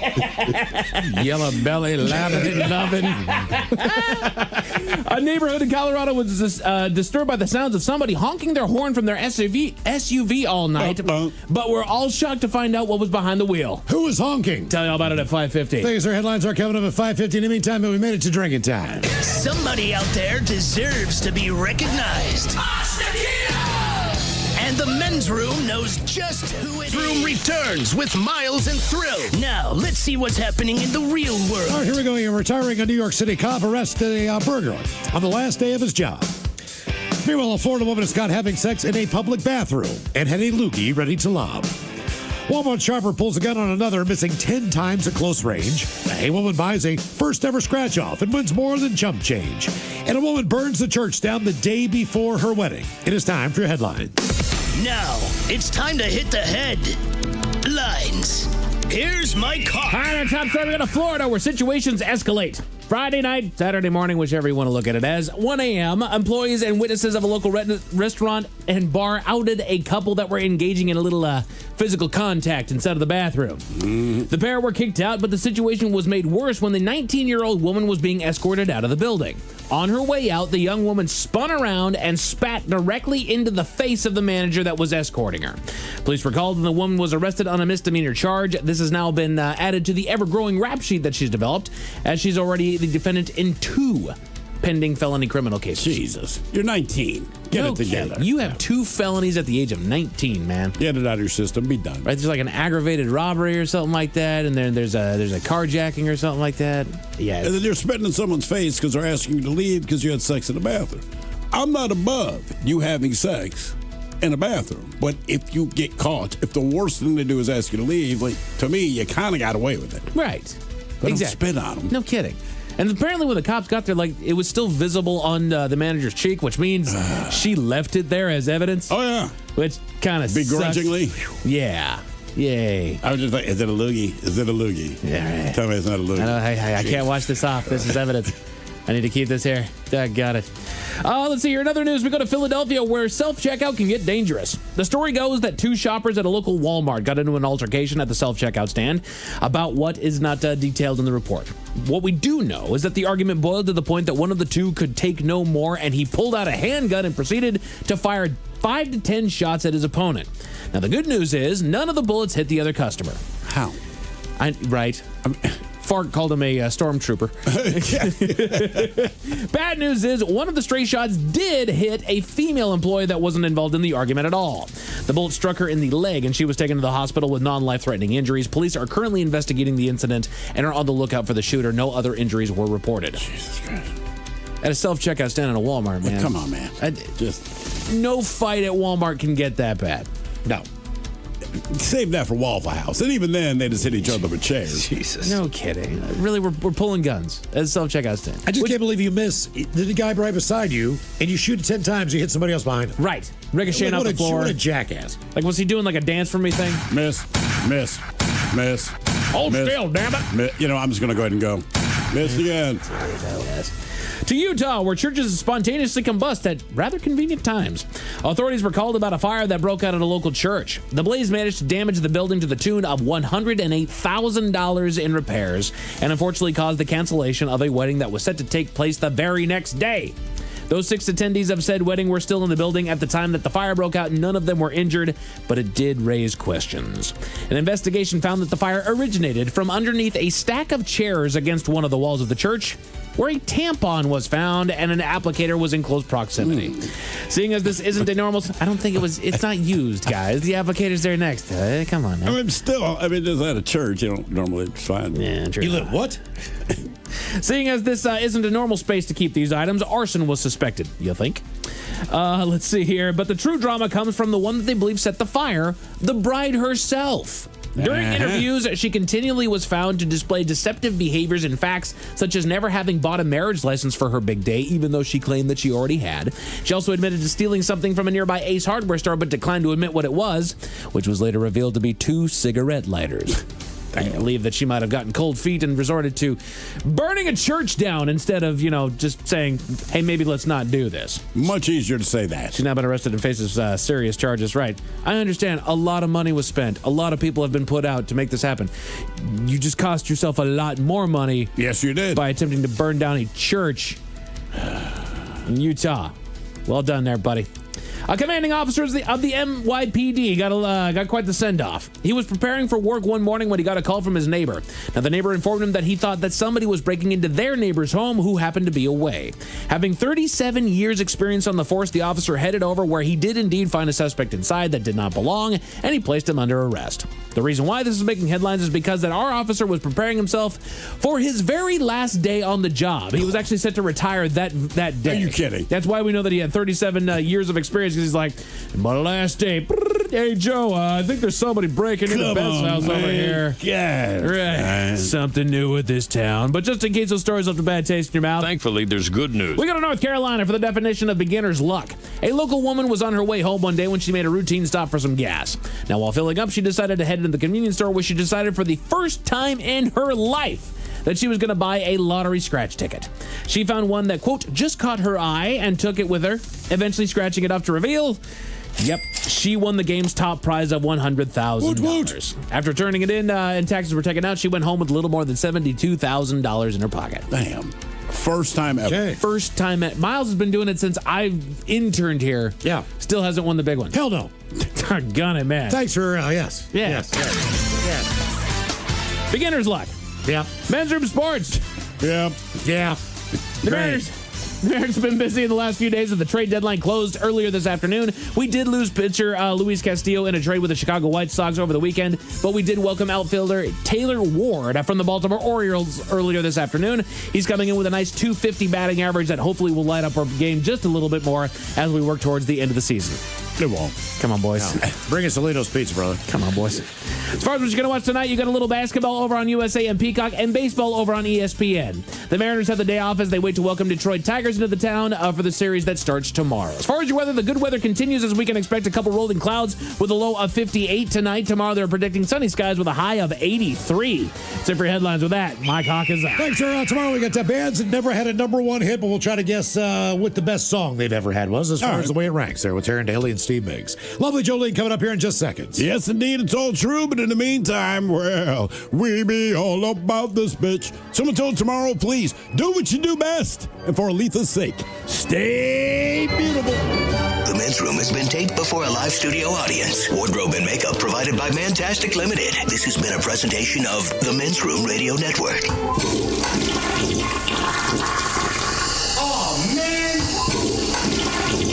A Double Flush production.